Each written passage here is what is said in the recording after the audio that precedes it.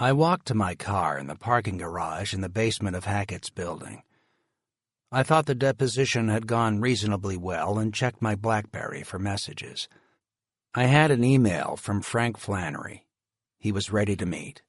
I said to Rachel, "You want to go meet the mystery witness?" She looked at her watch. "It's almost 6, but I guess so, yeah." I pulled out of the garage and headed directly for Flannery's office. We parked in the cramped garage underneath his office building on M Street and took the elevator up to the lobby, then to his law office.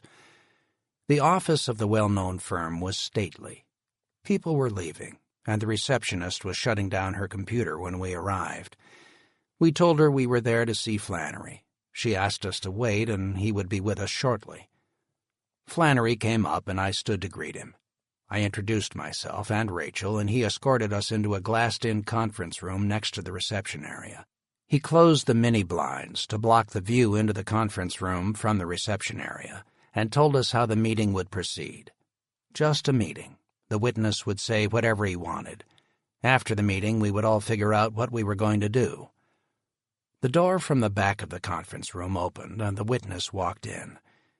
He wasn't at all what I expected. He was dressed poorly, had a bad haircut, and obviously did not eat well or exercise. He wasn't exactly fat, but he was lumpy. He had the hands of a working man and the eyes of someone who could anger quickly, particularly when intoxicated, which I guessed was often. He sat next to Flannery across the table from us. "Good evening. I'm Mike Nolan, and this is Rachel Long." The man sat silently and stared at us. His attorney responded. "He would love to tell you his name, but we are not to that point yet. The purpose of this meeting, of course, is to discuss whether or not you're interested in the information that he has and whether you are willing to meet his terms to obtain that information." Flannery paused as he searched for exactly the right words. "I'm taking no position on the appropriateness of his demands. He has asked me to put this meeting together, to protect his identity and to make sure he crosses no boundaries. I have done that, and he is here. You may ask him questions to which he will respond as he deems appropriate." I wasn't sure where to start. An uneasy tension was in the room. "You have some information about the accident that you think we might want to know. I believe that's why you called me." "Yeah, I called. I have information that will blow the case wide open." "In what direction?" "In all directions. Case over." "Case over meaning what exactly?" "I can't go into it until we decide whether you're going to meet my terms." "I'm not even going to consider your terms until we find out what information you have, at least in general. Do you know why this helicopter crashed?" "I know what happened to the helicopter before it flew, and it will end the case." "How? How did you gain access to this knowledge?" "I was there." "Meaning what?" I watched him as he considered how to answer. "I'm not going to say. You might figure out who I am." He sat back in the leather chair. He looked uncomfortable. "If I don't know how you got your information, let alone what it is, how can I recommend that you get paid?" "You have to tell me that you're willing. You have to give me your word. Then I'll tell you." "Will it be admissible? Can I get it into evidence at trial?" "I don't know anything about that." "And what if your information is all crap and you don't know anything?" "You want this or not?" "I don't know. What kind of compensation are you looking for?" $100,000 cash, no questions asked. Tell you what, you bring that cash to this attorney here, leave it with him. I'll tell you what I know. You don't like it, you take the money back. Otherwise, I take the money and disappear. You'll be able to get more based on what I tell you. You can go ask other people questions. You think about it." The man stood up and walked through the door from which he had come.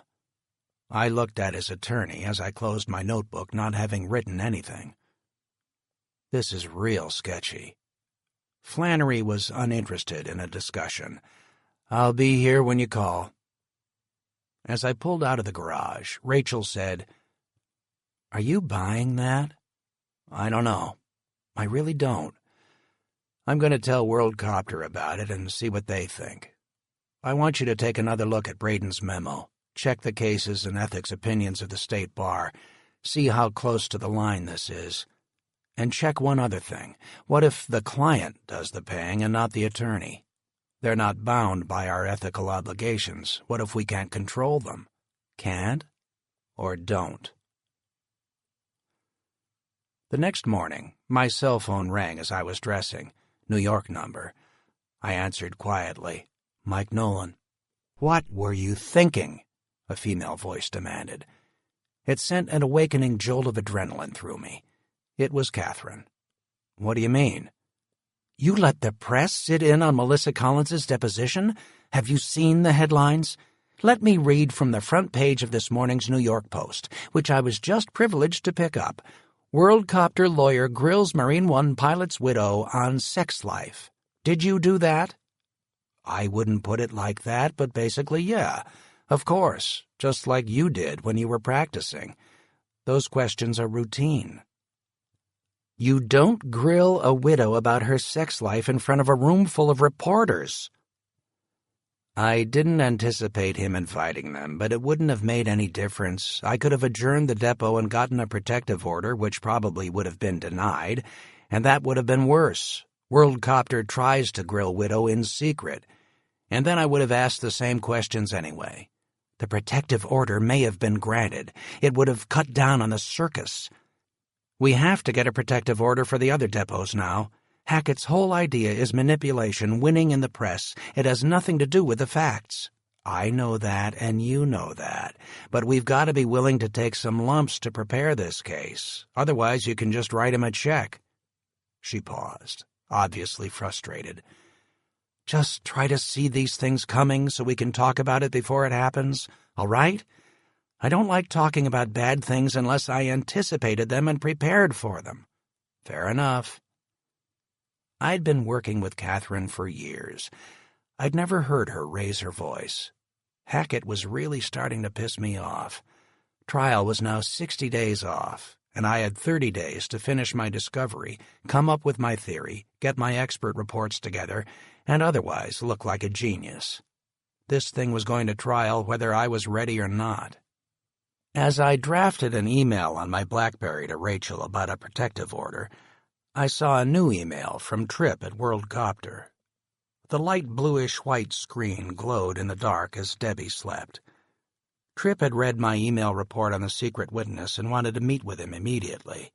If this guy was going to lead us to evidence, Tripp wanted to get on it right away. I told Tripp where Flannery's office was, and he said he was on his way. I called Flannery after Tripp, and he said he could have the witness there at 9 a.m. I had a couple of minutes to talk to Tripp before we went into the conference room. I sent Rachel an email asking for anything she had found about Braden's memo. We went to the same conference room as the day before, and Flannery went through the familiar routine of lowering the shades. The witness walked in right on cue. He was wearing the same clothes he had been wearing the night before, and his hands were still dirty. Tripp didn't want to hear about his clothes or hands or what he might do for a living. He knew the man had information that could exonerate WorldCopter. After the introductions, Tripp jumped right in. "What is it that you know that would be so valuable to us?" The guy shook his head. "I'm not going to go into it until I get paid." "Let's say that we can arrange for you to be paid. Can you tell me the kind of information that you have?" "If I tell you what I know, I'll lose my job. I won't be able to hang around here anymore. I want you to move me to a different place and find me a job. I'm not afraid they're going to kill me or anything, but I'm going to have to get out of here. I want to go to Montana and set up my own tire store. I'll need at least $150,000 in moving expenses, probably another 30 or so. So, 180 grand. I said, "We could just subpoena you, and last time you said 100,000. What changed?" "No, you can't. You'll never find me. You don't know my name or where I work, and..." You sure about that? Yeah, I'm sure. There's no way you could, so I won't be there when you come looking for me. And I've been thinking about everything I will need to do. $150 is the minimum. Tripp said, "Let's agree in principle. Can I talk to you for a second?" I said, indicating the door. Tripp stopped, looked at me, and said begrudgingly, "Sure." We got up and walked into Flannery's deserted lobby. I looked around and saw that we were alone. I said in a loud whisper, "We don't know anything about this guy. We can't pay him. It will taint the whole case. If this gets out, and I assume everything will get out at some point in this case, we'll be crucified. I say we shut this guy down. Challenge him to testify about the truth or shut the hell up with this cloak and dagger bullshit." Tripp's face turned red. "Mike, we may miss a chance to blow this case wide open if we don't take this guy up on his offer. What's $150,000 in the big scheme of things?" "It's not the money, it's the principle." "What principle? Helping a witness who has critical information not to have his life ruined for bringing the information out? We'll tell the jury what we paid and why. They'll understand." "No, they won't. And it's probably unethical. I could be disbarred." "So what? You can get rebarred. We'll bring you in-house to work for us until you're cleared again." I stood back and looked around. He started to turn. I grabbed his arm. "David, I'm advising you not to do this. Let's walk away. It smells." "I can't. I've got to find out at least what he knows. Come on." Tripp turned and hurried back into the conference room. Before we even sat down again, he said to the witness, "What kind of information do you have that would make it worth that much money?" The man leaned forward and looked Tripp squarely in the eye. "Are you saying you can do this? That you will?" "I don't know. I'm saying I might. Depends on the kind of information you have. You've got to let me know why it would be worth our while." The man spoke softly, but openly. "But if I convince you that it's worth it, you're willing to do this?" I leaned over to speak to Tripp, but he was already responding, "Yes." The man nodded eagerly and sat back. "Smart man. What I've got are maintenance records." Tripp waved his hand at him dismissively. "We've already got all the maintenance records. We've been through them with a fine-tooth comb. You don't have these maintenance records." "What are you talking about?" "Maintenance records on the rotor blade the day before the accident." Tripp swallowed, not believing what he'd just heard. "You have maintenance records on the blade right before the accident? Where'd you get them?" "Never mind. I'll give you copies, hard copies, that you can then pursue. There are maintenance guys' names on them, and it shows what they did to the rotor blade." "What did they do?" "You'll have to wait and see. You wire the money to this law firm. I forget what they call it. Our client trust account," Flannery said. "Right, the trust account. Then I will have him fax to you and send hard copies overnight of the 5 pages of maintenance records." "How do we know you have any?" The man pulled a folded piece of paper out of his windbreaker pocket, unfolded it, and passed it across the table. I immediately recognized it as a standard Marine Corps maintenance form. It was a copy of a sheet noting vibration in the helicopter 3 days before the accident. He said, "Bet you've never seen this." We both examined it and looked at each other. We hadn't. Tripp asked, "Is this one of the 5 pages?" "Yep. The juicy stuff, though, is on the other 4 pages. "May I keep this?" "Yep. And I want the money in this account within 48 hours. Can you do that?" I couldn't just sit there. This just didn't make sense. "Let me make sure I understand. You give us an example of a maintenance record that we've not seen. You tell us there are others that have critical information on them, but you won't tell us what that information is, and we're just supposed to wire a buttload of money to you?" "Yes, sir." I shook my head. It's up to my client, but I'm telling you this, I won't recommend that he do this unless you tell me right now what the content of those records is. We can't use it without you or without the records. Maybe we can find the Marine who did the work, but it sure gives us some motivation to comply with your request if you tell us what they did. Otherwise, I'm not sure why we would do it." The man thought about my request. He had been playing with a paperclip the entire time he was speaking. This nervous habit seemed out of line for somebody who was so sure and steady. After an interminable pause, he replied, "It's about the tip weights. They had an incident with that blade. It was worked on the day before the accident. I'll prove it to you." Tripp was about to wet his pants. "Give me the account number." "Give me your email address and I'll get it to you," Flannery said. Tripp stood. "We'll wire the money tomorrow." Chapter 20. Never did I think bringing a motion for a protective order would work against us. The next day was the date set for the First Lady's deposition. I was up most of the night and early in the morning doing the final preparation. I was driving to Hackett's office with Rachel when they announced on NPR that Hackett was holding a press conference to disclose dramatic new developments in the case against WorldCopter. He was undoubtedly holding the press conference in the very office where the deposition was about to take place, the one subject to the newly issued protective order excluding everyone except parties to the lawsuit and their attorneys. Journalists from all over the world were probably standing in the reception area of his law firm where he had placed a lectern on which to mount all the microphones. NPR switched live to the press conference, and Hackett's unmistakable voice came through our radio. Hackett said, "Thank you for coming so early this morning. I'm sorry to get you out of your normal routine, but this development was so remarkable to me that I wanted to let you know as soon as I had heard of it. First of all, for purposes of background, the First Lady's deposition is set for this morning at 9 o'clock. I would like for you to be able to see it, to hear the questions asked and answers given, as with Mrs. Collins. But WorldCopter is apparently unwilling to let others see the kinds of questions they ask the widows in this case. They have asked the court to keep the press and the public out of the deposition, so I will be unable to let you attend the deposition. For that I apologize, but it is out of my hands.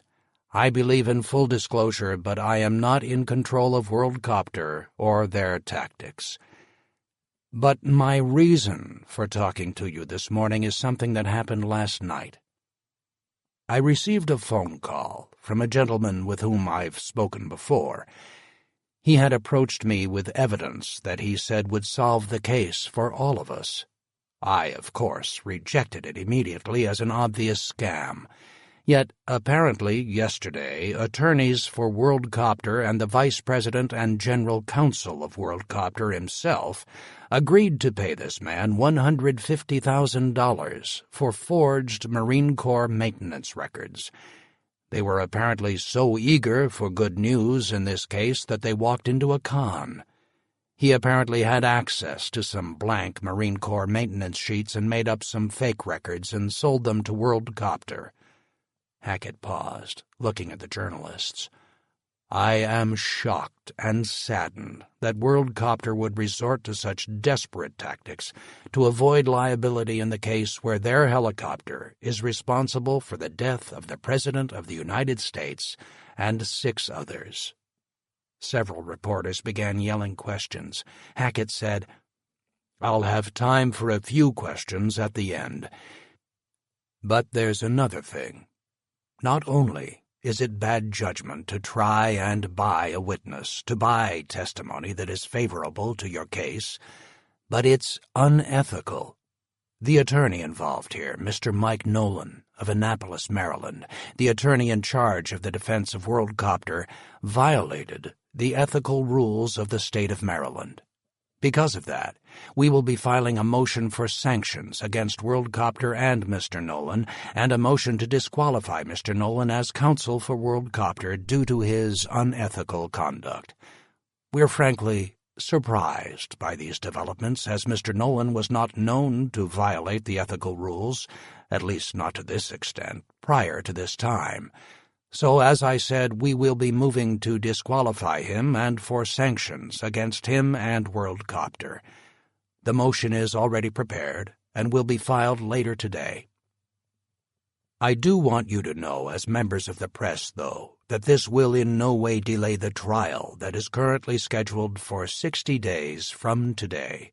We are going to trial because we need to have our day in court. The First Lady has waited long enough for justice, and justice delayed is justice denied. The journalists were in disbelief and hurled questions at Hackett. "I'm sorry, I just noticed the time.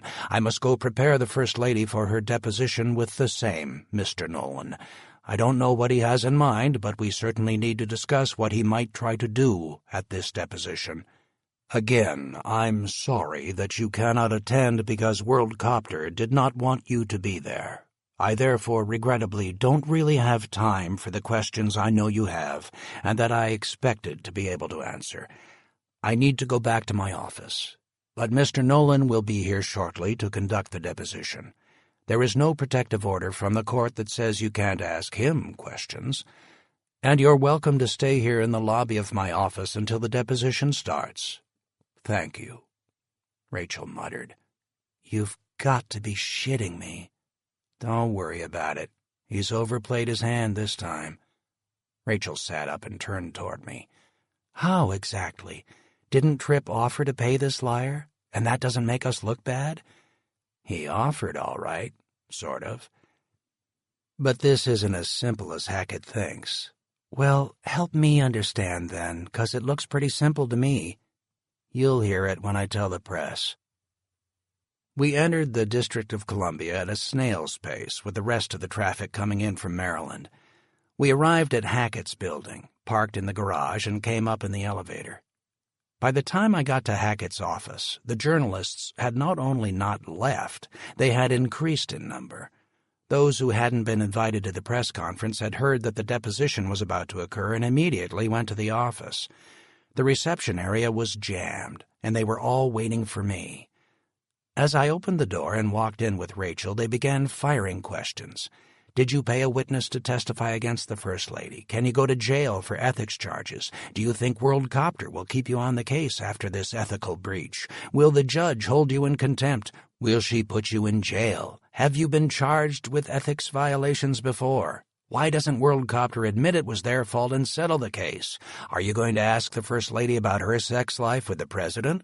Why did you ask the judge to keep us out of the deposition? Are you trying to hide something?" I put my hand up, smiled, and asked if they could please excuse me so I could get through to the conference room. Two refused to move from the door to the conference room unless I answered some questions. I turned to the journalists. "I don't believe in trying a case in the press." They were not to be deterred. My statement just encouraged them. I turned, put my briefcase down, and moved to the podium that Hackett had so recently vacated after his press conference. "All right, I'll answer a couple of questions, but I don't have much time." I stood behind the microphones, which they had notably not taken off the podium. "Yes," I said, pointing to a female journalist in the front. "What do you have to say about the charges of Tom Hackett that you tried to pay a witness to testify to false information? Did you meet with a witness who wanted to be paid?" I waited for the group to become completely quiet. "Mr. Hackett seems to have gotten some bad information. A few days ago, I did receive a phone call from a gentleman who refused to identify himself and said he had conclusive proof that the accident was not WorldCopter's fault. This was obviously of interest, but he said he wanted to be paid for his testimony. I met with him and his attorney to evaluate him, and then met with him a second time to hear him out and find out what his terms were. It became clear to me that his request would be impossible. However, I obtained from him a sample of the evidence he said he could produce. It was a single-page maintenance record. We did not tell him no, and we left him with the impression that we were going to meet his demands. But of course we weren't, and we didn't. Since I had met him before and could describe him, the second time we met, I had my private investigator post some of his co-workers at every conceivable exit from the building in which we met. We had him followed. We know where he lives and what he drives. But most important, I gave to my investigator my copy of the bogus maintenance record this gentleman had given to me. As I suspected, since it was that shiny kind of copying paper, there was a good fingerprint on it. The Washington, D.C. police were happy to trace this print for us, as it would lead to the identity of someone trying to defraud those involved in a very important civil case. The man claiming to have records is a convicted criminal from New York. He is known to associate with a certain William Waters. The journalist was stunned. She couldn't not ask the question. Who is William Waters? I believe he is a private investigator who has worked with many New York attorneys in the past. Check him out. Someone yelled, including Tom Hackett? Ask him. So you didn't pay the witness? Of course not. What about the deposition? Why did you ask the court to close the depositions to the press? Well, since Mr. Hackett is so familiar with Maryland State Bar ethics opinions, he should also be aware of the bar opinion where a plaintiff's attorney from Baltimore was disbarred for repeatedly trying his cases in the press. Several of the type of statements Mr. Hackett insists on making to you are prohibited by the Maryland Code of Professional Responsibility. You can't make public statements that are intended to bias prospective jurors. That's what seems to be happening, at least if journalists are any indication of public perception.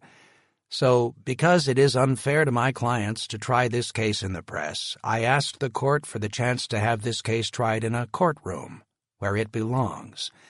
You may not like that, which I understand, but that's what the court thought was the right result as well. Now, if you'll excuse me. I headed toward the conference room. As we entered, Rachel said quietly, "Do you think we should have told them about Tinny?" "I just told them we had an investigator. Everyone knows who you use." I shut the door behind me. The court reporter and the videographer were in place for the deposition. Hackett was there, the Secret Service was there, and the First Lady sat across the table from the point where I entered. It was the first time I'd ever seen her in person. She was beautiful. She was elegant and composed and would make the best imaginable witness. "Good morning. Everybody ready? I am sure we all want to get out of here as soon as we can." Hackett stood and reached across the table to shake my hand. "Good morning, Mr. Nolan," he said, trying not to smile. I shook his hand. He said, "Do you expect to continue on this case now that you'll be facing ethical charges?" I stared at him. "I guess you didn't hear what I just said to the press. Why don't you ask me that question again, after you've had a chance to hear it?" He looked confused. "What did you say?"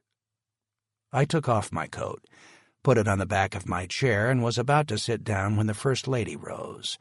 She smiled at me and held out her hand. "Good morning, Mr. Nolan.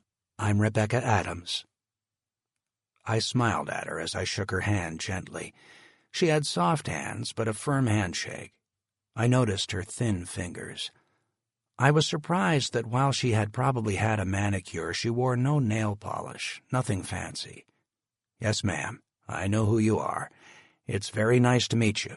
I'm sorry we have to meet under these circumstances." "So am I." She sat back down. She was wearing an expensive dark green suit with a cream-colored silk blouse. She was taller than I had expected. She was probably 5'8". I don't know what I'd expected, probably 5'5" or so. Her light brown hair was pulled back in a fashionable style, and she looked poised and ready to go. I pulled out the binders that Rachel had prepared, glanced at my outline, turned to the court reporter, and said, "Please swear the witness." The First Lady turned toward the court reporter, raised her hand, swore to tell the truth, and turned back to face me. The first couple of hours of questioning were boring and tedious by design. I asked her about her background, education, employment, and her work as the First Lady. Then about President Adams. I got to hear his whole life story from childhood to being elected president. In a wrongful death case, the value of the case is based to a great extent on the earning power of the person who died. Needless to say, a former president has massive earning power, even though few actually take full advantage of it. Aggressively pursuing money is thought to be unseemly for a former president. The longer he stayed in politics, though, the lower his lifetime earnings would be. So if he was likely to get re-elected, a point worthy of debate, his earnings would substantially decrease. Only after leaving the presidency would his earnings have dramatically gone up. She might make a claim for book royalties, similar to the $8 million advance that Bill Clinton got for his memoirs, or the $100,000 a pop speaking engagements that Gerald Ford was paid for years.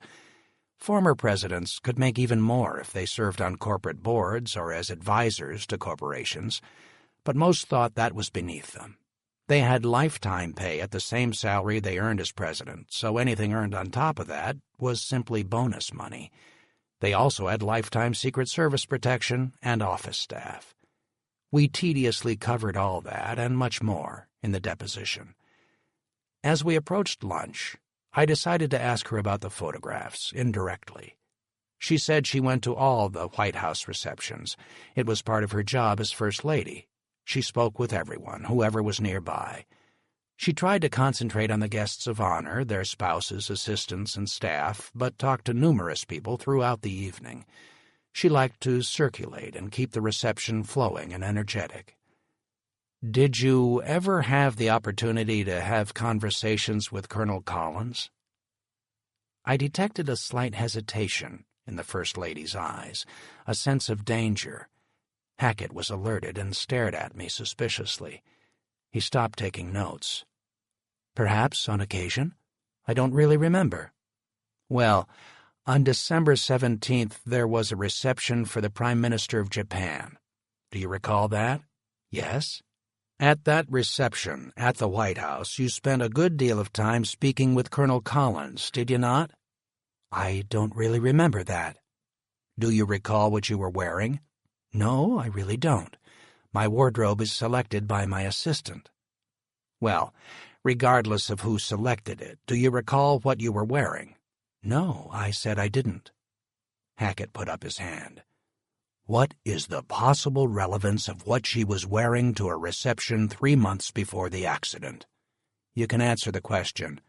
I did. Was the reception loud? Loud? Yes. Was there loud music or anything else that would make it difficult to hear others? Not that I recall. I don't recall there being any music at all. Can you explain, then, how it is that you were whispering in the ear of Colonel Collins on several occasions during that reception? She looked shocked. I don't remember that being the case. Where'd you hear that? Do you deny it? Deny what? Whispering in Collins's ear during the reception for the Prime Minister of Japan on December 17th. I don't remember doing that, and I don't know why I would. Denial is a very rigid word. I would like to deny it, but I don't really recall the events at all. Did you have any kind of personal relationship with Colonel Collins? Hackett yelled. This is outrageous! What is the meaning of this? The implications are not as dramatic as you imply. It's a simple question. Did she have any relationship of any kind, even as a fellow coin collector, with Colonel Collins? I looked back at her. Did you? I knew him, as I flew on Marine One many times. When we were in various locations, we would occasionally find ourselves near each other and would converse, but nothing substantial. Did Colonel Collins ever express to you any dislike for the president? No, absolutely not. Are you aware that he purchased a substantial life insurance policy 60 days before his death? No, I was not. Did you speak with the president on the night of the accident, before he climbed aboard Marine One? Yes, of course. She shifted uncomfortably in her chair. Hackett interrupted.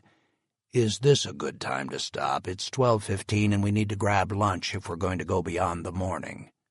Without looking at him, I answered, "We're definitely going to go beyond the morning, and no, this isn't a good place to stop." I asked the First Lady, "You were aware when you spoke with the President that there was a major storm outside, correct?" I believe that storm had been going on for a few hours at that point. "Did the President tell you why he needed to go to Camp David that night?" "He said he had an important meeting." I paused and waited for her to look at me. "With whom?" "I don't know. He didn't say." "Did you ask?" "Yes.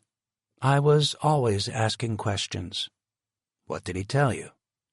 "He told me it was highly confidential and he couldn't go into it."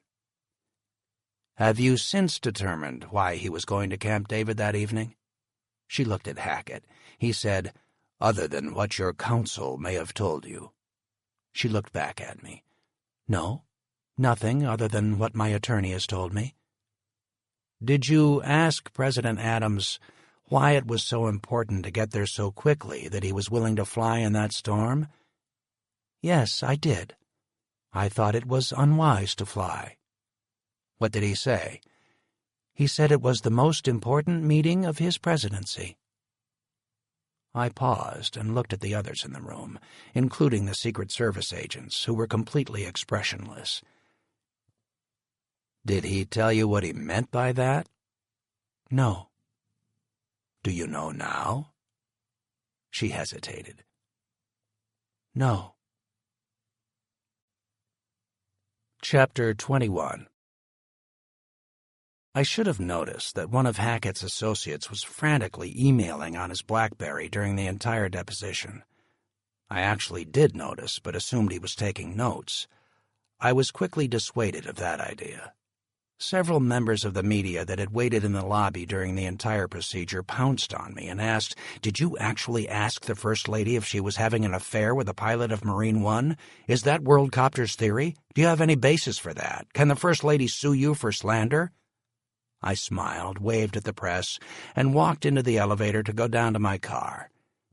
Several members of the press joined Rachel and me in the elevator, which was particularly awkward and uncomfortable since I didn't say anything. They peppered me with questions throughout the descent. I should have known Hackett would try something like that. He had insisted that the language of the order be extremely specific about how the press was excluded from the room in which the deposition was taken or from any access to the transcript after the deposition. I had expected the testimony to come out somehow. In a case like this, in something this politically volatile, everything will come out. It's just a fact. But I had expected Hackett, or more likely one of his associates, to slip a transcript of the deposition to a reporter, then claim to have no idea how the reporter had gotten it. But with this he had slipped. The press corps, or some of them, had obviously received emails from inside the deposition room. I waited for one of the journalists to step away from the door of my car. Then I got in and drove away. As soon as my BlackBerry had reception, my phone rang. It was Catherine. "You asked the First Lady if she was sleeping with Collins?" Catherine asked, surprised. "Where'd you hear that?" "It's all over the internet. Some reporter posted a story about it, and every news site in the world picked up on it." "So did you?" "No, I didn't. Hackett's associate was emailing the press during the depot. I asked her if she had any particular kind of relationship with Collins, but that's all. Catherine, I've got photos of her whispering in his ear at a reception, several photos. They don't know I have them, but I've got to find out if there's anything to it. I want to have a meeting. I want Mark Brightman there, and Morton, Tripp, everyone. I want to meet at Worldcopter." "Brightman?" "The only way London would let me keep you on as the lead was to have Brightman basically shadow the whole case from New York. He's got everything I've got and knows as much as I do. We want to bring his thinking into the circle." "Great. Let me know when you want to meet. And, Catherine, don't let this depot stuff get to you. Hackett's going to try this case in the press and twist it as hard as he can. It just really makes me crazy, Mike. And the meeting is already on for tomorrow morning." "Okay, see you then." We hung up. I turned to Rachel, who had been quiet. She said, "Why didn't you tell me you were setting Hackett up with that mystery witness?" I wasn't sure how it was going to play out. If Tinney hadn't gotten that print run by his cop buddy in D.C., we wouldn't have had anything. And I think maybe you didn't really trust me. You thought I might actually pay a witness $150,000 to testify. Never going to happen. Tripp met me at the reception desk at WorldCopter's headquarters and escorted me to the conference room near his office. The corporate offices were fairly nice, but the conference room was third class. It could have passed for a government conference room. A cheap table stood in the middle with metal chairs, with styrofoam cups for the bad-flavored coffee brewing in the corner. I poured myself a cup and said hello. Brightman and Morton were both there already, as were the others. I wasn't sure how to deal with Brightman, so I did what I usually do, went right at it. I walked around the table and shook his hand. I don't believe we've ever actually met, maybe once at a conference, but I'm Mike Nolan. Hi, Mike. Mark Brightman. I'd recognize you anywhere. You've been on TV a lot. More than I'd like, I said, trying to keep it casual. Catherine took control of the meeting.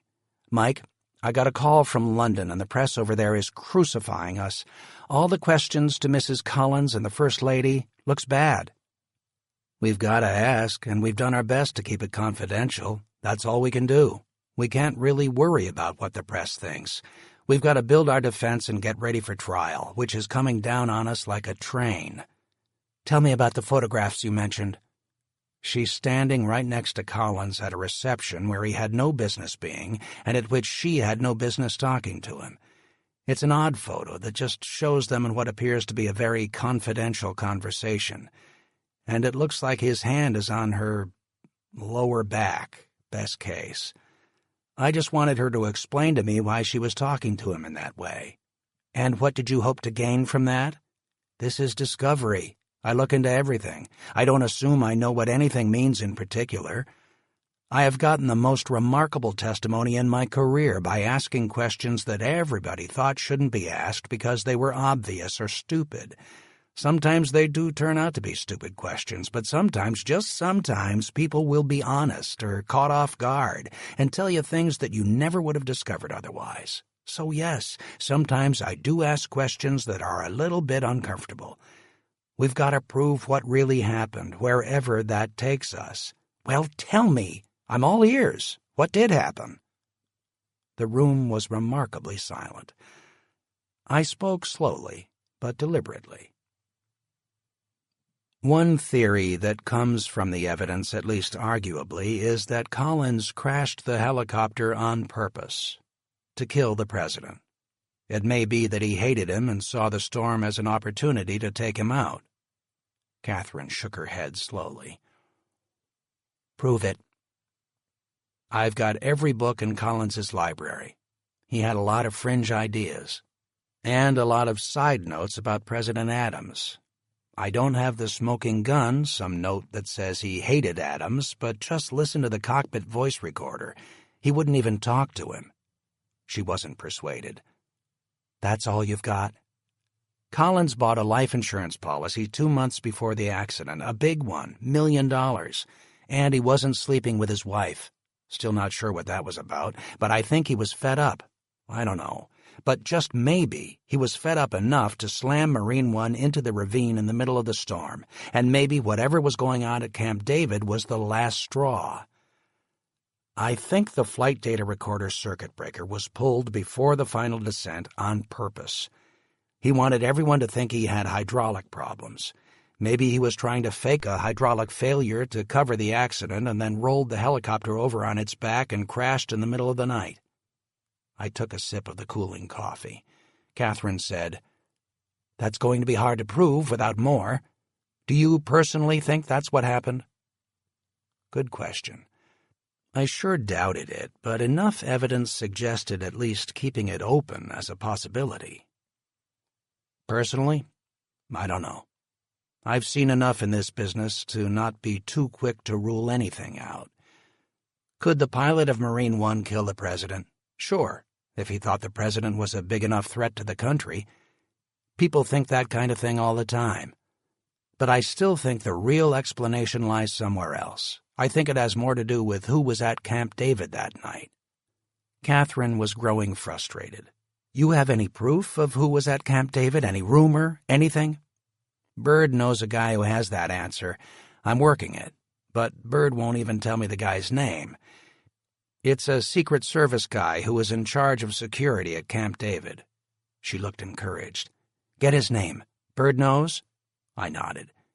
"Get him to tell you the name. Set up his deposition. Let's develop this." She looked at the other attorneys, who nodded enthusiastically. "He won't testify." "Why not?" "Refuses to even acknowledge any of it. Not so much that he wouldn't meet with you, I take it." "He didn't meet with me. He met with Tinney." "So how are you going to prove any of this?" "We still have 30 more days of discovery." "Right. So how are you going to do it?" "I don't know." Catherine looked over at Brightman. He picked up on the hint. "You've got to force it, Mike. This is life or death for World Copter." He glanced at Tripp, who was staring at me. "I know, Mark. I'm on it. I can't force it yet." "You think Bird will tell you even if the Secret Service guy doesn't want him to?" "Honestly?" I asked, looking around the table. "I don't know." 30 days, and you don't know. And have you thought about what you're going to do if you can't prove this? Do your investigators have a theory yet other than what the NTSB has said? No. That rotor blade did come off, but that could have happened when the helicopter rolled inverted, too.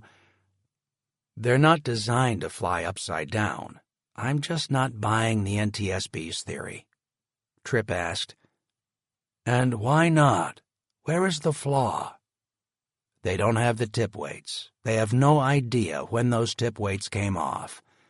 But doesn't that make it more likely they came off before the crash sequence started? Otherwise, they'd be nearby."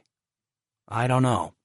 I don't think their failure to find them really proves much of anything. I think they've just jumped on that because the tip weights weren't there and that blade separated. That blade could have hit something on the way down and knocked the tip weights loose. Really, I think we're left with 2 possibilities. Either that the blade came off in flight, or the pilot did it on purpose. Fortunately, the plaintiff has the burden of proof." Brightman stood up.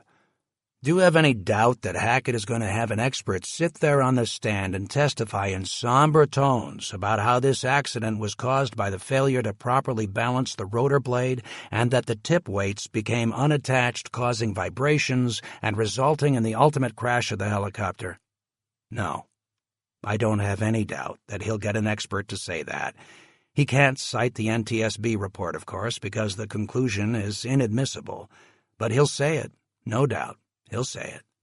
But our experts are the best experts in the country, and if they say it didn't happen that way, it's not at all a sure thing that Hackett will prevail." Catherine nodded toward Morton. "What about the Justice Department and congressional investigations?" "Pretty much status quo. Since we gave them the warehouse full of documents, they've gone quiet while they go through them and look for damaging information.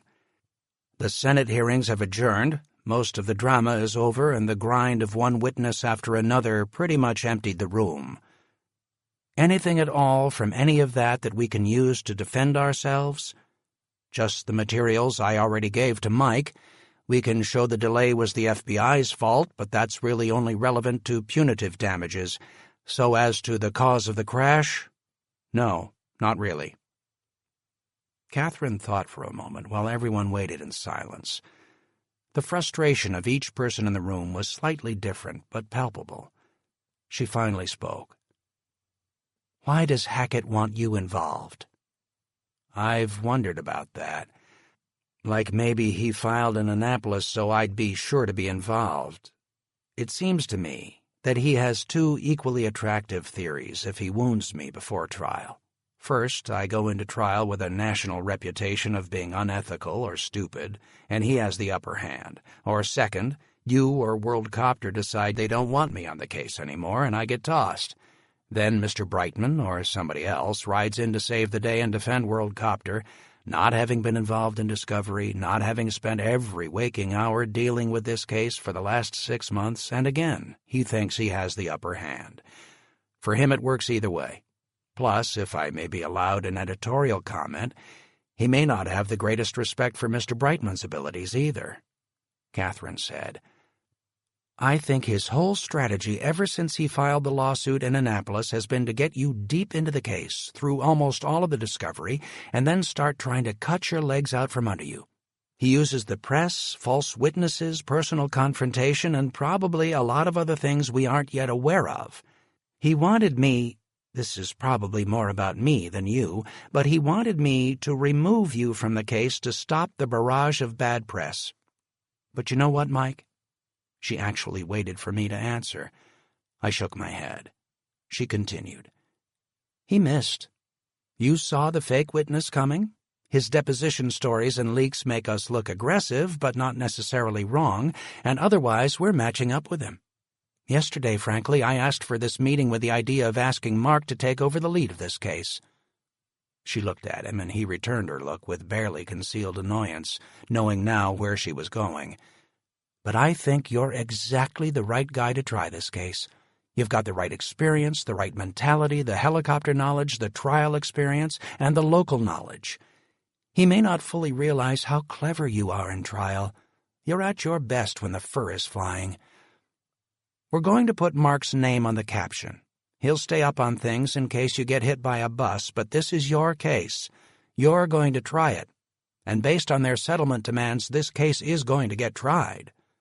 Catherine walked back around to the other side of the table and picked up her now cool cup of coffee. But you've got to find out what really happened.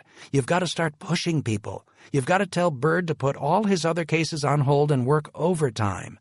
I want him working 18 hours a day turning over rocks. I want him banging on that Secret Service agent to testify, or if he won't, then give us his name.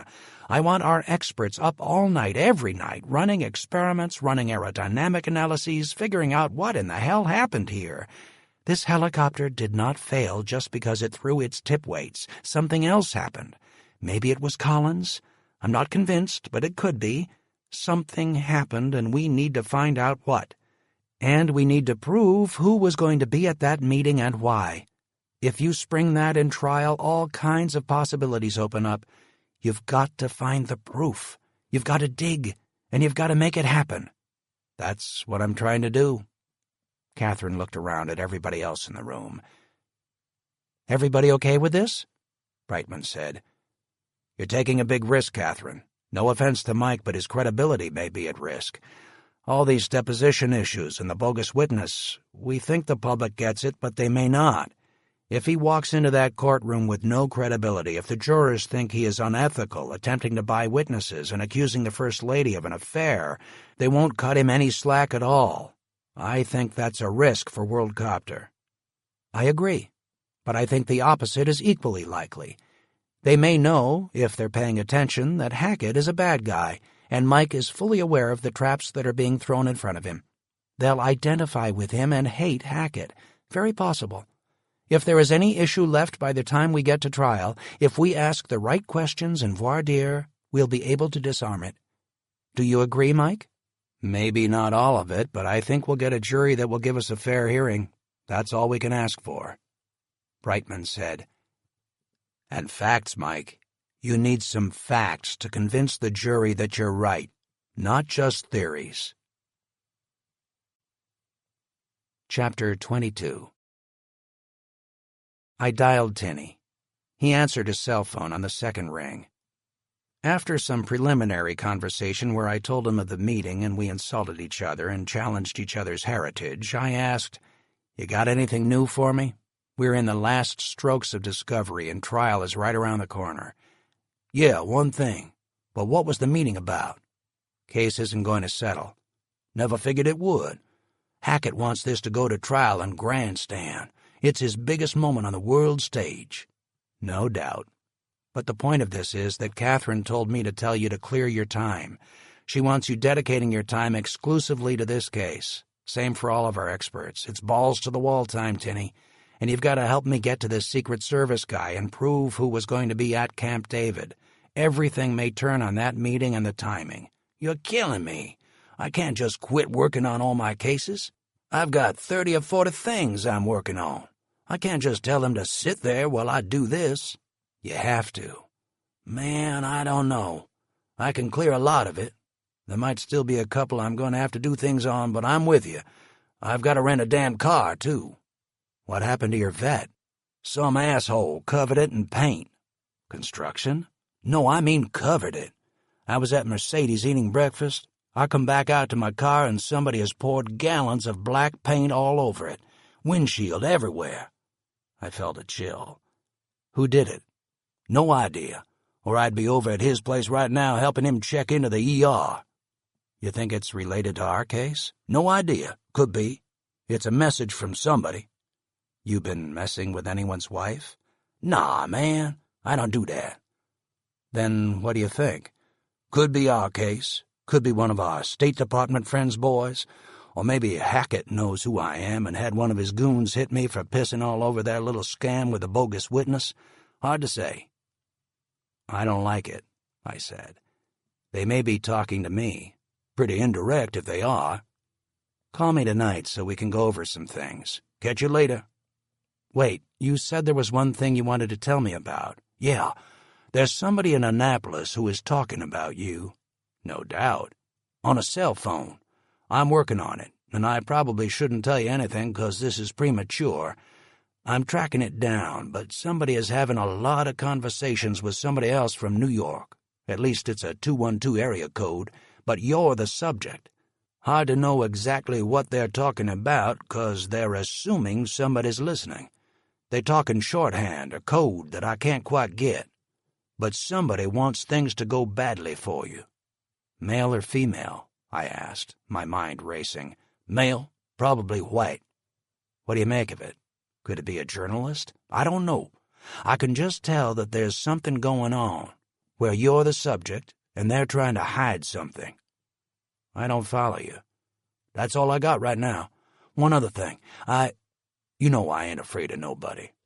Well, one of those cases I got to keep an eye on is about an Asian gang member here in D.C. He's headed for trial on murder charges, and it's ugly. But the last couple of weeks I've noticed an Asian guy now and then.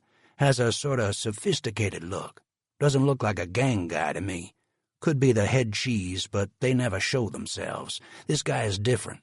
I've seen him maybe twice, maybe 3 times. Don't know what to make of it. But I got to keep an eye out." "What's going on, Michael?" "See him around your car?" "No." "You've seen him like he's following you?" "Can't say. I see somebody I'm not looking for more than once in a couple of weeks in D.C. I figure something's up. I have no idea who this guy is. Could be an IRS agent for all I know. I'm just telling you what's going on." "You think he's one of Hackett's investigators?" "Possible, but I doubt it. But watch yourself. Lots of things going on that we don't know about, Michael. And for what it's worth, I'm getting a feeling Collins had nothing to do with this accident." "Feeling? What the hell am I supposed to do with that?" "Don't know. Just a feeling I have. You ever feel a shadow?" "I don't know. I guess you feel a coolness that wasn't there before." "Just like that." "Shit, Tinny. I got to go. Hey, by the way, you had any email issues?" "Meaning what?" "I don't know. This phone conversation with somebody in Annapolis, they mentioned email. I don't know what he's talking about, but I just wanted you to be aware that there may be something out there. Maybe someone is going to spam your server. I really don't know. Just beware. Call me in the morning." He hung up. I didn't like the idea of somebody spamming our server or crashing our email server or, worse yet, slipping some worm or virus into our system. That would be a disaster. I called Ralph, our outside IT guy. He answered his cell on the first ring. "Hey, Ralph, Mike Nolan." "Hey, what can I do for you?" "How secure do you feel we are? Could someone cram a virus or worm or something into our system and ruin our databases and the like?" "Anything's possible. If there's somebody out there malicious and smart enough, they can ruin pretty much any computer system, particularly those that aren't hardened against attack, which yours isn't." "Set us up. I want to make sure no one can sabotage us." "I can start doing some things. I'll check out the whole system. This morning. I want you over there within an hour." "I've got stuff backed up 2 weeks from now." "Within an hour, or I'm going to get somebody else. I've got to get this done. This is not negotiable." Mike, come on. I'm serious as a heart attack. You've got to be there in an hour, or I'm going to get Dolores on the phone and get the next best guy. I don't have any time to mess with this. If somebody is going to attack our computer system, if I don't stop them now, when I know there may be something coming, all right, I'm on my way. I'm going to forward all the hate emails I get from other clients to you. Please do. See you there.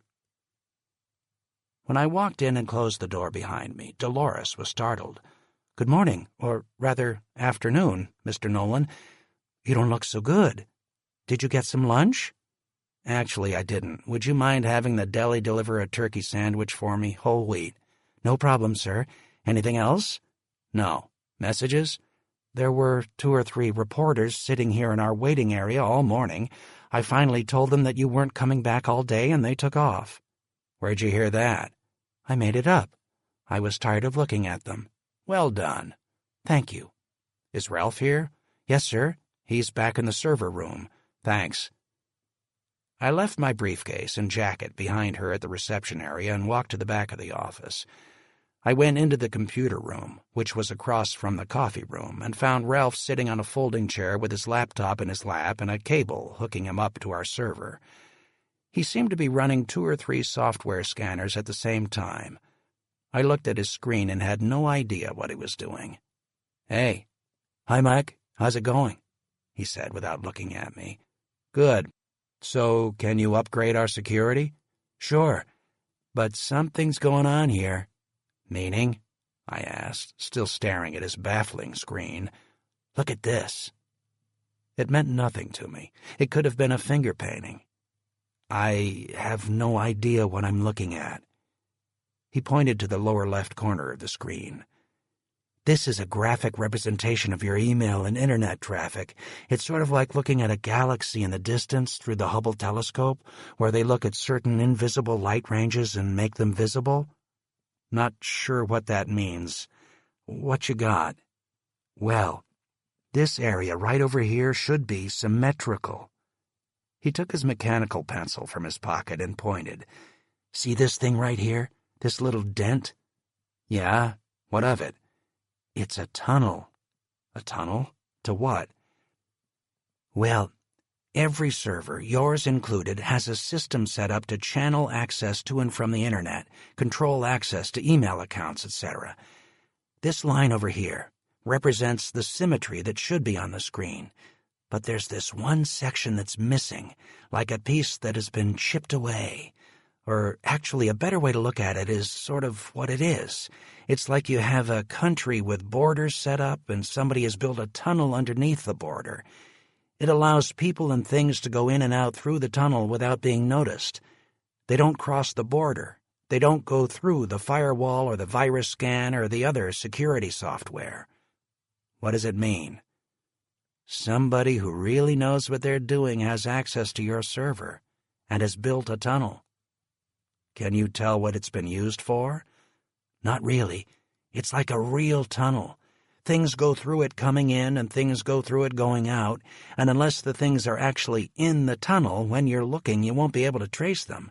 But he raised his hand and pointed his finger toward the ceiling, as if he had one piece of information that was much more significant.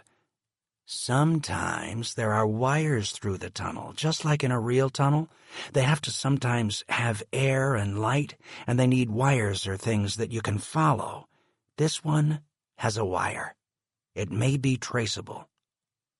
Ralph worked on the keyboard for some time, then turned toward me with the laptop still perched on his knees. It's a tunnel, like I said. Somebody has attached a stairway from your email to the tunnel. He could see my puzzlement. What it does, he thought, what it does is take every email that you send or receive and duplicates it and sends it through the tunnel. So I don't get them? No, you get them. What you'd see is just what you'd always see. But somebody else sees it too. Somebody else is reading my email? At the very least. Who the hell is doing this? Impossible to say. How? Would they have to get into the firm physically? Has someone broken into the firm? No, they wouldn't have to be here physically. I said it's like a wire. It isn't a physical wire. Every computer is easily identifiable on a net, and they identified yours, and that's the one that is being used. I can tell you that this is from outside the firm. Shit, Ralph. Can you fix it? Sure. He started typing away on his computer. Are there any others? Would this be like an individual's email site or login address? Yeah, it is individual, but I checked all the others. Yours is the only one that has this. Does it have access to my computer? Can it get in and see my outlines and my Word documents and the like? Only if you send them as attachments in email. How sophisticated is this? Is this hard to do? Top 1% of computer geeks might know how to do this. I jammed my hands in my back pocket and started pacing back and forth in the room. I stared at his screen for a minute or two, considering. I said, "Tell you what, I've got another idea. Just leave it like it is." Chapter 23. It had been a long day, too much going on. I was the only one left at the firm, except, of course, Rachel and Brayton, who were always there. My eyes felt like sandpaper, and I found myself taking deep breaths for no particular reason. As I got up to leave and shut down my computer, my phone rang. It was a D.C. area code, but it wasn't tinny. I answered it. "Evening, Mike. You're working late." "Who is this?" "Thompson." "My good friend from State. What do you want?" "I'm just outside. Why don't you come down and talk to me here?" "Why should I?" "Because I'm a suspicious type, and sometimes I don't like places that are fixed, like offices. Sometimes I like to be outside." "You can be outside by yourself. You don't need me." "I need to talk to you. Actually, you need to talk to me. I'm in the gray sedan." He hung up. Well, shit. That's all I needed. I grabbed my suit coat, closed my briefcase, turned out my office lights, and headed downstairs. I checked my watch. 10:30 p.m. What did this asshole want? He was nothing but trouble. He was probably the one who had screwed with my computer system. I closed the front door of my office building behind me and looked for a gray government sedan. I didn't see one. It suddenly hit me that I had been lured out of my building at a predictable time with no one else around. I stepped off the porch and walked to my car. I unlocked it and put my briefcase on the floor behind my seat. I closed the door and looked again. I saw a car parked on the side street down the block. The headlights flashed briefly. So I was supposed to walk over to him in the dark. Not a chance. I leaned against the driver's door of my car and shook my head. I motioned for him to come to me. Nothing happened. I waited. Still nothing. Fine. I opened my driver's door to get in and was about to leave when the door of the sedan opened. Thompson got out. I could see he wasn't alone. Probably the same guy who came with him before. Thompson passed under a streetlight as he approached me. He was wearing dark clothes and a leather bomber jacket. He had his hands in his pockets. I waited. He walked around to my side of the car. "Don't trust me?" "No, I don't trust anybody, and that would include you. I'm here for your own benefit." "Just like last time?" "Yes, just like last time. You may not agree, but if you had done what I suggested, you wouldn't be stirring up the things you are stirring up." "What exactly am I stirring up?" He glanced around. "You have a recording device?" "No. You?" "No." "So what do you want?" "You have done what I told you not to do. Your investigator continued to talk to my acquaintance in the Secret Service. I warned you." "I have to protect my client's interests. I have to defend the case." "No, you don't. If you were smart, you would have listened to me." He turned toward me.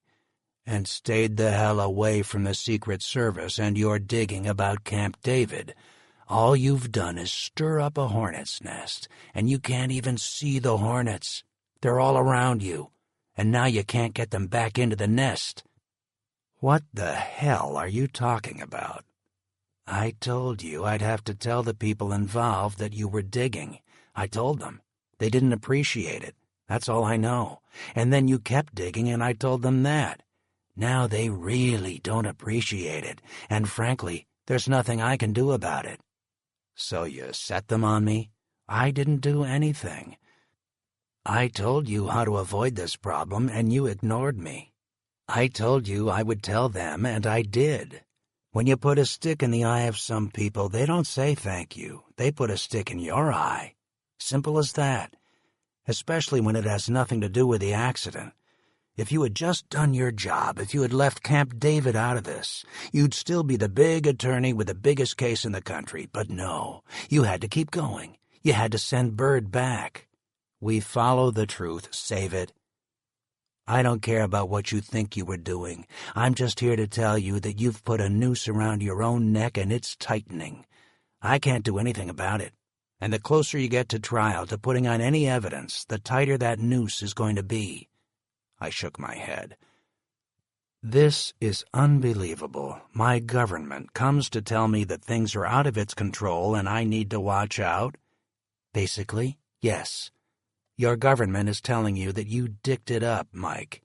You were forewarned and laughed it off. That was your choice. Who's so concerned? That's the least you can tell me. No, I can't. That's the whole point. I can't even hint at it. You talking about violence? You think they'd come after me? No idea. All I know is that the people I told you would be upset are. I've got to find out what happened. The public deserves to know. So does my client. You just don't get it, do you? Camp David had nothing to do with it. You're banging on the wrong door, and the people behind that door are sick of it. You can tell the public anything you want, but you should have stayed away from this like I told you. Now I don't know what will happen. He stepped toward his car. You probably won't hear from me again. I've got nothing else to say. I tried to stop all this, but now I can't. You're on your own. He walked away. I called to him. Let me ask you something. He stopped and turned. You working with Hackett? Thompson smiled and walked back toward me. At least you're thinking. He would benefit the most, wouldn't he? I nodded. But no, I've never spoken to him and don't plan to. He is formidable, I have to admit, but he's the least of your worries at this point. One other thing. What? You tapping my email? Thompson frowned. That would be illegal. Are you? No. He walked away and said over his shoulder, You do have problems, don't you? He got back to his car, climbed in, started it, and drove away slowly. I opened my car door and climbed in. I locked my door and dialed Tinny. I got his voicemail. I hung up. 2 days later, we had a hearing in front of Judge Betancourt. It had been on calendar for 8 weeks. It was my motion to dismiss Hackett's claims for punitive damages. Making a settlement demand was one thing. Demanding punitive damages to punish the defendant made things much more difficult and risky for a defendant. This case had punitive damages written all over it. Everybody in the country was mad at WorldCopter for killing the president. The Justice Department was investigating fraud in how WorldCopter had obtained the contract. I felt like we had effectively deflected those claims in our court filings. Hackett's assertions didn't seem to have the heat they initially had when Senator Blankenship went on television the day of the accident and started throwing around accusations. The truth is usually less dramatic. We did have one lingering problem, and it might allow the plaintiffs to get through my motion to dismiss punitive damages. It came down to the tip weights. Hackett was zeroed in on that issue. I would be too if I were him. The NTSB hadn't given any indication that there was any other cause. The entire country had become obsessed with the washer-like pieces of metal, and it was an easy theory to explain. Hackett would get an expert to say that was the cause, and that was good enough. Our problem was the documentation about the tip weights was sketchy. For cases throughout the country, companies had got hammered by juries or judges for destroying documents, such as a case from a computer memory company that supposedly had held a shred day for damaging documents, to others who failed to set documents aside that were relevant to a lawsuit. The juries had awarded punitive damages. And here we were with a dead president, a foreign helicopter, and documents that could not trace specific tip weights to the specific blade on Marine One. You could have the same kind of problem with the chain of custody of a critical piece of criminal evidence. If you can't prove where that piece of evidence had been from the time it was collected at the scene of the crime until the trial, you would be accused of manipulating the evidence. For the tip weights, we had the purchase order from a Taiwanese company that manufactured them according to the specifications created by WorldCopter. We had the delivery receipt and the storage records. The tip weights were individually numbered, and when one was placed on a blade, the entry went into the manufacturing logs and into the documents that went with the blade as it got shipped. The shipping documents showed which numbers had been on the blade that was found by Marine One, but somehow no records at WorldCopter headquarters confirmed that those were the tip weights that had been placed on the blade when it was balanced. That made it possible for Hackett to say we didn't know which weights were on which blade. The tip weight bin was protected and in a secure location. The weights were placed on the blade for balancing by authorized personnel. WorldCopter had no doubt that the integrity of the tip weight system was intact, but what they couldn't prove was that somebody hadn't put a couple of extra tip weights in the bin that were not built to specification or had the quality assurance check at the same level as every other piece of equipment that went on Marine One.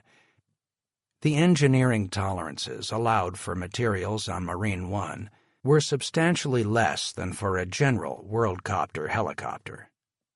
But we couldn't prove that the tip weights on this blade satisfied this specification. We could argue by implication, but we sure couldn't prove it.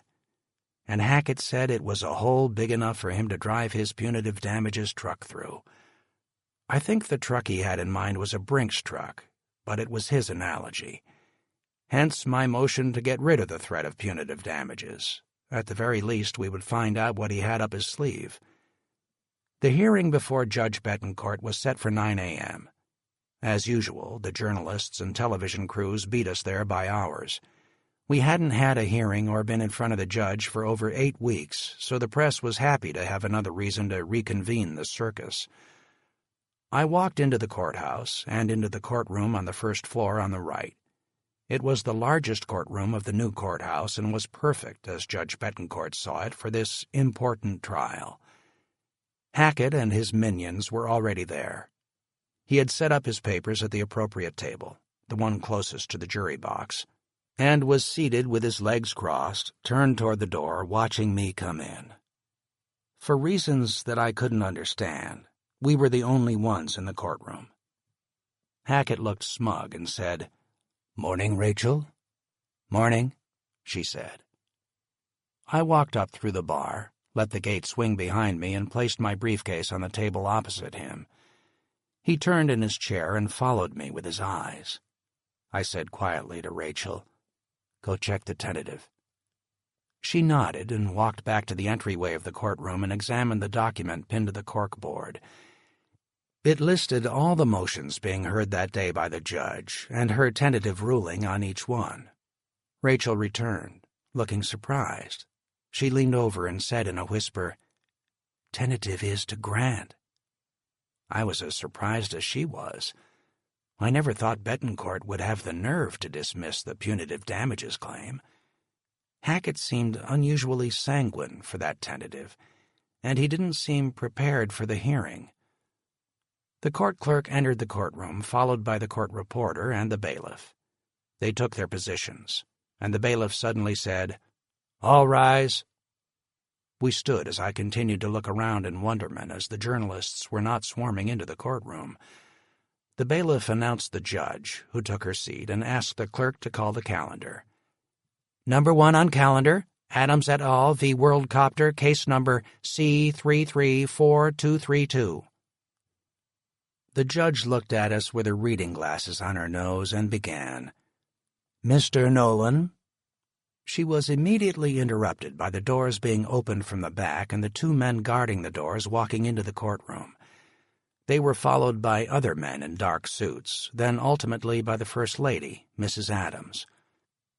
She walked down the aisle with grace and an insistent presence. No one said a word. I immediately knew that the Secret Service had been there since 2 hours before the hearing. They had checked out the entire courtroom, every seat, every piece of equipment, and had kept the courtroom cleared except for the attorneys and the court personnel until the First Lady entered. They had been waiting outside where she would arrive in a place that was unobtrusive. They had others watching the door to make sure that people didn't enter the courtroom and had spoken with all the journalists, who knew not to go inside.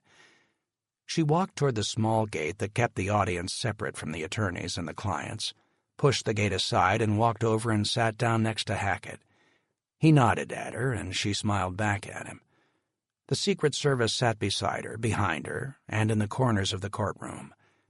Then, and only then, did the journalists and other members of the public file in and fill the courtroom as the judge looked on. Judge Betancourt continued. "Mr. Nolan, it's your motion. Do you have anything to add?" I stood. "No, Your Honor. We will submit on the tentative." She looked up from the papers over her reading glasses, surprised. "Are you sure?" "Yes, Your Honor." She turned from me. "Mr. Hackett, do you have anything to add?" Hackett stood slowly, dramatically. "I think the court fully understands the implications of eliminating punitive damages in this case when WorldCopter has defrauded the government, lied about its clearances, hid documents about what caused this helicopter to crash, and put parts on the helicopter contrary to the contract, which calls for a verified numbering and precise record of every part. They have violated the direct orders of the United States government and have now killed the head of that same government. With respect, Your Honor, if any case ever called for punitive damages, it is this one." Hackett sat. The former First Lady sat quietly. "Very well," the judge said. "The motion is denied. The tentative is confirmed. I must add for the record that this was not a close question. There is sufficient evidence based on the information developed so far in this case to allow punitive damages to continue and be presented to the jury at trial. Of course, if there is insufficient evidence to support that charge in trial, I will reconsider my ruling. But for now, punitive damages stay in the case and the motion is denied. Mr. Hackett, will you prepare the order?" "Happy to, Your Honor." The judge gavelled the hearing to a close and walked off the bench. The journalists began asking questions. The Secret Service hustled them out and made an aisle clear for Mrs. Adams to pass through to her limousine, which waited to whisk her back to Washington. I tried not to show what I was thinking. I looked at Rachel, who immediately became defensive. She said in a low, intense voice, "It said granted. The tentative was to grant." "No, it didn't. She just confirmed her tentative, and it was to deny. I didn't even get a chance to argue." I looked at the back of the courtroom and saw Bass, Hackett's hatchet man. "Let's go look." We exited at the end of the audience and stopped to look at the list of tentatives. I found our motion. Tentative, denied. I pointed to it to Rachel. "I'm telling you, it said granted." I looked around, then put down my briefcase. I removed the thumbtack and took down the entire sheet. I examined it. It all looked correct, but I noticed 2 holes in the document where the thumbtack had gone through. The paper had been taken down and put back up. That son of a bitch. I turned back into the courtroom and found Bass. "Hey, Bass." He turned and walked back to me, surprised I was still there and happy to see me angry. "Yes, Mike. You play some little game with the tentative this morning?" He feigned confusion. "What do you mean?" "Like substituting a page in the ruling list, changing the tentative for our hearing?" "Wow," Bass said. "Mr. Hackett said you could be paranoid, but I gave you the benefit of the doubt. Guess I can't do that anymore." He turned and walked back to the front of the courtroom to Hackett, who stood by the table where he had been sitting. We left the courtroom, and walked down the front steps. Rachel said, "It wouldn't have made any difference. She said it wasn't a close question." "Probably not, but I would have liked to try. They're showing their colors a little too obviously. Imagine what they're doing that we can't see if they're willing to change an official court document hanging on the wall of the courtroom. These are bad people, Rachel." "No doubt about it. Maybe we need to be a little paranoid, especially now that someone's reading our mail." "What?" We got into my car. "Do you have a home email account?" "Yeah, Gmail." "Make another one, with only numbers as your address, random numbers. I'll continue sending you regular stuff at work and you the same, but anything that's really critical, send it from your home computer on that numbered Gmail account. I'll set up a new account. I'll give you a number on a piece of paper which will be the Gmail address. Send whatever matters to that account. Get a new cell phone, too. Different provider, new number, and keep it in the bottom of your purse. Never let anybody else even see it. You will only call me on it, and when I want to talk to you, I'm going to call you on it. So keep it on, even when you're at home. I will still call you on your other cell phone and home number and office number, but when I really want to talk to you, I'll call you on your new cell. I'm going to get one myself. 2 people are going to have the number, you and Tinny. Maybe Debbie, too. I'll get one on the way back to the office. Try to use text messages. No names, no numbers to call, nothing like that." She looked concerned. "Do you think somebody's tapping our phones and listening to cell phones?" "I don't know. We've got to think defensively." Rachel went silent as her mind raced. I dropped her off at her place so she could pick up her car. On the way back to the office, I stopped by a kiosk at the local mall to buy a new cell phone. I felt as if I were buying drugs. I kept looking around to make sure nobody could see me doing it. The idea of somebody breaking into our email server and stealing every email sent to me was chilling. Based on what Thompson said, I assumed it was Hackett or one of his bagmen. Not that I could really believe Thompson. It was probably Bass. He was an aggressive lawyer and had a reputation for leaning over the ethical lines. But this was criminal. I got in my car and called Bird. I again got his voicemail, this time immediately, as if his phone was off. I left a message. Chapter 24. The next day, Rachel hurried into my office, her face dark. She pointed to my computer. "Turn on the DC News channel." I went to their website and called up the streaming video. The image of the female newscaster quickly filled the screen. Over her shoulder, superimposed on the screen, was a picture of Tinny Bird. The reporter said, "Repeating our breaking story. The body has been found of the missing private investigator Tinny Bird. He had been reported missing by his wife late yesterday. His cell phone had been found in the possession of a homeless man near Union Station. His body has now been found, or I should say his remains. This is a grisly find by the Washington police and was unexpected. They had reports of unusual activity at a warehouse down by the Navy Yard, and when they investigated it, they found human remains in the corner of the dirt lot by the warehouse. The warehouse was guarded by 2 Doberman pinschers that had displaced some of the remains. The remains had been ground up in a meat grinder and tossed over the fence into the warehouse lot. It is thought that it was the intention of whoever murdered Mr. Bird that the dogs would consume the remains, leaving no evidence. The dogs were not interested, though, and when the owner came to the warehouse early this morning, he called the police. DNA evidence has confirmed that the remains are those of Mr. Bird. It is unknown if his murder is linked to the work he was doing on one of his cases.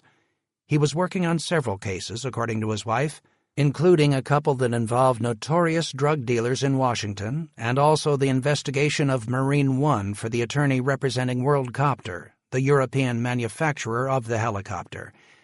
The investigation into this brutal murder is ongoing. The reporter went on to another story, and I turned off the television. I looked at Rachel, who looked ashen. She turned and ran out of the room. I felt as sick to my stomach as she looked. Poor damned Tinny. My palms began to sweat as I tried to imagine what had happened. I knew there was no point. I'd never be able to know. and all it did was fill my head with unbearable images and thoughts. I wanted to go get one of my shotguns and find whoever had done this to him. He was my friend. I sat down heavily in my chair, loosened my tie, put my head back, and closed my eyes. I started getting paranoid. I worked on the case outside of the office when I had to do anything that really mattered. While at work, I did what everyone thought I should do, and after work, I did the really critical things that I left at home. Late one afternoon, I told Dolores I was running over to Starbucks to get a Frappuccino. While there, I called Wayne Bradley, Carl Will, and Rachel on my new cell. I told them I wanted them to come over to my house that night and not to send me anything to my work email account. All were puzzled, but agreed. They arrived together just as Debbie and I were finishing dinner. We went into my den, which was built into what was the music room in the old house when we'd bought it. It was nearly as big as our family room. Bradley looked uncomfortable. "What's with the new cell number?" "I'm starting to see shadows. You guys heard about Bird?" They nodded. Will asked, "You think that has anything to do with this case?" "Don't know. I'm sure going to assume so, though, which makes me crazy, just so you know. And I've had a couple of visits from the INR, State Department Security." "Huh?" Bradley asked, confused. "What would they have to do with Bird?" "Probably nothing, but they went to his house and then came to my office to meet with us and basically threatened us, lay off the Secret Service witness." "What do they have to do with the Secret Service?" "Yeah, good question. Don't know. Must have been some international thing, other countries involved, diplomacy, something. And they really don't want it to come out. And there was some document that the guy had that he was thinking of giving to Bird. The security guys have it now, whatever it was." Will was considering the implications. "You're not saying they had anything to do with Bird?"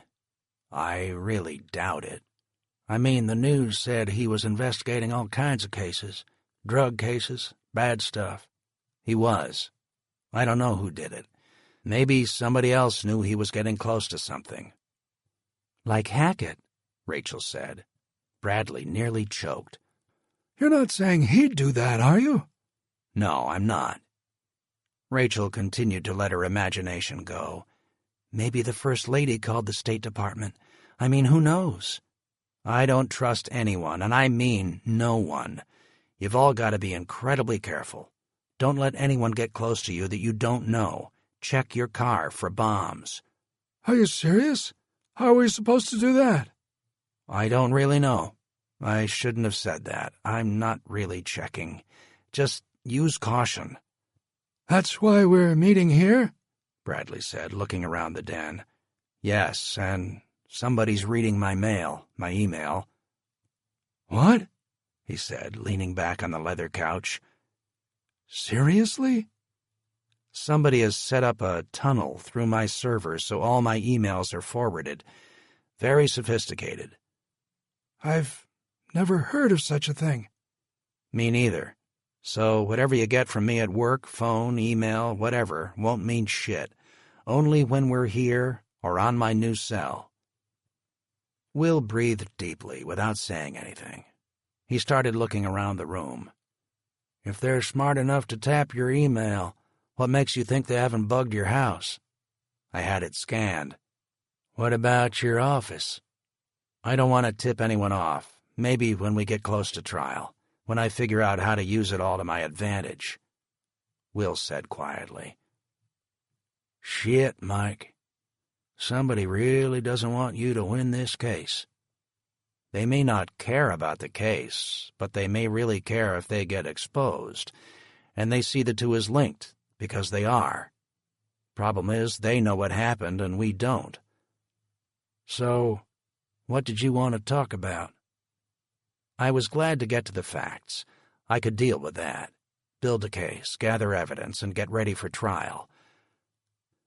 "I want you two to go back out to the site with me. I've been thinking about my last time out there. I've got an idea." "What is it?" "I'll tell you later. Why, later. After your deposition. I want Hackett to hear your opinions and think they're unremarkable.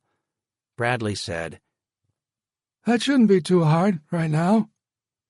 If what I'm thinking about has any merit to it, I don't want them to know about it until it's too late.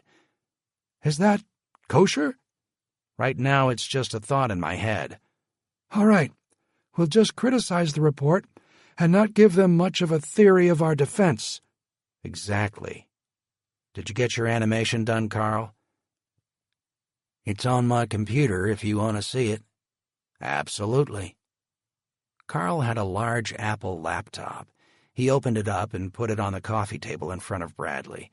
He called up the file. He said, I took the animation from WorldCopter based on the flight data recorder and CVR and filled in the blanks. I had a surveyor get us the heights of all the significant trees and got the terrain contour information from the USGS charts of the area. He started the animation. If you watch here, I've gotten the bugs out of some of the data. He pointed. See right there? The helicopter starts down.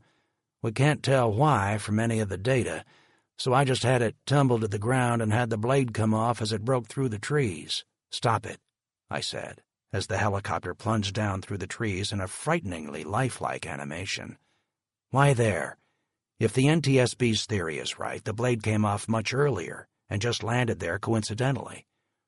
I'm not convinced of that, Will said. If the tip weights failed or came off, that doesn't mean the blade's going to come completely off. It will just throw the helicopter out of balance and it will come apart. But that doesn't mean necessarily that the blade comes off.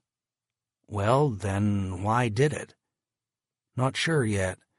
I think from impact, but we need to go back to the scene, like you said.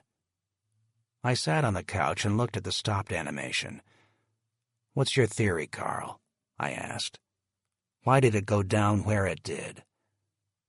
Will hesitated, then said, Could be tip weights. Can't rule that out. It fits. But with the pilot's attitude toward the president and the FDR circuit breaker pulled, could be intentional on the pilot's part, too. There's one other possibility. What? Maybe the president came up into the cockpit to watch out the front during the storm. Maybe they hit a big pocket or had a bad updraft and the president pitched forward into Collins's lap. He might have pushed the cyclic and the helicopter would have nosed down. Could account for why they were upside down, too. We don't hear the president on the CVR again, though, before the crash. True, but it might have happened before he even had a chance to say hello. Gets there, they hit big turbulence, and over they go. I don't know. I nodded and considered. It was possible. Hard to prove, Carl. It's all I've got right now. We'll see what happens when we go back out there. Rachel said to me quietly, Can I talk to you alone? I looked at her face, then said to the others, Excuse us for a second, will you? We walked into my living room and I closed the den door behind me. What is it? We can't do any real work at the office? How are we supposed to prepare? We do the best we can. Mike, we hired our contract attorneys because we need them. We need their help. Braden is the smartest guy I've ever worked with. He does the best work in the office, and Elizabeth is tireless. Are you saying we can't use them? Don't you trust them? We just can't take the chance. But that puts us back to where it's just you and me doing all the real work. That's the very thing we were trying to avoid. Maybe whoever did this did it just so we'd all turn on each other, not trust each other. We should tell them about it and get their help to prepare for trial. We can't chance it, Rachel. We're not going to get it all done, Mike.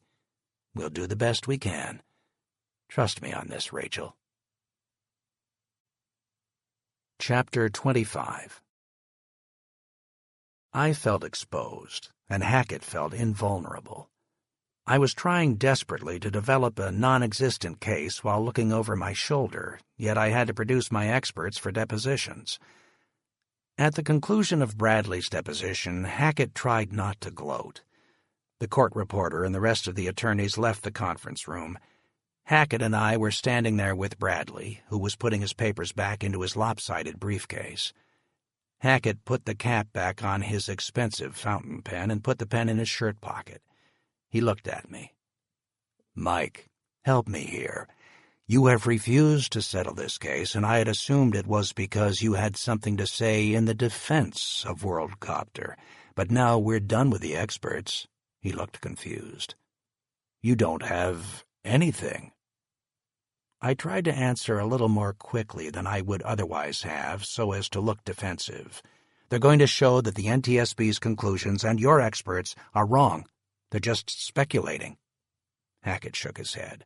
"Mike, you know if you don't tell the jury a story better than mine, you're going to lose.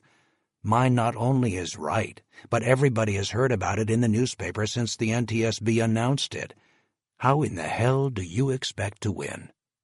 I looked at him somewhat smugly. "Maybe something will break between now and trial. Maybe some witness will come out of the woodwork." Hackett bit.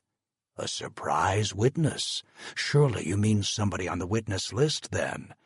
And we've deposed virtually all of those who have anything to say about anything. Plus, if it was an actual surprise, I don't know how you could anticipate it now." He adjusted his coat. "You're not planning on pulling something, are you, Mike? Because that would be unethical." "I'm not saying anything. I'm just going to go back to my office." He said to my back, "I've got your witness list, Mike." Blackstone Audio presents Marine One by James W. Huston.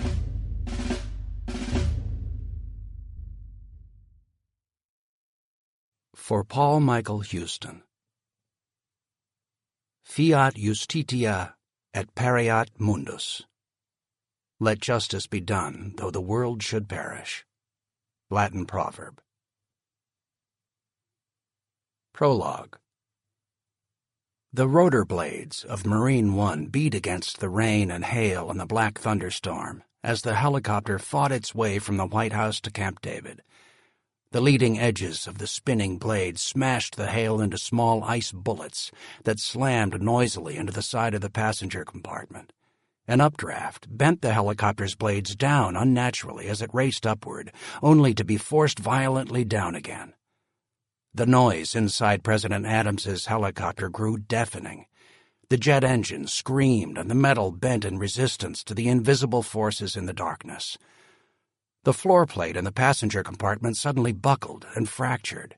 Vibrations rippled through the sides of the helicopter, first in large waves, then in microscopic spasms that joined to break the aluminum skeleton. The nose of the helicopter pitched up. The occupants cried out as the helicopter fought valiantly against the wall of water and turbulent air. The helicopter flailed as it rolled over and plunged toward the Maryland countryside below. Chapter 1. If my radio alarm had gone off, I would have known the president was dead. But we had lost power from the thunderstorm that still raged when I woke up to the beep of my backup alarm, my Iron Man watch. I got up and didn't even bother to look out the window. I liked running in the rain, but not in a storm. I shaved in the dim bathroom while the rain pounded the roof. I listened to Debbie running around trying to get the kids ready for school in the dark. They ate cold cereal with warm milk and whined about how horrible everything was. It was the worst storm I could remember since moving to Annapolis. My commute wasn't far, but the storm turned it into a complete nightmare. I sometimes wonder why I even bother. I have high-speed internet at home that connects me to my office just as if I were sitting at my desk. But I actually like having an office. There's just a different feel to it when you put on a suit and drive to the office. It feels wrong to sit in my pajamas talking on the phone with a U.S. attorney in D.C., sounding tough about a criminal he's trying to put away. Probably my Marine training. I spent too much of my lost youth deriving comfort from mindless routine. I drove through the downpour, ignorant of the enormity of events that swirled around me. Everyone in the world knew about the crash except me. I sometimes listened to the news while driving, but I had become addicted to books on tape. That day, I was deep into a John le Carré novel, which, when I started the engine in my Volvo XC90, picked up right where it had left off.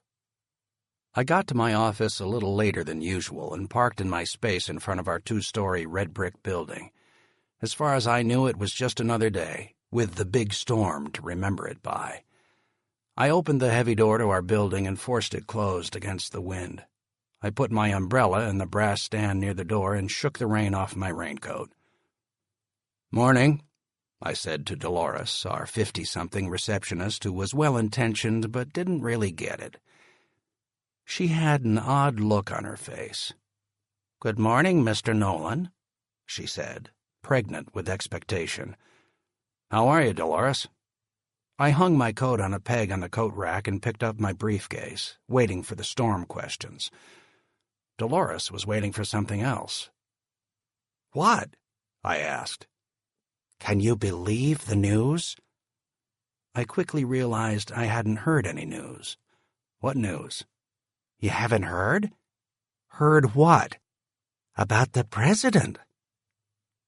The last time anyone had spoken to me like that about the president was when Reagan was shot by Hinckley and I was a teenager. "What?"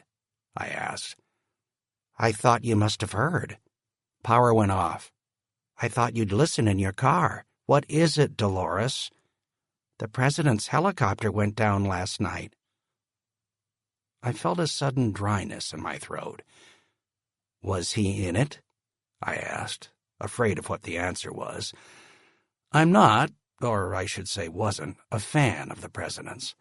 Different parties, different perspectives on pretty much everything. But the idea of the president dying was about the office of the president, the disruption, not the end of a politician I didn't care for. "Yes, on the way to Camp David in the middle of that storm." "Why the hell was he flying last night? That was nuts." "That's what everybody's asking. Nobody's answering, but—" "TV on in the coffee room?" "Yes, sir." She frowned. I started toward the back of the office, thinking about what kind of storm it would take to cause the president's helicopter to go down.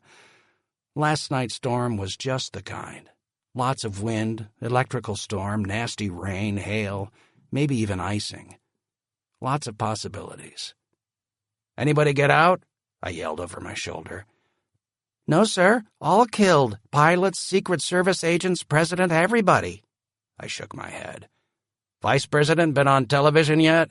"Just for a second. Looked like he'd seen a ghost. He's being sworn in at 10. Mr. Nolan?" she said, forcing me to stop. "What?" I said, stopping. "There's something else." "What?" "Catherine Galbraith called." She was the vice president of Aviation Insurers International, or AII as it was known, AII. She was one of the people who retained me in cases, who made it possible for my children to eat more than saltines. A lot of what I did was to defend airplane manufacturers in lawsuits when planes crashed, especially helicopters, which I flew and still did in the Marine Reserves, and which, coincidentally, crash more than fixed-wing airplanes. In the Marine Corps, we said our helicopters were 60,000 parts flying in formation, yearning to be free of each other.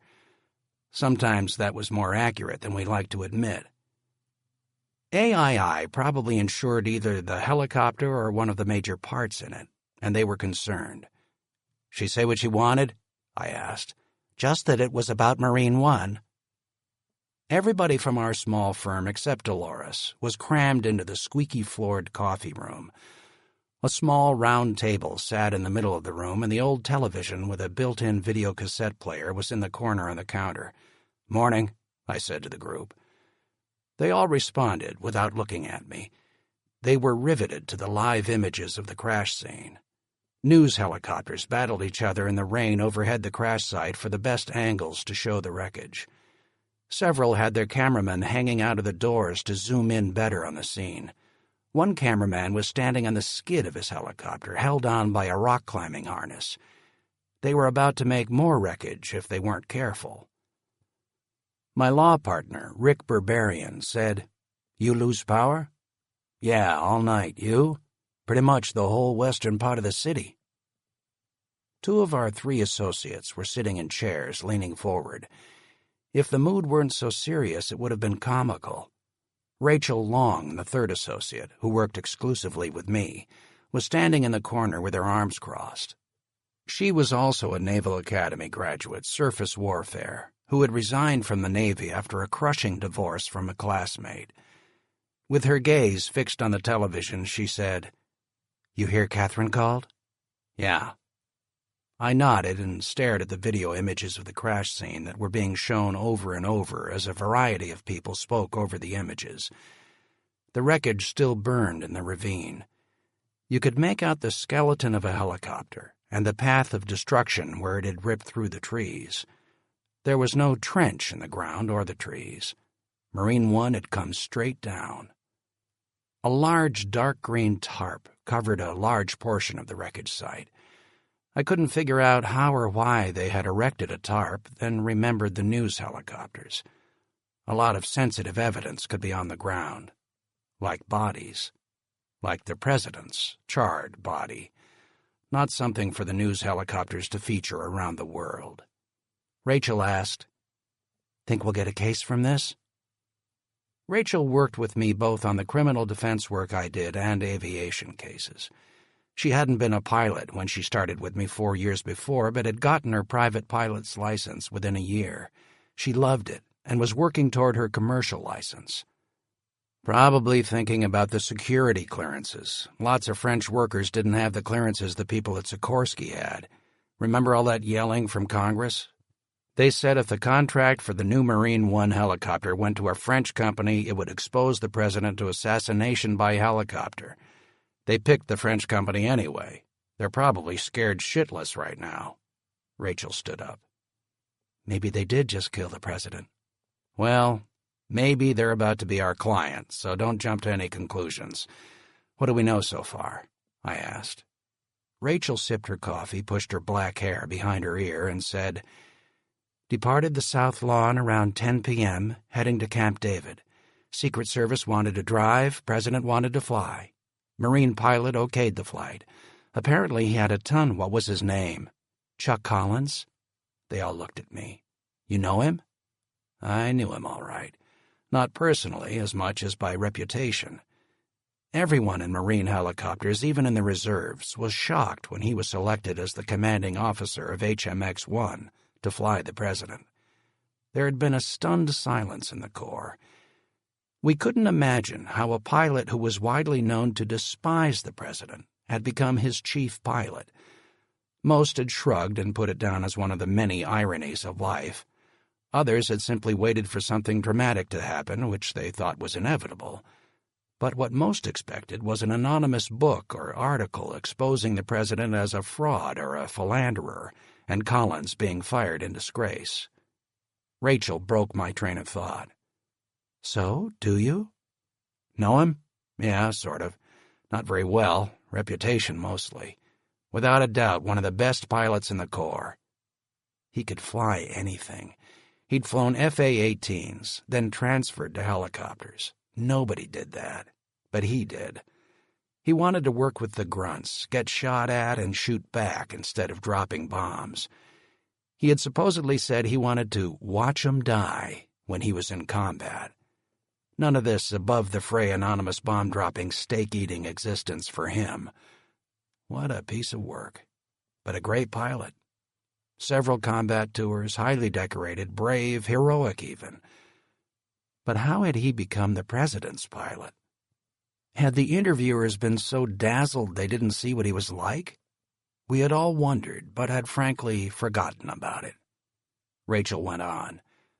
"So he changed altitude a couple of times looking for clear air, kept moving around. Last transmission to ATC said he was out of control. They interviewed the controller?" "Yeah. And they've already recovered the FDR, even though it's pretty burned. They've taken it back to D.C.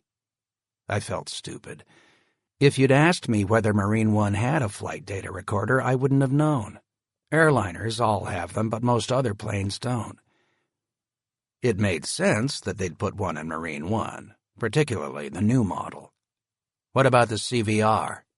the cockpit voice recorder, a hard drive that recorded everything the pilots or crew said. Still looking for it. What's everyone saying happened? I asked. Rachel leaned back slightly. First on was that senator from Mississippi? Blankenship, Berberian said. He called a press conference at the Capitol, said exactly what you just said. Rachel imitated Blankenship's voice. I hate to say I told you so, but I said if we picked this foreign company to build Marine One, admittedly with an American company as the front, that there could be trouble. I'm now told we never even completed the security clearances of the European workers before this helicopter was delivered. Now it's come to this. I'm calling for a full investigation into the construction and security of the helicopter, particularly the parts made overseas, Rachel said. He said if it wasn't intentional, then it was a defective helicopter, and that's almost as bad. So he got two I told you so's, which clearly pleased him. Then there were the usual experts. One former NTSB investigator said it was almost certainly the weather. The NTSB was the National Transportation Safety Board. They were responsible for investigating all major crashes in the United States and sometimes outside the United States. They had trained investigators, one of whom was in charge of any investigation. Those investigators would often retire and go into private consulting work doing the same thing for private parties for a lot more money. Pretty good guess. Not if you listen to the other former NTSB investigator. He said this helicopter could handle that weather no problem. Wouldn't be comfortable, but wouldn't cause it to crash, and they were too high for a wind shear to knock them down. That's also true. What else? I asked. Then there was the former helicopter pilot with 1 million flight hours who suspects foul play. Said these Marine One pilots are the best helicopter pilots in the world, flying the strongest and best helicopter in the world. Wouldn't be maintenance, not with the way they take care of Marine One. He said it was either a missile or a mid-air by another plane that wasn't squawking. Squawking? Berberian asked. I answered, had their transponder turned off so Washington Control couldn't see them on their radars, at least not easily. Might be the only way you could get another airplane close to the president in the air.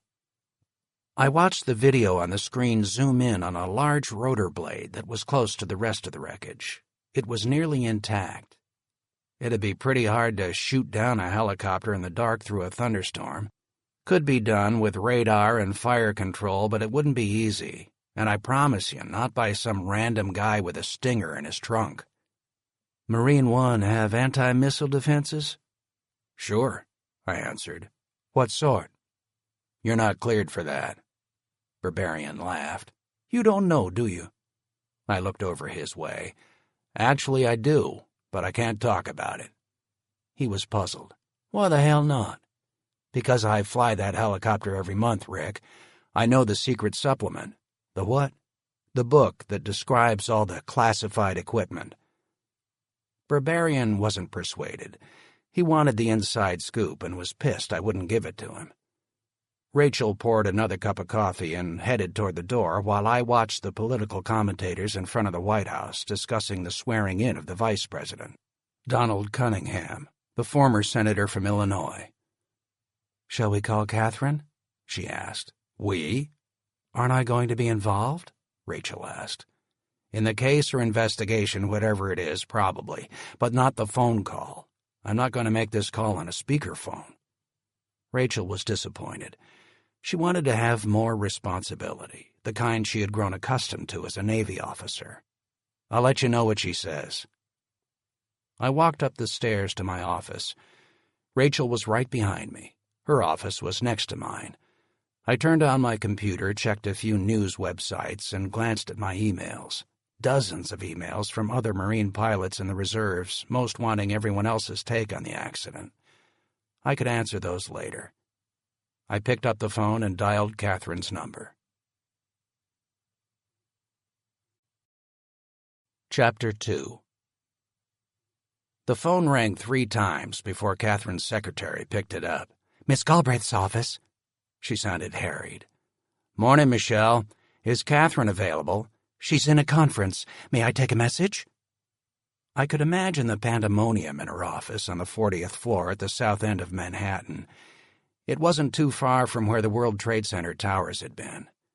Catherine had watched the planes fly into the towers from her office window while she was talking to her 12-year-old daughter on the phone. She said it had changed her life. They had debated moving their offices to New Jersey, but had decided that would be giving in, and had stuck it out in New York. "Sure, please tell her that Mike Nolan called." "Oh, sorry, Mr. Nolan. I didn't recognize your voice. It's been pretty crazy." "No problem." "She wants to talk to you. Please hold while I get her." "Sure." I waited for almost 10 minutes, searching various websites for the latest information while I waited. Catherine came on the line. "Mike, you still there?" "Sorry." "No problem. Morning." "It feels like 10 o'clock at night. What a morning. Look, Marine One." "Yeah, bad deal. Who do you have?" "World Copter. They're getting absolutely hammered in the press. Did you see Senator—" "I heard about it." "What the hell does he think he's doing?" "Grandstanding. It's what they do." "It's really unhelpful right now." I waited. "Look, World Copter wants an attorney on this right now. They know they're going to be in everyone's crosshairs. They want someone who has tried helicopter cases and understands criminal cases, and they want a helicopter pilot. That's a small group of people. And not only are you a helicopter pilot, it's my recollection when we were working on that Bell case that you actually fly this same helicopter, the same as Marine One." "True, the standard Marine Corps version." "World Copter knows that no matter what happens, they're the target. NTSB investigation, Senate investigation, probably the FBI, maybe justice, pretty much everybody in Washington will be after them, and they figure in a crash this big somebody's going to sue them. One of the widows of the Secret Service agents, who knows? And they think when the investigations are all done, the government will never find pilot error. They'll try to dump this on them." "They may be right." The NTSB's default logic is that the butler did it, the pilot. But when the butler is the president's pilot and the helicopter is mostly French, their default would probably be to find something wrong with the helicopter. So I gave them your name, faxed them your CV. It's a little bit of a hard sell because you're not with a big firm. They're not sure you can handle it. But for now I've convinced everyone. You know what I remember most? "What?" "Remember that Whitcomb case, the one you tried in Virginia?" "Sure." "I've never seen anyone cooler under pressure. That whole thing was falling down around your ears, and you just got more and more calm. Everybody, including the client, wanted to cave and settle. What did our expert do?" "He changed his testimony on cross-examination to support the plaintiff's case." "And you cross-examined him. You impeached your own expert, then told the jury you had been wrong and changed your whole theory in the middle of trial. That took nerves of steel, Mike. If I weren't a woman, I'd say it took something else. But I think this case may take even stronger nerves, if that makes sense. Look, they're very impressed by your hours in this helicopter, and they like that you do criminal work. We want to retain you for World Copter. Any conflicts?" "No, no problem." "Good. They want you on it right now." "Fine. They want to meet?" "No, I mean right now, as in at the accident scene." That caught me by surprise. "The scene? Attorneys don't go to the scene until the NTSB is done. This is different. They don't trust anybody. They want you there as an advisor at the scene itself. When can you get there?" "I'm not sure the NTSB will even let me. And if I go to the scene, it might make me a witness. I could get disqualified if it goes to trial, if I have to testify." "I told them that. They don't care. They're willing to take the chance. How long to get out there?" "Where is it?" I only knew it was on the way to Camp David. "I'll send you the coordinates. It's where the hills toward Camp David start forming ravines. Supposedly there's a fire road about 1,000 yards from the site. It's probably all mud by now. Do you have 4-wheel drive?" "Yeah, sort of. It'll take me at least a couple of hours, maybe more." She wasn't deterred. "I'll email you the coordinates. Do you have GPS?" "Yeah. I'll leave now and head in the general direction. Email me the coordinates and I'll punch them in." "Make sure your cell is on." She hung up. She had never hung up on me without saying anything else. I grabbed my suit coat and walked to Rachel's office. She turned toward me. "What's up?" "Let's go." "Go where?" "To the scene. We've been hired to represent WorldCopter. And they want us out at the scene? Yep, right now. Me, actually, but I want you there in case I start yelling at somebody.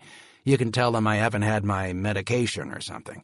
Come on, we need to go right now. Meet me out at my house in 30 minutes. You remember where I live? Sure. Do I need to bring anything? Just your boots, whatever you've got that has Gore-Tex, and your new camera. Don't be late or I'll leave without you. We've got to get out there before they rig the entire investigation to make WorldCopter look like a shitty foreign company that killed the president. Rachel was on time. She climbed into my Volvo and we headed off. Catherine had sent me the coordinates of the accident site and where the fire road intersected the state highway.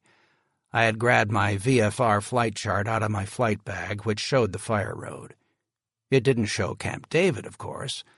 Charts didn't show a lot of things the government didn't want on charts. The GPS showed us as a triangle on a moving map heading out of Annapolis into the countryside. I put the coordinates in my handheld GPS as well. The rain had slightly slackened. It was one of those confused times in March that could become winter or spring, depending on its mood. The fire road was probably just a dirt strip between the trees and by now was surely just a muddy rut. Worse, it was probably obliterated by the fire and rescue trucks, to say nothing of the FBI, Secret Service, and NTSB vehicles. I had serious doubts I'd be able to get through the mess in my Volvo SUV. Rachel asked, "You ever been out this way?" "I've been to Catoctin Mountain Park, where Camp David is. It's a national park. I've been fishing there. Nice place, lots of hardwood, some pine. Broke a good bamboo fly rod out there. Should have taken my little 3-weight rod for the stream I was fishing, but I was in a hurry." Rachel turned toward me in her seat. "What did Catherine say?" "WorldCopter's sure they're going to be the sacrificial goat. Too easy a target. They want legal advice from the first minute at the scene." Rachel shook her head. "Nothing like a foreign company killing the president, particularly a French one. This is going to be something." "It's officially an American company, but I hear you." I handed her my BlackBerry. "Take a look at the email Catherine sent me. It has the names of the company reps that will be out there. Most are French, but they all speak English. They've got a power plant guy, an airframe guy, an accident investigator." "Will the NTSB let them get involved?" "Sure, they always do. They have company reps in all the groups. They need to know what the manufacturer knows. They have their best investigator on it already. I heard the name on the television." "Who is he?" "It's a she. Her name is Rose Lysenko."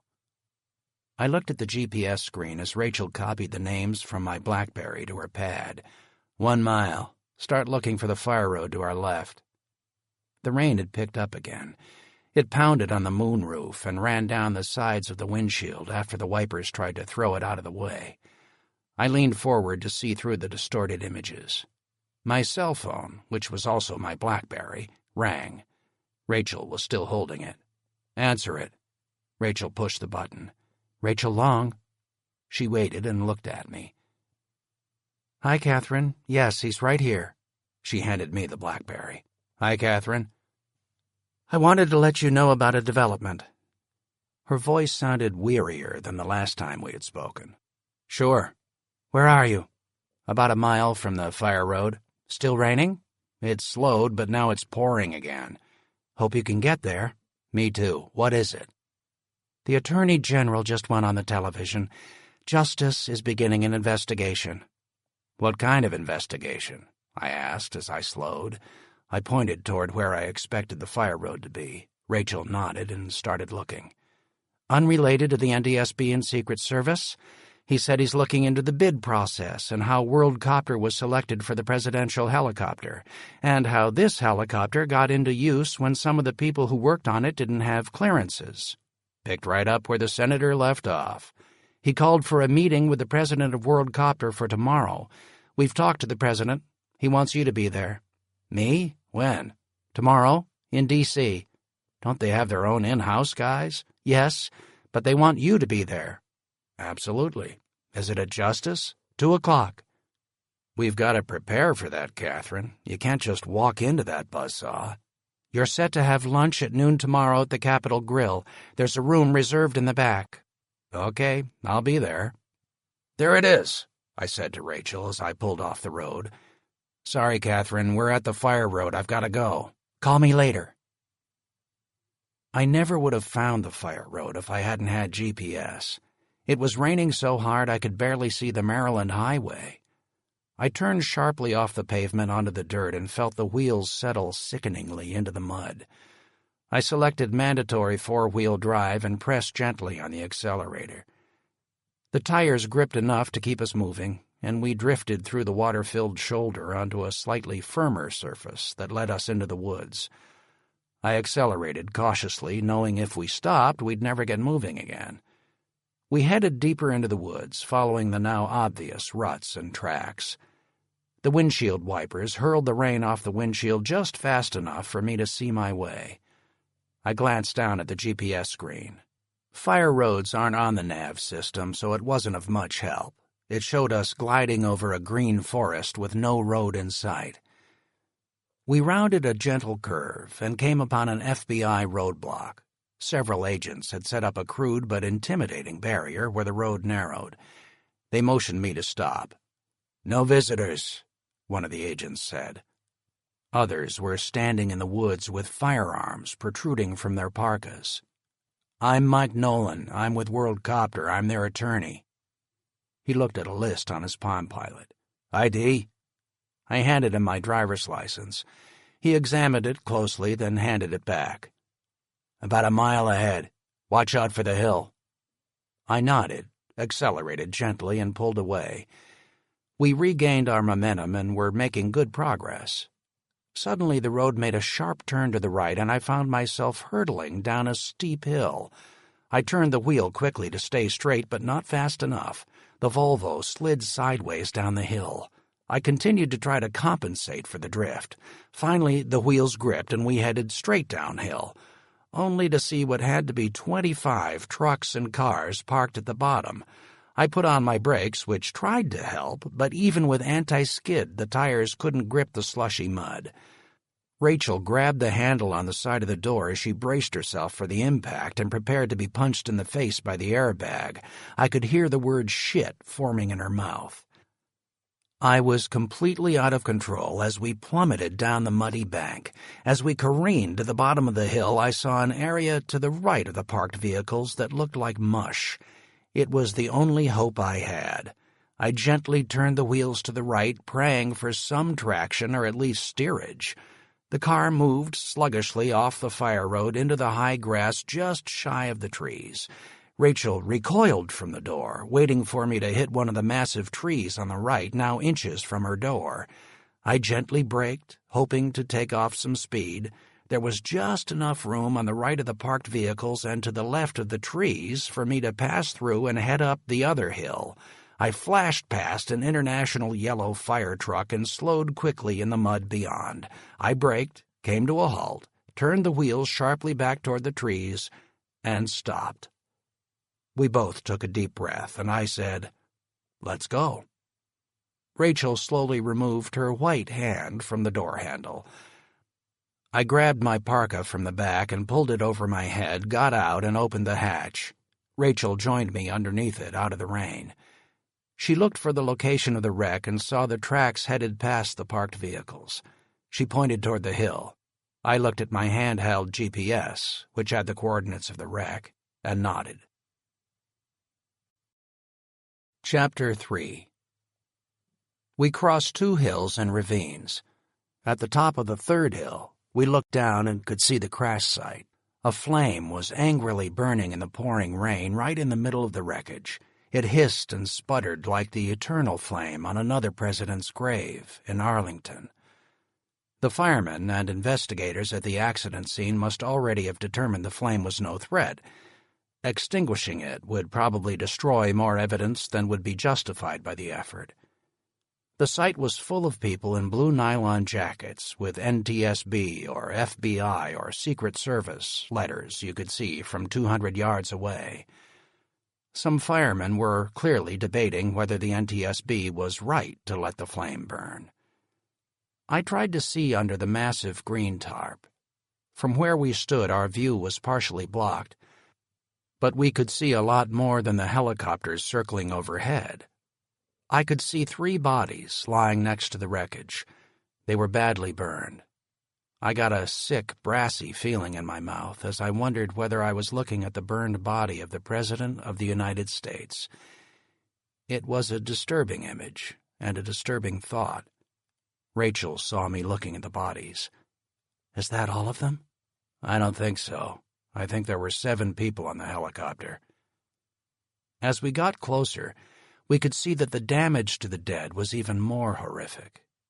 I wondered if they'd suffered, if they'd survived the crash and simply burned to death. In many helicopter accidents, the occupants had only minor injuries but died in the fire.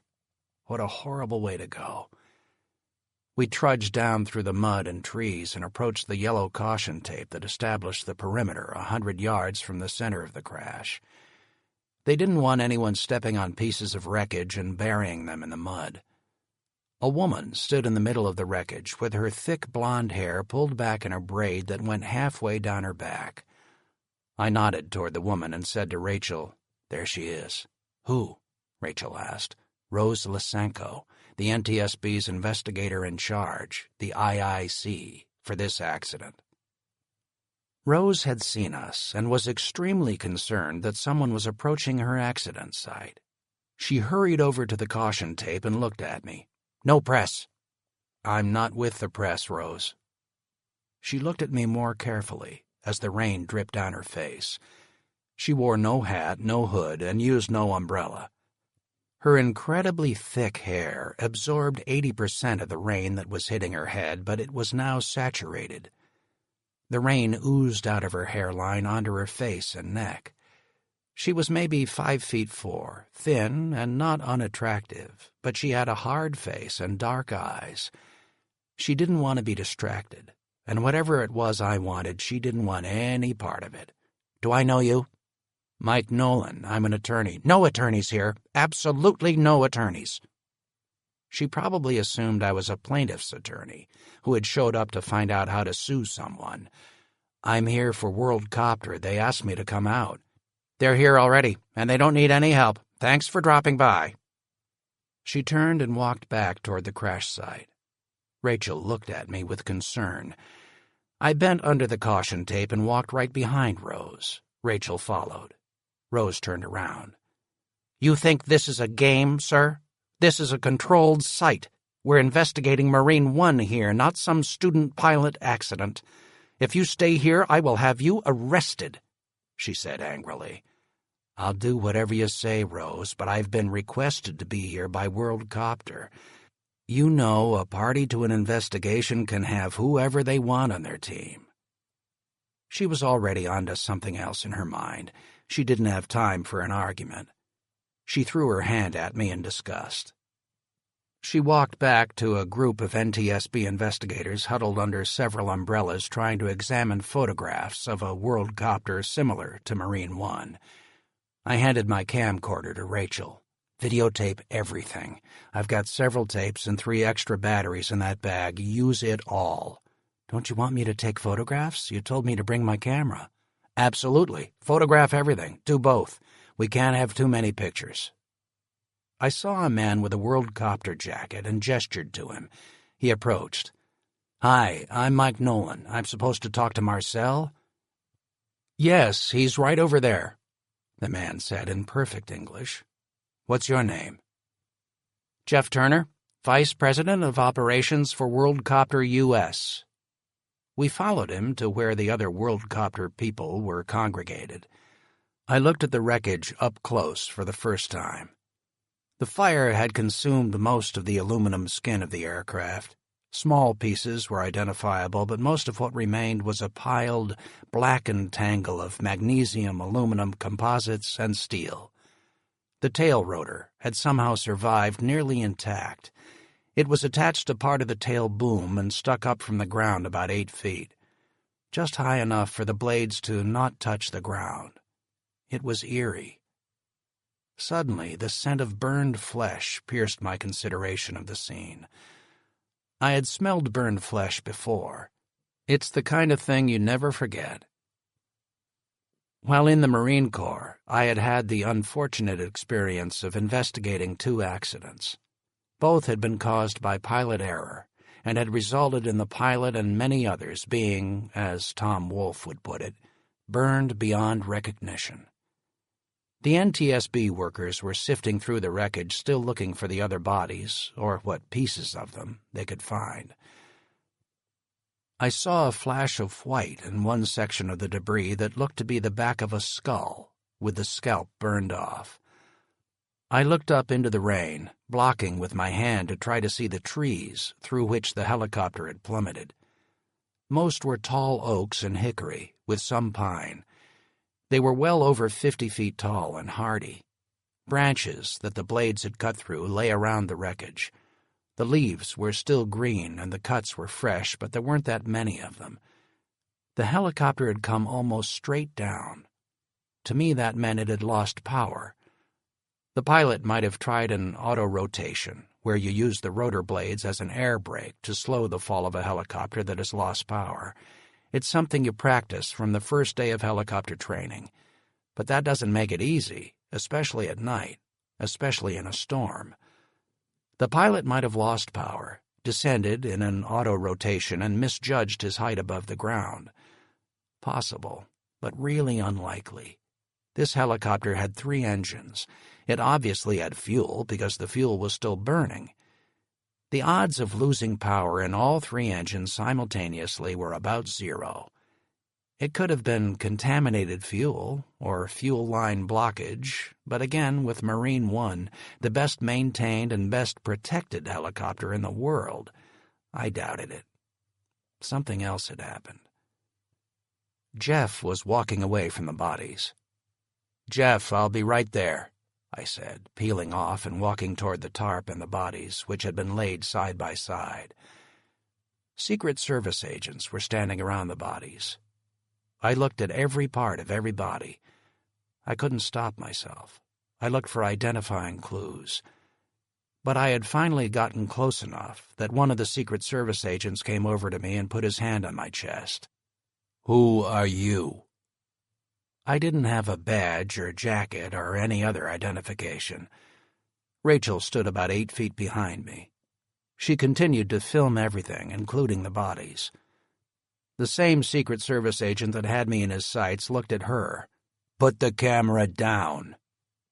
While still touching my chest, he glimpsed over his right shoulder. "Greg, watch this one." Greg immediately came over and stood in front of me and began asking me questions, while the first Secret Service agent walked to Rachel. "Give me the camera." "It's not mine. I didn't ask you who owned it. Give it to me." "We're investigating the accident." "Nobody videotapes a deceased president." So one of the 3 bodies was Adams. Rachel looked at me for guidance. I gave her a slight nod.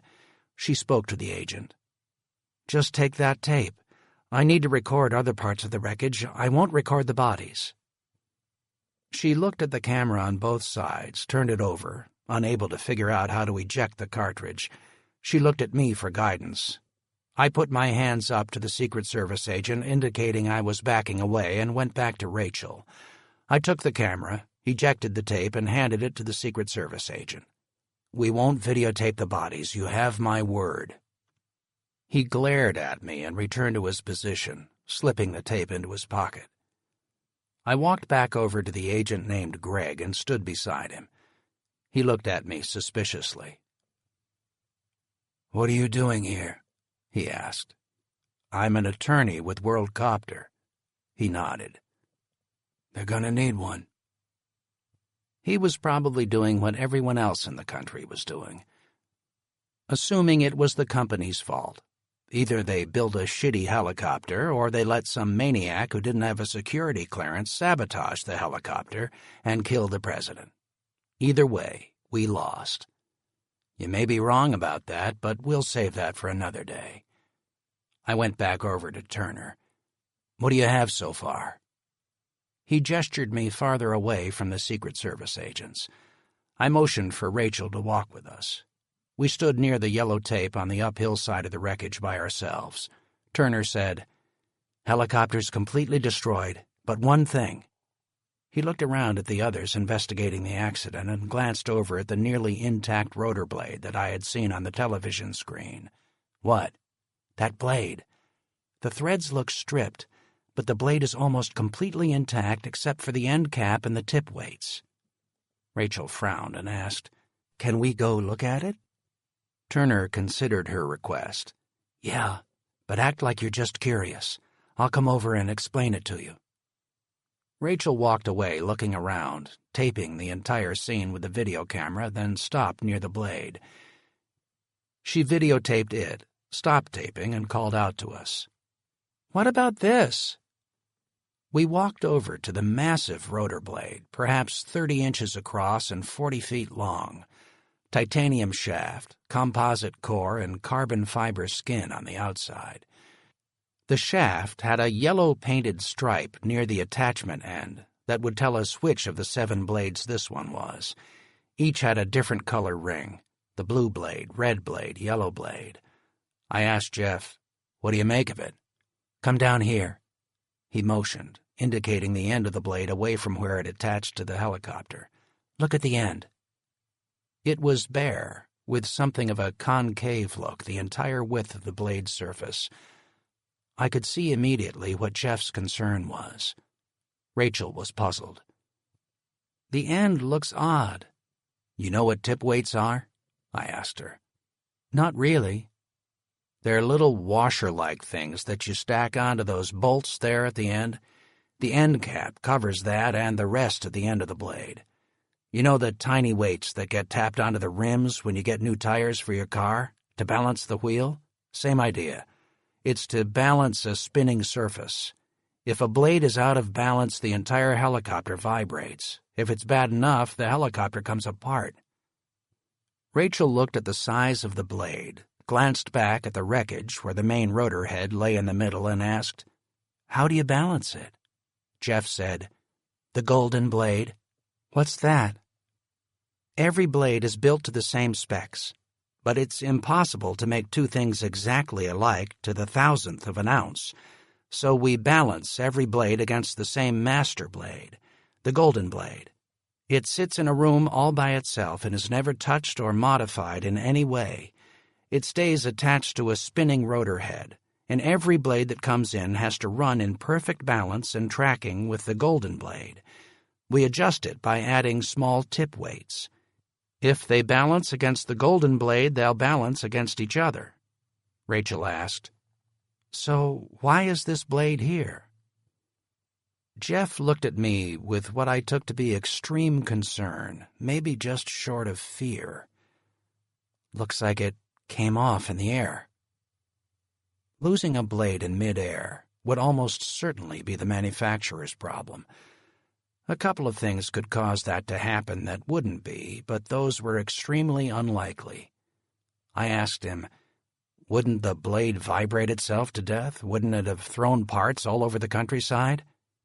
I stared at the blade, trying to listen to what it was saying. "And after coming apart in the air, it just happened to land right where the rest of the helicopter crashed? I'm not buying it." He said, "Me neither. But it sure came off somehow, and it's not as beat to death as the others, which are still attached." I walked to the end of the blade where it would have attached to the helicopter. Jeff and Rachel followed me. I asked, "What about the threads? Are they stripped?" "They look like it, but I can't say for sure. Have to put it under an SEM, a scanning electron microscope." He put his hands deeper into his parka. "I don't think I need to tell you how bad this is going to be for WorldCopter if we threw a blade in a storm and killed the president." I didn't respond. The answer was more obvious than the question. Just then another man with WorldCopter printed on the front of his raincoat approached the 3 of us. Jeff said to me, "Mike, let me introduce you to Marcel. Marcel is the chief accident investigator for WorldCopter. Have you met?" "No. Hello, Marcel." I extended my hand, and he shook it vigorously. Marcel said, "Thank you for coming, Mr. Nolan. We thought we would have much difficulty from the NTSB, but they've been very cooperative. We are able to work freely." He had a heavy French accent and was trying to be optimistic and upbeat, but the weight of what he was doing was evident on his rain-covered face. "Come over here. I want to show you something." We followed Marcel to the main part of the wreckage. We stopped under the corner of the tarp. Marcel looked around nervously as he watched the government inspectors sifting. We followed his gaze and saw others walking up the hill looking over every square foot for any other evidence that wasn't in the central area. Marcel leaned closer to me and said, "We are very concerned about this investigation. We are sure that at the end of it will be shown to be pilot error.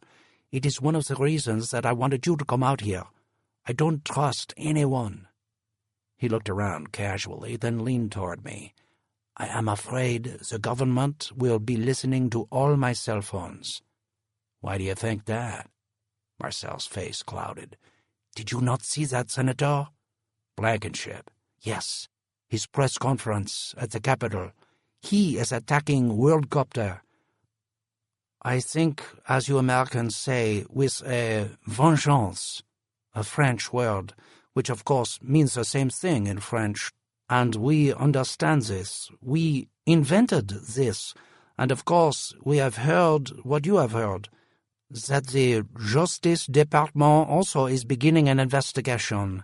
As I recall, the Justice Department also includes the FBI, although I am not sure with Home Defense, Homeland Security. Yes, but I am quite sure that they are investigating too. Many investigations, all with the purpose of making this our fault. So, if true, does that mean that they could listen in on our cell phones, Mr. Nolan? This was already getting way more complex than the average aircraft case. It was the kind of case you long to have your whole professional life, yet also hope you never do. It's the kind of case that can make you and break you at the same time. No, they won't be listening in on our calls. They know I'm an attorney. It would be privileged. I suppose they could claim they didn't know, so yes, I guess it's possible they could be listening in if they have a warrant. For other conversations, it wouldn't hurt to assume your calls were being monitored, I suppose. If you want to be paranoid, I wanted to add, but thought better of it. Marcel nodded. Exactly. So you know about the Justice Department investigation? You will be there? I'll be there. I'm taking Rachel, too. Marcel agreed. Yes, it's good to have a woman there. Everything is different when a woman is there. They will be less aggressive. Don't bet on that, but she's going anyway. A voice from behind us said, "Marcel!" We turned, and it was Rose. She was walking toward Marcel. We crossed to meet her. She spoke to him and ignored us. "We found the CVR. Looks intact. We're getting it to the lab. If it's in as good a shape as it looks, we're going to play it tomorrow morning at 9 o'clock. Just wanted you to know." Marcel was shocked. "Well?" "NTSB headquarters." She turned back to what she was doing to find the head of the engine manufacturer's investigation team. Marcel almost smiled. "I am quite pleased we put these black boxes into the airplane. We should be able to find out what happened." "It will certainly help." He looked into my eyes to make sure I was listening. "I want you to be there too," he said, pointing at my chest, "at the playing of the tape. You're a pilot." Marcel returned to what he was doing, and Rachel and I were left alone. She was videotaping the NTSB investigators doing their work. Videotape everything twice. I've got to look around. I walked around the perimeter and just looked. I tried to absorb what it was telling me. An accident site speaks to you like a painting.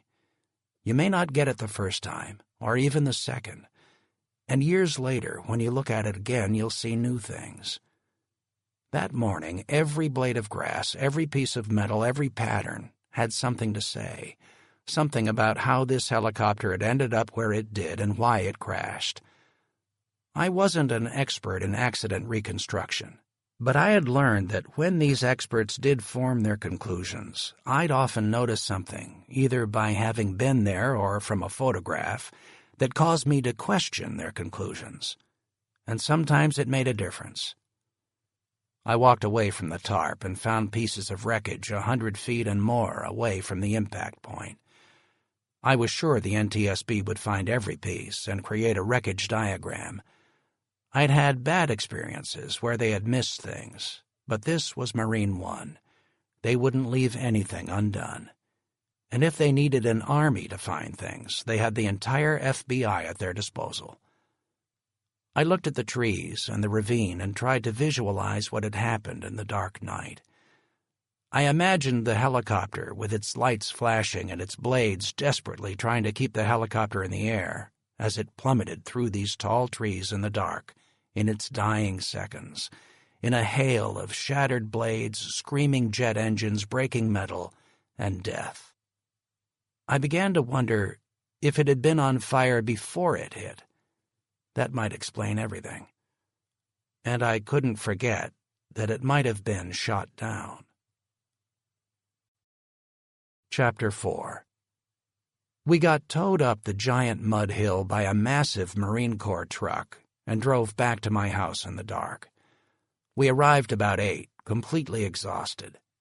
Rachel went on her way, and I spent an hour explaining to Debbie what I had been doing all day. Later that night, I typed the 20-page to-do list that had been spinning in my head since the morning. It was more stressful not to write it down and run the risk of forgetting things than it was to stay up through my exhaustion and write it. At least I had the beginning of a plan, including responding to the investigations I knew about and the others that were sure to come. The government investigations would be the heart of it. If they were able to hang this on WorldCopter, lawsuits and the collapse of the company would surely follow. We had to blunt the attack in the beginning. After finishing the list, I collapsed into bed. The next morning, I stood under my open garage door at 6 a.m., drinking hot coffee, waiting for Rachel.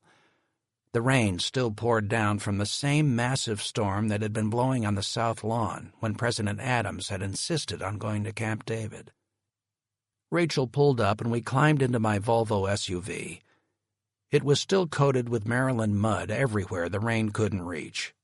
We headed off to D.C. Neither of us spoke for the first 15 minutes as we waited for the coffee to kick in. She looked tired and put her head back on the headrest. I turned down NPR, which was covering the crash and the implications. "You okay?" "Tired." The rain slackened. "That's the first time you've ever been to a crash site, isn't it?" "Yeah." "What did you think?" She rolled her head toward me against the headrest. "It's also the first time I've ever seen a dead body." "Really?" "I've seen pictures, but I've never seen a dead body, outside of a casket." "Sticks with you, doesn't it?" Rachel slowly moved her hand up and down the shoulder harness across her chest. "I think I was up all night. I couldn't get the image of A3 out of my mind." A3 was the nickname given to President James Adams, or maybe chosen by him. Although he was now simply known as the deceased president, James Adams claimed to be descended from John Adams of colonial fame and his son John Quincy Adams. So he claimed to be the third Adams president, which everyone abbreviated as A3. Some in the political press claimed that one of the men in Adams's line of descent had been adopted, and he didn't therefore count. But none of that stopped the usually critical press from making endless jokes about the Adams family as just an extension of the television show. President Adams had loved the nickname A3. He loved the historical resonance he believed he got from being in the lineage of 2 of the first 6 presidents of the United States. Rachel continued. "All I could see was A3 lying there on the ground with his lips burned back over his teeth." She stopped as she studied the image again. "Like a big shit-eating grin. One of those things you wish you had never seen, but you can't tear your eyes away." She glanced up at me in the morning dimness, probably wanting me to say something deep. I nodded. I've seen enough dead bodies that I don't notice so much. But it's always different when they're burned. It's just more obscene. Like they've been defaced. I don't mean that literally. I mean that it's like it burned away their identity. Rachel nodded.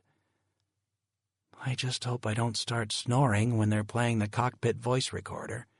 Not likely. There are few things more riveting than listening to the cockpit voice recorder of an airplane that you know is going to crash, but the ones speaking don't. I turned onto the freeway heading west to D.C. Plus, I want you to do more than just listen. I want you to watch the other people in the room. Sit in the back, see how they're reacting. See when the people glance at each other like they've heard something significant or noteworthy. "Do you have any more coffee?" Rachel asked. "On the floor behind my seat." She didn't move. "Maybe I'll just get some sleep on the way down." "No way. We've got lots to discuss. I'll talk, you write." I handed her my to-do list. Like the naval officer she used to be, she sat up without protest and got out her notepad. I handed her my typed to-do list, and we went through everything, from understanding the manufacturing process, getting diagrams and the maintenance manuals for the helicopter, to checking newspaper and internet materials on every wacky theory that was already being circulated. I knew how this investigation was going to be conducted. Not only would no stone be left unturned, but each stone would be smashed open and examined from the inside, regardless of whose stones they were. Of course, what was on everyone's mind, and what the NTSB didn't yet deny, was that maybe terrorists had finally taken out the president. The thought sent chills through the government and the entire country. No one had seen any evidence of terrorism, or even foul play. But a lot of FBI experts could be talking to each other about that very thing, and not WorldCopter or me or the press. I felt my BlackBerry buzzing. I grabbed it, pushed the phone button, and answered. "Mike Nolan." "Mike? Catherine." "Morning." "Where are you? I called your office and they said you were on your way to D.C., but I didn't think your meeting with WorldCopter was until lunch." "The NTSB is going to play the CVR this morning. Marcel wanted me to be there." "Mike, you've got to keep me posted on what you're doing. I needed to know that. I might have liked to listen to the tape. What time are they playing it?" "Sorry, I didn't think about that. 9 o'clock. I looked at the clock on the dash. "You might still make it if you left now." "Too late." She sounded perturbed. "Look, I was talking to Richard in London and he said he's glad you're aboard, but he may bring on some help." Richard was the CEO of Aviation Insurers International, based in London. He was Catherine's boss. I saw the car in front of me suddenly slow as the nose of the car dipped. He was braking hard. I hit the brakes and could feel the anti-lock brakes take effect as I tried to slow without hitting him. I tried not to fire off an expletive. "What kind of help?" "A couple of people, really. He mentioned Mark Brightman on the civil side." Everybody knew who Brightman was. The aggressive defense lawyer from New York City carried his New York attitude with him everywhere he went. "Seriously?" "Yes, we're thinking about it." "You said a couple." "He was thinking of getting someone who has experience in Washington with these political witch hunts." "Who?" "Not sure yet. Some big names. I'm not sure what's going to happen." I was annoyed, but said nothing. "Just let me know." I drove into downtown Washington with the familiar monuments pointing to the sky, which was beginning to clear from the lingering storm. The city now had a new president. Vice President Donald Cunningham had been sworn in as President of the United States the day before, while Rachel and I were out in the mud. All the news reports mentioned how his hand visibly shook on the Bible. Reporters were surprised by his nervousness. They took it as a reaction to the rumors that they had started and were now rampant that the vice president felt that he was in danger. He believed the president had been murdered. That was really helpful to us. Most of the talk was about murder by Worldcopter through their incompetence, their uncleared workers who undoubtedly sabotaged the helicopter, the dead rotor blade lying in the dirt, and the evil foreign corporations who had stolen this major contract from its rightful owner, the American manufacturer who had been making the presidential helicopters for the last 50 years. It was a classic example of what the press was so good at. Taking a small piece of information, breaking it up into even smaller threads, and weaving a conspiracy. Really helpful. We drove to NTSB headquarters and parked a couple of blocks away. We put on our suit coats and walked toward the building. The whole city felt different. It was hard to describe. It was as if the entire city were in a faint shadow of a massive object high above that was about to fall on it. The shadow would be there until the city knew what had happened to their president, or until the object landed on them. The lobby was jammed with reporters and cameras. I said to Rachel, "Don't say anything." The reporters looked at us, wondered who we were, and finally decided to ask. One reporter with a local Washington television station ran up to me and stuck a microphone in my face. Her cameraman had his Sony television camera on his shoulder with its red recording light illuminated. She asked me, "Are you here to listen to the cockpit voice recorder?" "Yes, I am." "And who are you?" "I'm Mike Nolan." "And who are you with?" "I'm with her," I said, indicating. "Excuse us. Are you an attorney?" she asked to my back. I didn't respond as I walked to the receptionist and gave her my driver's license. She looked at the list and checked my name off and handed me a visitor's badge. I passed through the turnstiles and took the elevator to the 4th floor, where I knew the large hearing room was. It was 8:30, and only 10 other people were there, several from the NTSB and several men who looked to me to be with the Secret Service. The room was government-stark. The paintings on the wall looked like photocopies of bad art in cheap metal frames. 2 long metal tables were up front with 50 or so metal chairs placed like audience seats throughout the rest of the room, with a narrow aisle in the middle. The only thing in the room that looked modern or new was a sophisticated PA system that had large speakers on stands at the ends of the 2 metal tables and a large amplifier in the middle of the table hooked up to the speakers.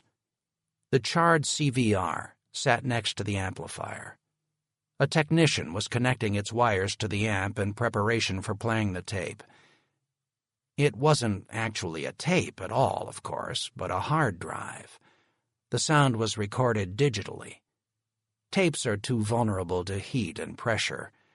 The orange box that contained the cockpit voice recorder was designed to withstand 1,000 Gs, 1,000 times the force of gravity, for at least 5 milliseconds, and 1,100 degrees for 30 minutes. It had probably come close to reaching both of those in this crash. It was dented in one corner in particular, and was more charred black than orange. Well before the clock actually reached 9, the room was full of parties to the investigation, from the engine manufacturer to Marcel and his group, to numerous other component part manufacturers who had been invited to participate. Rose came into the room with quite a flourish. Her braid was taut and long. Her face was humorless and full of determination. She waited until the crowd gave her their full attention, and the room finally grew silent. She spoke to the group. "Good morning. For those of you I haven't met, my name is Rose Lysenko. I am the investigator in charge. Couple of ground rules. First, this investigation is ongoing. The press has not been invited because we don't know what's on the recording. We have checked to make sure that it is intact and will play. We have not listened to it. You will hear it at the same time we do. Because of that, we don't want the press taking this raw information and giving it to the general public, especially in a case as sensitive as this one. If we believe the recording should be released to the public, we will do so when that is appropriate. We therefore ask that everyone confirm to us that there are no recording devices in the room. Does anyone have a digital recorder or video recorder of any kind on their person?" She looked around the room and waited.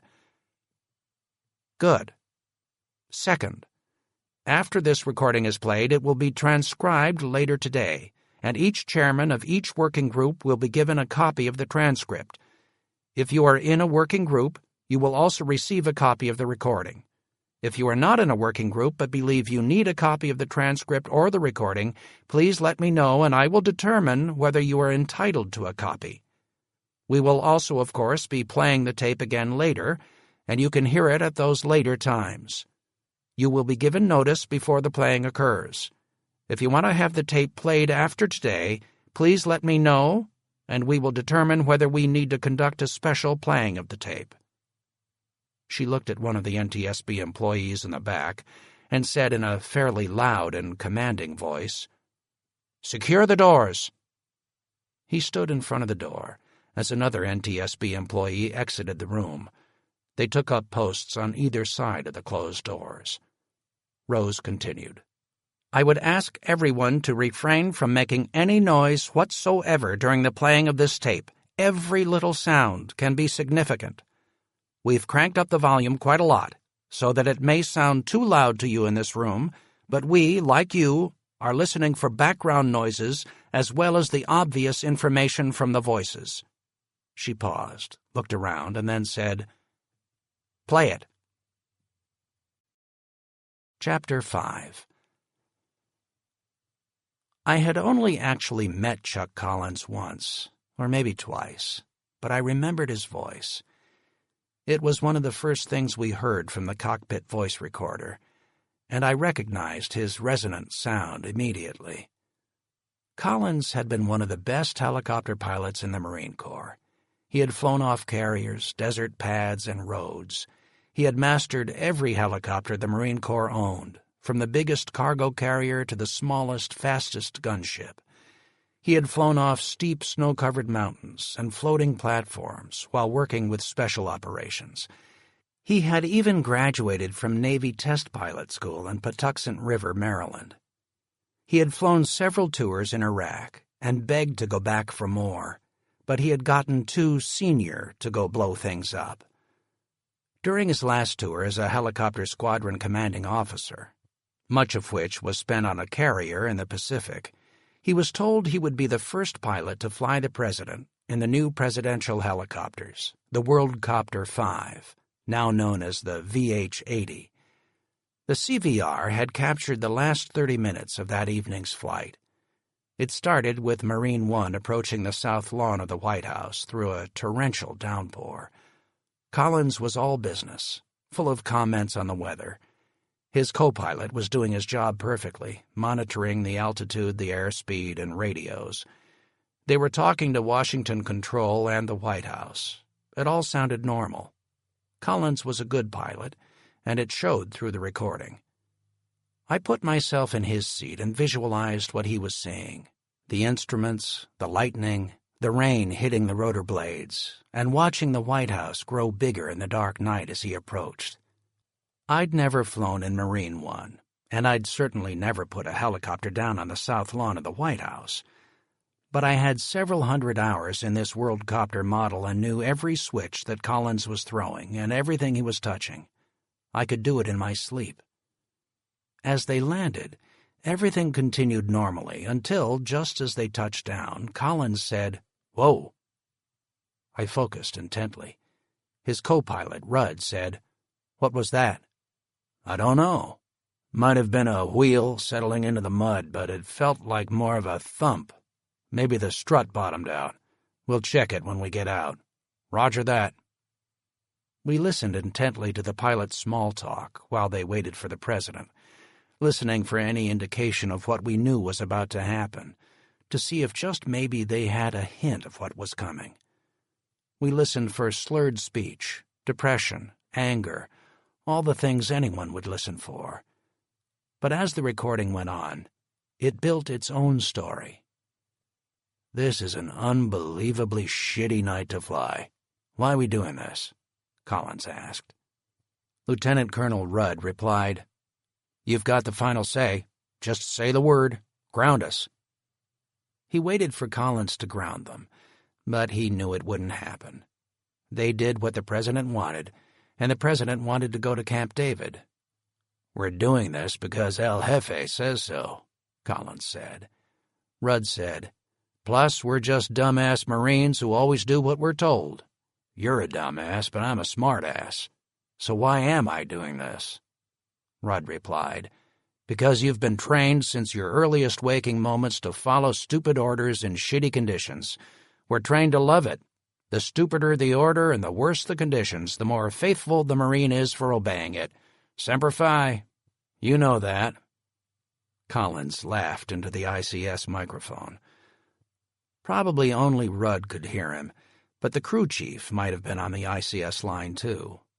On a night like that, he would probably be outside checking the soggy ground in the pouring rain to make sure they wouldn't be pulling the Earth toward the moon when they tried to take off, stuck in mud up to their axles. He was probably looking for the origin of the thump as well. "At least we're in here and dry." "Here comes the president," Rudd said. I looked over at Rachel, who was listening with her mouth open. "You've got the airplane. I'm going to talk to Secret Service." You could hear Collins moving out of his seat. I waited for the sound to cut off, but then remembered that they were using the new encrypted wireless headsets. You could hear Collins belching as he made his way to the back of the helicopter. He was walking or moving, it was unclear. Then he said, "Hey, Greg." Greg Marshall, no doubt, the head of the Secret Service detail on the flight. "Chuck?" Marshall replied perfunctorily. We could barely hear the other voice, since it was coming through Collins's mic. If they hadn't had the speakers turned up so loud, we wouldn't have heard it at all. "What the hell are we doing?" Collins said. "Can't you drive the president to Camp David?" I could hear the noise of the helicopter engines in the background. They had kept the engines running and the rotors spinning as they waited for the president to board. "No comment," Marshall said. "You know what this is about, don't you?" "Yes, one of many important meetings of the President of the United States." "Meeting, right, just a meeting. And who's he going to meet? Do you know everything you need to know about them?" "You know something I don't know?" I found myself trying to see their faces in the speakers, wishing I could see their expressions and body language. "I've forgotten more about atoms than you'll ever know." "Right, atom scholar. I forgot." Marshall waited a short time, then asked Collins in a tone that was half annoyed and half concerned, "So what you got? Anything I should know about?" "If you don't know by now, I'm sure not going to tell you. Don't worry about it. I'll take care of it. It's nothing you can do anything about." "You got something I need to hear, you know where to find me. Just don't kill us on the way." "No guarantees tonight," Collins said. "Your life will be in my very capable hands, but there are other forces at work." Collins's words were strange. Everyone in the room could feel it. Marshall felt it too. "You saying it's unsafe? Say the magic words, Chucky. Say it isn't safe and we're headed straight for the limo." "Can't do it. I serve at the pleasure of the president. I do what I'm told." "You can override any flight request." "Never going to happen. How could it be unsafe when I'm the one flying? I could land this helicopter on the top of a flagpole." Collins chuckled. "But you wouldn't mind if I flew 10 feet above the ground to avoid the weather, would you? You know the minimum altitude." Marshall spoke to others we couldn't hear, then said, "President's coming aboard." Collins sounded as if he had returned to the cockpit, and you could hear some background noise. Rudd exchanged comments on the weather and the instruments with Collins, then warned him that the president was coming into the cockpit. A chill came over the room as we heard President Adams's unmistakable voice. "Shit, Colonel. It's blacker than a witch's heart out there. Can you get us out of here?" There was a long, long pause while no one spoke. Rudd filled in the gap. "I believe so, sir. It isn't the best night for flying, though. Sure you wouldn't rather drive? You can borrow my car if you need one. Could be real bumpy, sir." The president laughed with a nervous, strained sound. Then the voices faded. The cockpit was quiet. Rudd's voice was loud. "What the hell you doing, Chuck? You can't just ignore the president. He was talking directly to you." "I don't really give a shit what he was doing. Don't let your politics get into this. They'll fire your ass. Show respect for the office, if not for him. I don't have any respect for the office while he's in it. You see his face? He looked like he's about to crack. He always does." "RPM?" Rudd replied as they talked about the president and completed their checklist at the same time. "Not like this. 100%. Pretty close. Engine temps? This is different. Engines are good." They finished the checklist and were ready to take off. Collins said on the ICS, "Ready in the cabin, Sergeant Olson?" "Ready, sir." You could hear the rotor blades bite into the air as they pulled the helicopter off the ground. Rudd called out their departure on the radio. "Washington Control, Romeo Uniform 101 Airborne, Northwest departure." They were using an innocuous call sign. If some sniper or missile shooter was waiting for them to take off, he wouldn't know by the call sign, different even from the one they had used during landing. "Roger, 101, climb and maintain 3,500 feet. Take heading 327, squawk 3565, and ident." "Roger. Passing 200 for 3.5. Squawking." "Radar contact. You're cleared direct destination." "Roger. Turning."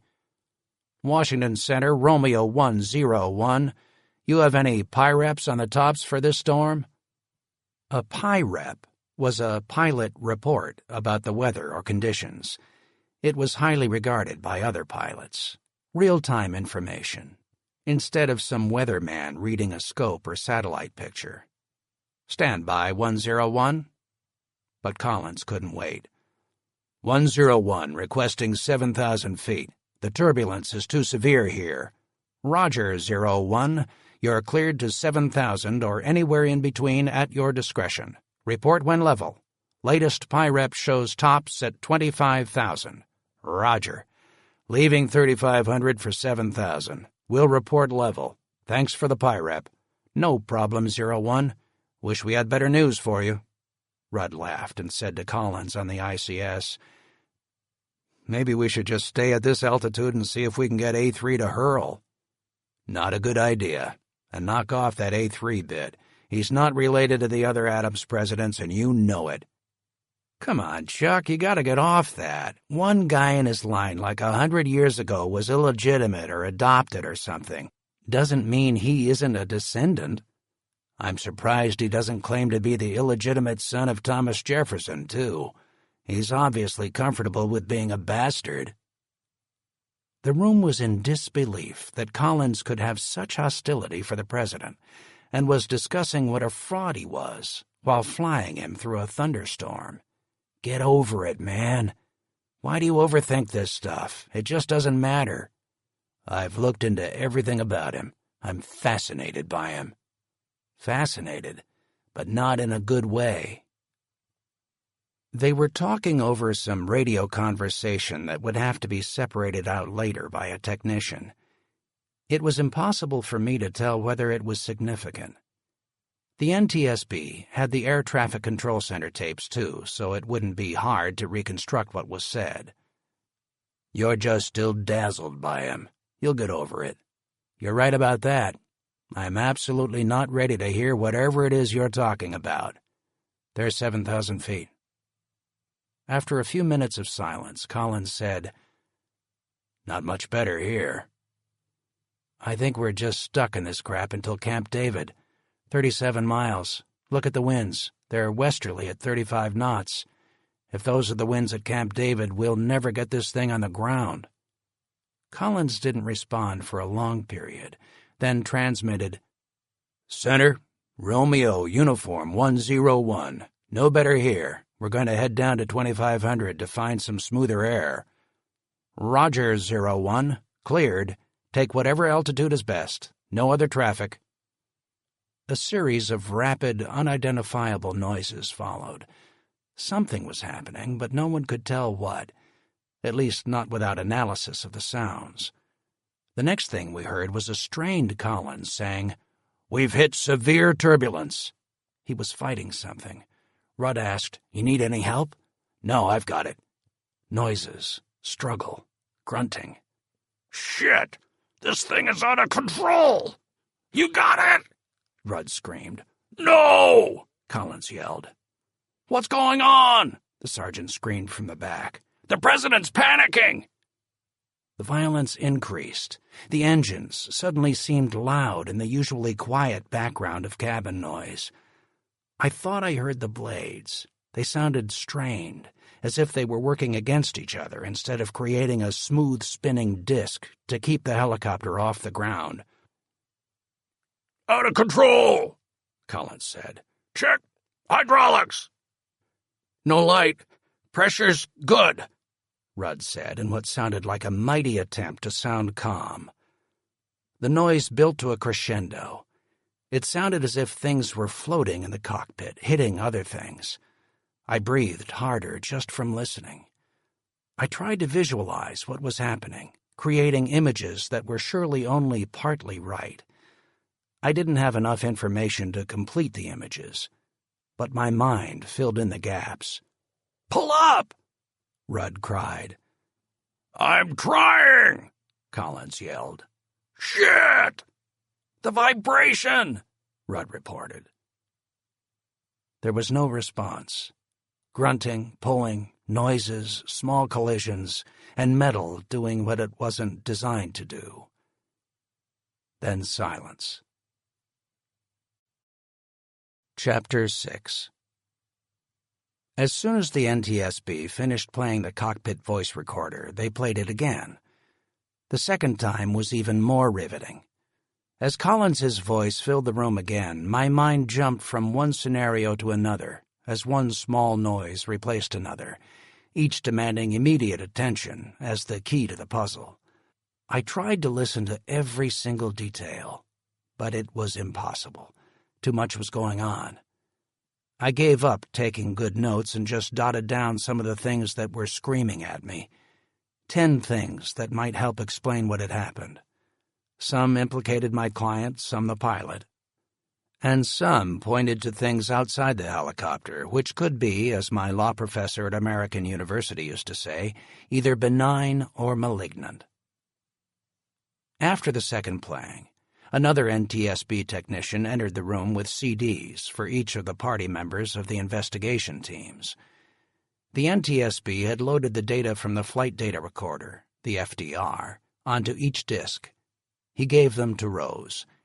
Each CD box had the name of one of the principals on it. Rose looked down at the boxes, counted them mentally, then looked at the audience. "I have here the flight data recorder information.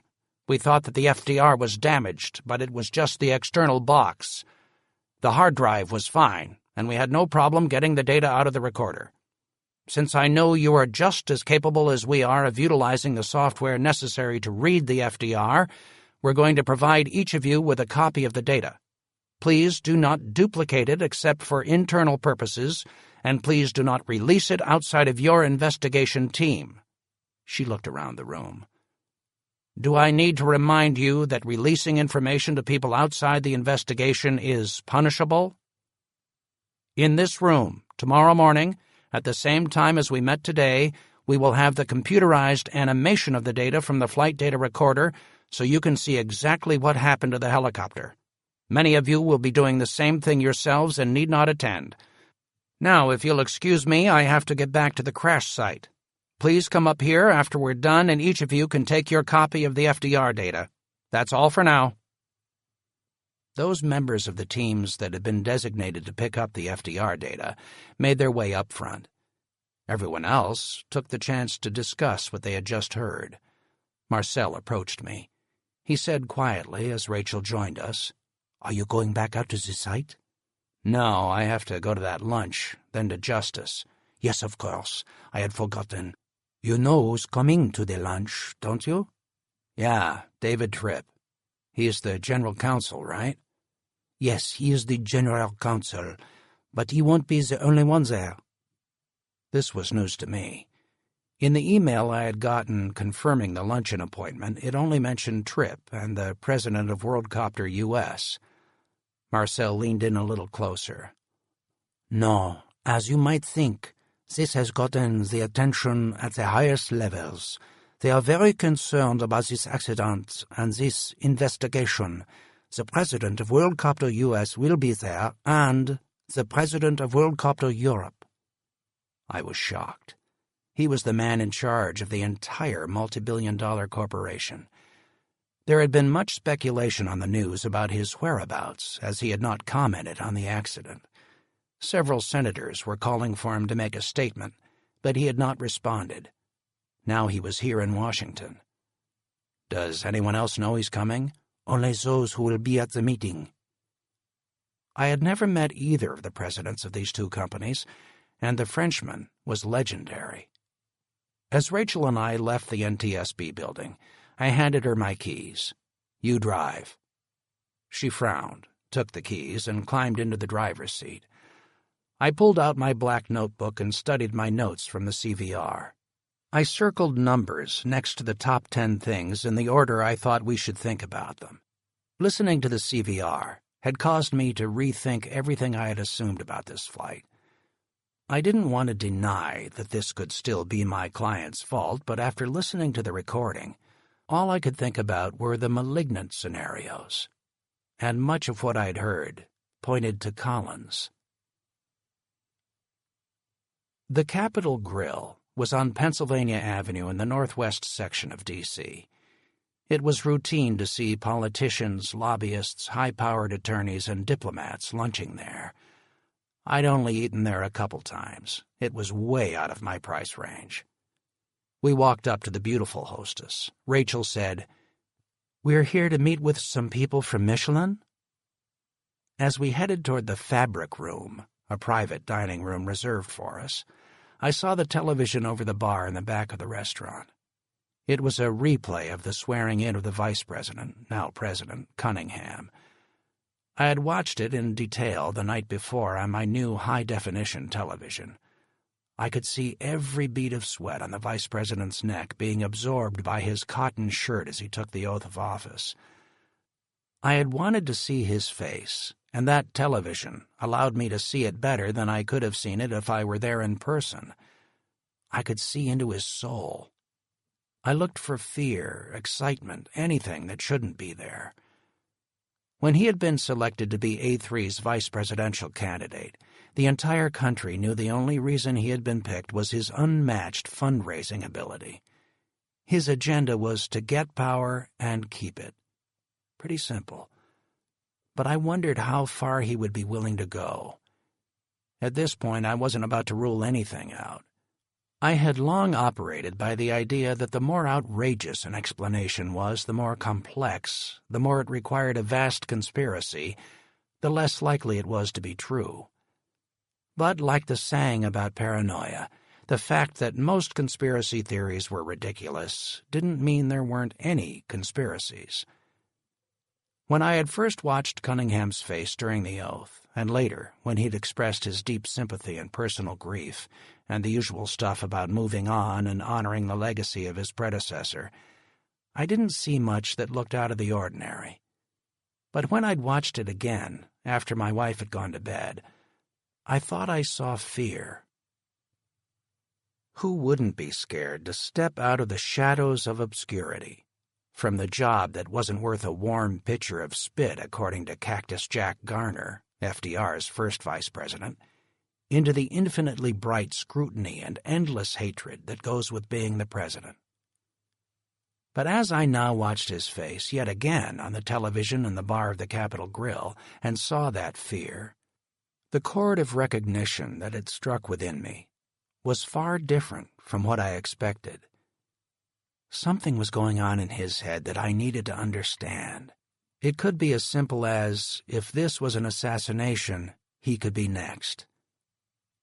Rachel slowed and I caught up with her as she reached the private room. 2 doors separated it from the main area of the restaurant, and the only indication of its presence was a small bronze plaque that said Fabric Room. I followed Rachel as she pushed through the first door and then the second. She stopped as soon as she'd entered the room. It wasn't just private, it was secretive. The large room had a table for 10 set for lunch. Several men, none of whom I recognized, were speaking with each other in quiet tones.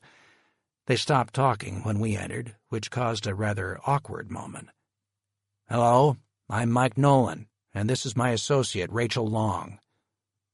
One of the men broke away and walked over toward me with his hand extended. A small man, perhaps 5'6". He looked pale and exhausted. "Hello, Mike. I'm David Tripp, General Counsel for WorldCopter U.S. We walked over to where 3 men were conversing. Tripp said, "May I introduce Mr. Jean-Claude Martin, President of WorldCopter, and Dan Lake, President of WorldCopter U.S. I shook hands with both of them, as did Rachel, after which Tripp said, "Mike and Rachel are the attorneys our insurance company has hired." Martin was listening carefully and evaluating us. He had a serious look on his face. I glanced at the 3rd man who was standing nearby. Tripp hadn't introduced him, and I couldn't tell why. Finally, Tripp could sense my curiosity and turned to extend his arm to invite the other man closer. "Mike, let me also introduce William Morton." "Nice to meet you," I said as we shook hands. I recognized him. I'd seen him at criminal law seminars and on television. He routinely represented people in major political investigations. I sat down at the table with Tripp to my left and the 2 presidents to my right. Morton sat directly across from me. "Thanks for asking us to be here," I said to Tripp quietly as the others at the table conversed by themselves. "I think you should just let Morton do the criminal side by himself. You're in good hands. Send me back out to the wreckage." "No, for 2 reasons," Tripp said as he placed his napkin on his lap. "If the investigation results in criminal charges of any kind against WorldCopter or a fraud case by the government, it might actually go to trial. He has lots of trial experience." Tripp covered his mouth discreetly so no one could hear him except me. "But all of it on the other side of the table." He glanced at Morton to make sure he wasn't listening. "He has an amazing reputation, but he's never tried a criminal case where he actually defended someone. Usually when he shows up, the government tries to resolve it. That's what we're hoping for here, but if they don't, that's where you come in." "So he prepares the criminal case and I try it?" "Probably together." I didn't like the sound of that at all. Trial work was all about setting a tone and selling your personal credibility. You can't have 2 lead trial attorneys. "I'm not sure that would work, but we can talk about that later." As the food was served by an army of waiters, the French president of WorldCopter spoke directly to Morton and me. He spoke softly but with intensity. His English was excellent. "This obviously is a catastrophe for my company and for the United States. One thing I can say with certainty. This was not our fault." I interrupted. "I'm not sure we can say that yet. We'd better find out what happened first." "You do not understand." He leaned toward me. "No WorldCopter helicopter has ever crashed like this. There is no chance that this helicopter came apart in this storm. It is stressed to withstand 10 times whatever this storm could produce. That simply did not happen.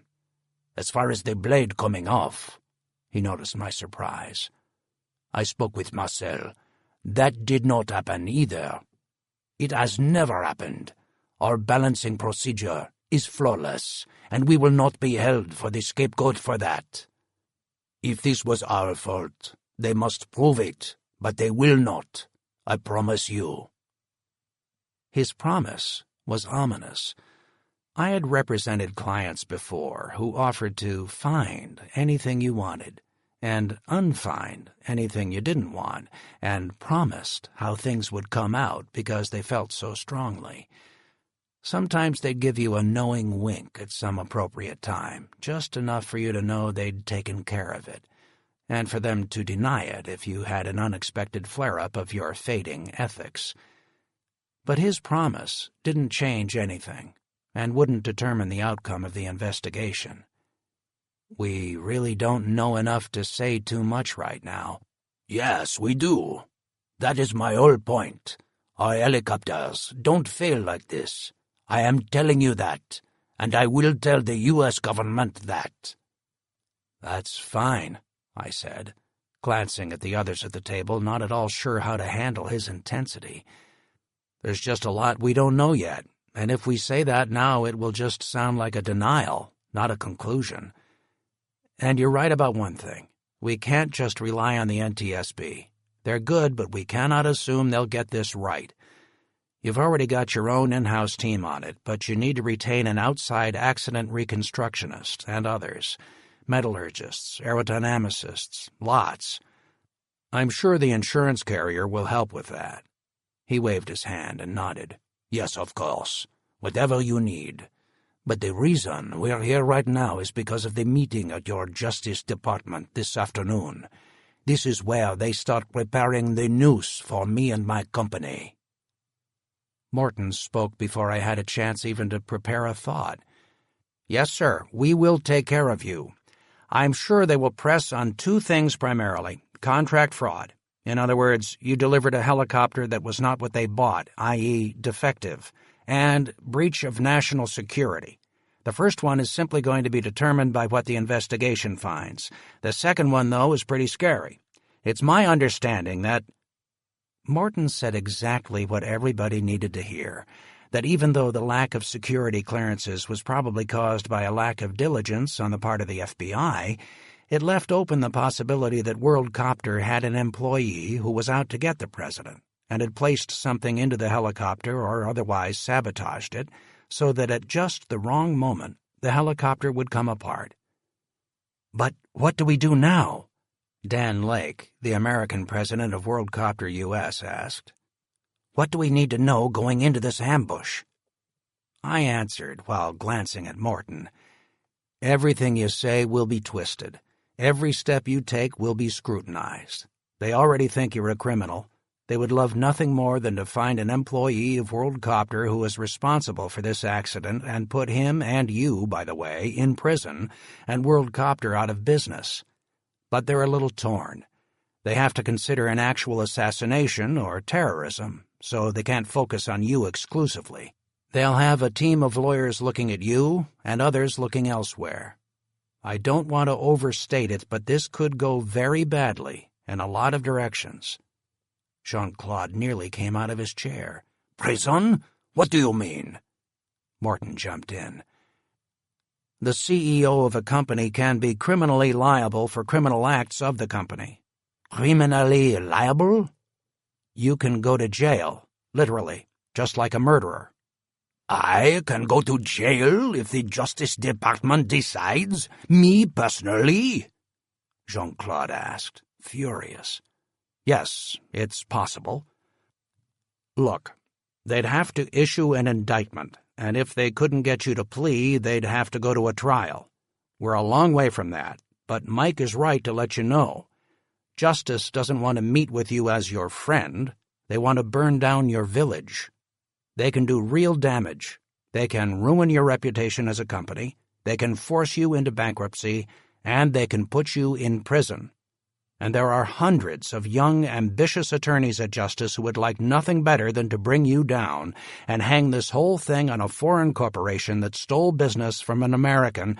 We didn't steal the Marine One contract. We competed for it against the American companies and won.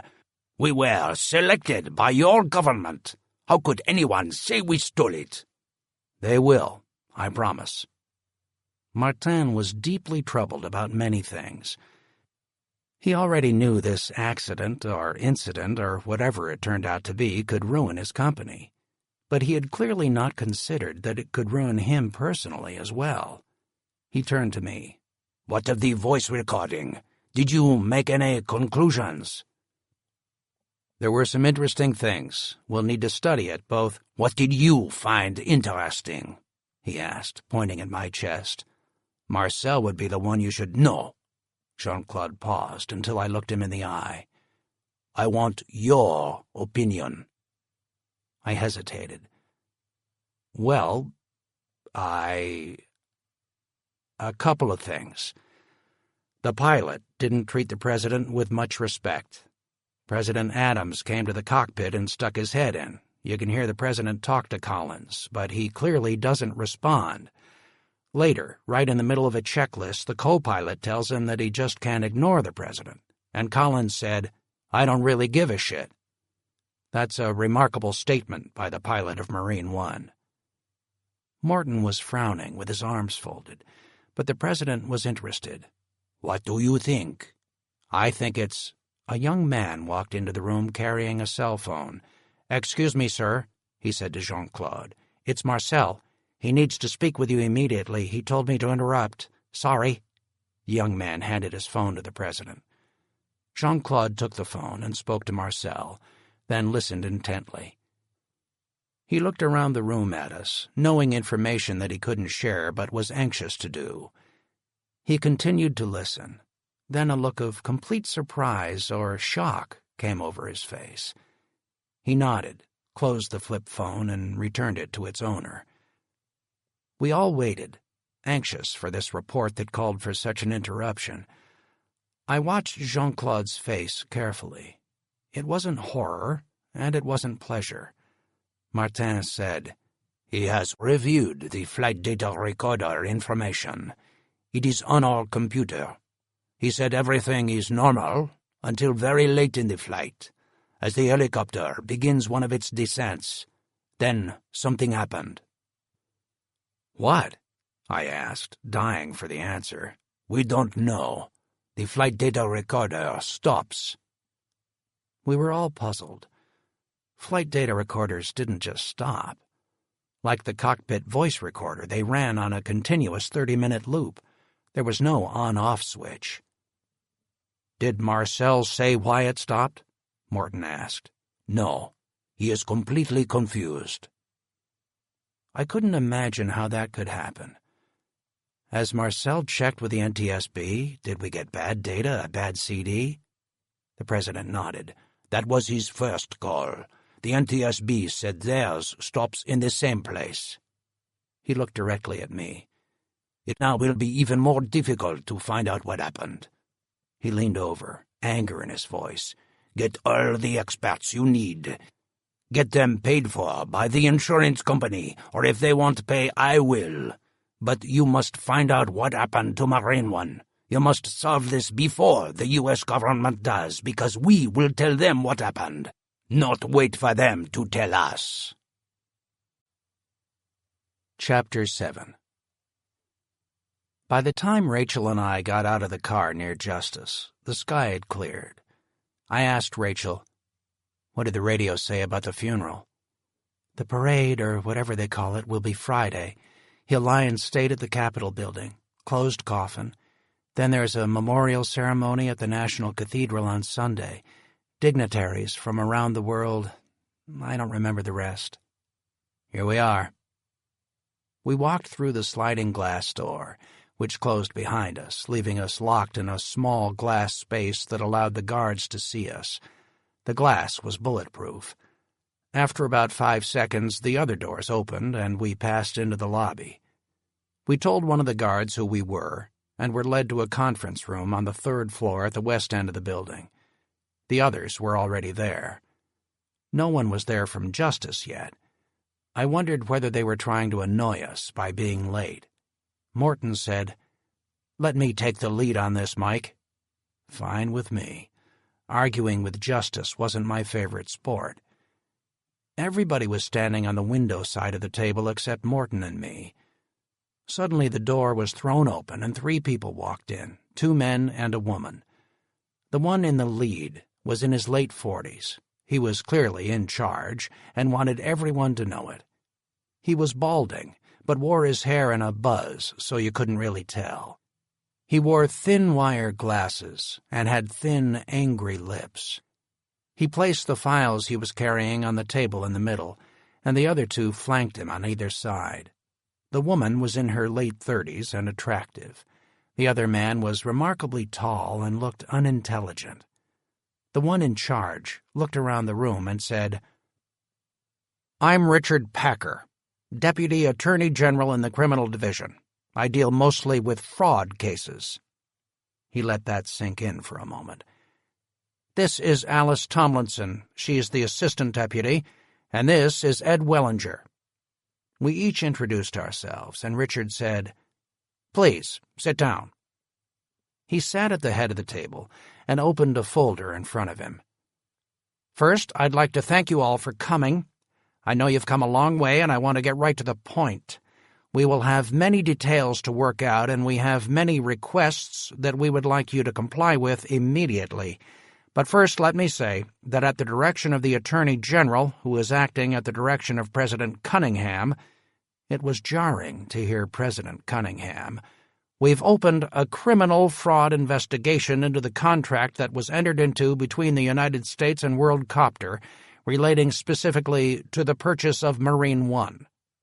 He opened the massive briefcase sitting next to him on the floor and pulled out a document. "I have here a memorandum from the Pentagon which outlines the process by which this helicopter was selected, the representations made by WorldCopter both in the contract and outside of the contract, and concludes with the concerns that have been raised since the crash. I'm glad to see that you are represented by counsel," Packer said to Martin. "This prosecution could result in your personal incarceration as well as that—" Morton spoke intensely, but quietly. "There's no need to try to intimidate our clients. They get it. But they also know something you don't. There has been no fraud, so they're not afraid of an investigation. We'll cooperate, but we will not submit our clients to your browbeating. Clear?"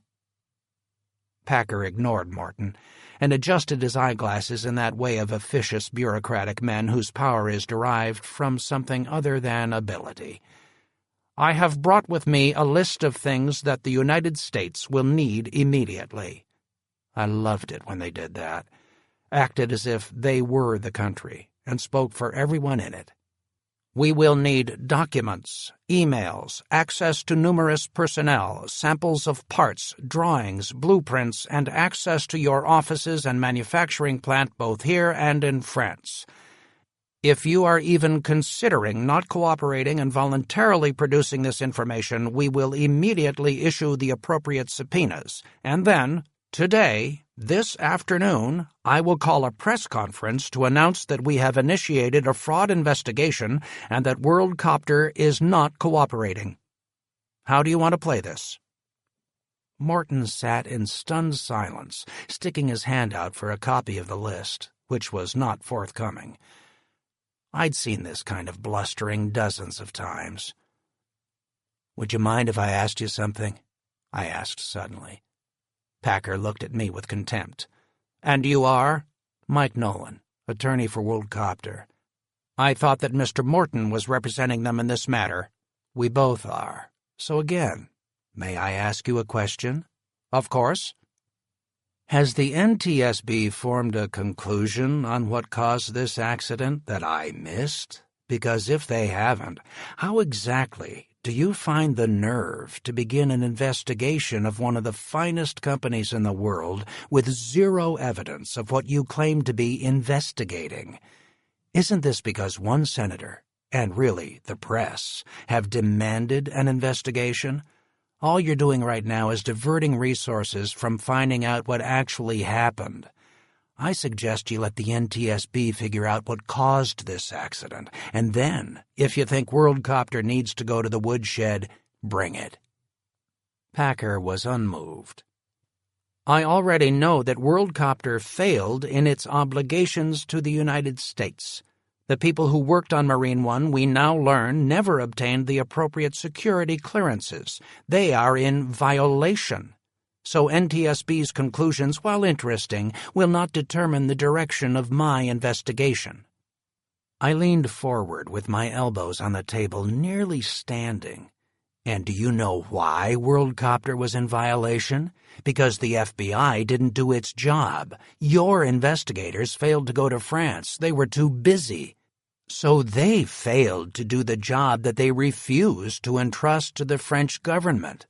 They're the ones who delayed the security clearances, and yet at the same time, your Pentagon, which has given you that supposed memo about the contract, is almost certainly silent about how dicked up the process was. They demanded that no construction be done until the security clearances were completed, and, on the other hand, demanded that the helicopter be delivered on schedule or there would be massive late performance penalties. I sat back and waited, then said, I think we should just wait on all this until the NTSB investigation is completed. Packer stared at me with contempt.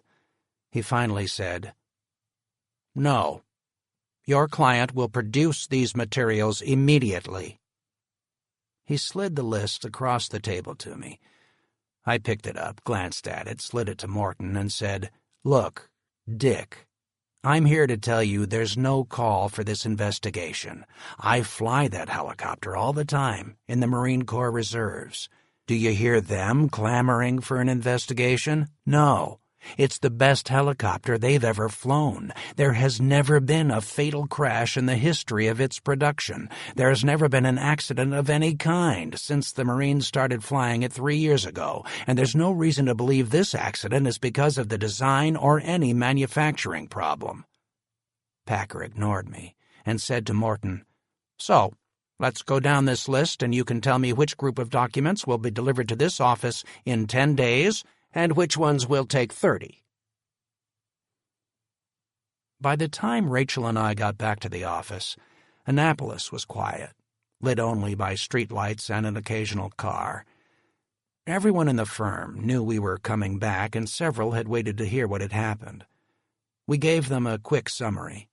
Then I went up to my office to drop off some papers before heading home. Rick Berberian followed me upstairs.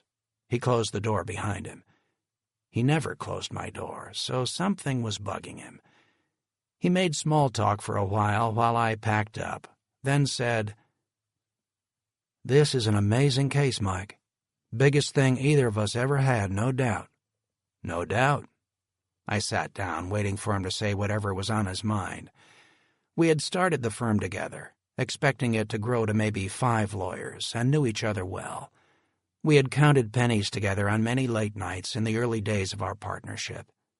He sat across from me and said, So I've been thinking about this. He suddenly stood again and began pacing. How are we going to do this? If you do the criminal investigation, represent Worldcopter in the international inquiry, it might take 3 or 4 lawyers to staff it full time. And if you keep going on this accident investigation and some civil case comes out of it, one of the Secret Service widows wakes up and realizes there's a pot of gold waiting if this helicopter truly failed. You'll need 5 or 10 people. We don't have anything close to that. If it's not properly staffed, it could go completely off track, and the case could be lost. I'll take care of it. He sat again and forced himself to fold his hands on his knees to look calm. If we lose this, it will ruin us. Financially, our reputation will be shot and we could be sued for malpractice for not preparing properly. We don't have the experience or the depth. I stared at him in disbelief. I'd never seen him crack. He was absolutely unmovable in business negotiations and contracts, which is what he did. Now he was flipping out about what I was doing? I didn't need it. What have you been smoking, Rick? I can handle this. If we need more people, I'll get more. And if it gets lost one way or another, it won't be because of me, I promise. Relax. And how could it ruin us financially? We're going to get paid whether we win or lose. Our regular hourly rate. Don't worry about it. You think if we lose a case this big, They won't look for a scapegoat. They'll sue us for malpractice. We have malpractice insurance, Rick. Yeah, $20 million. That won't cover a tenth of this case. Remember I wanted to get $100 million in coverage? Shit, Rick. That costs 10 times as much. And if we make somebody lose $100 million, we deserve to go bankrupt. He was starting to bother me. You've got to settle down. What's gotten into you? He rubbed his tired, stubbled face. One of the legal reporters was going on about how outmatched you were going to be no matter what you ended up doing. He said it was like starting a single-A pitcher in the World Series. He said you were going to get shelled, and you and your whole firm would come down around your head. Nice. And who was that? I don't know. I'd never heard of him. And rather than shrug it off because you know me, because we started a firm together, starved together, you jump on that bandwagon and start pissing all over me? Damn, Rick! I tried to control my anger. He shook his head. I don't know, Mike. It's just such a huge deal. Big firms in New York or Washington handle huge cases like this, not a small shop in Annapolis with 2 partners. It's a lot of weight to carry, that's all. No, it's an opportunity.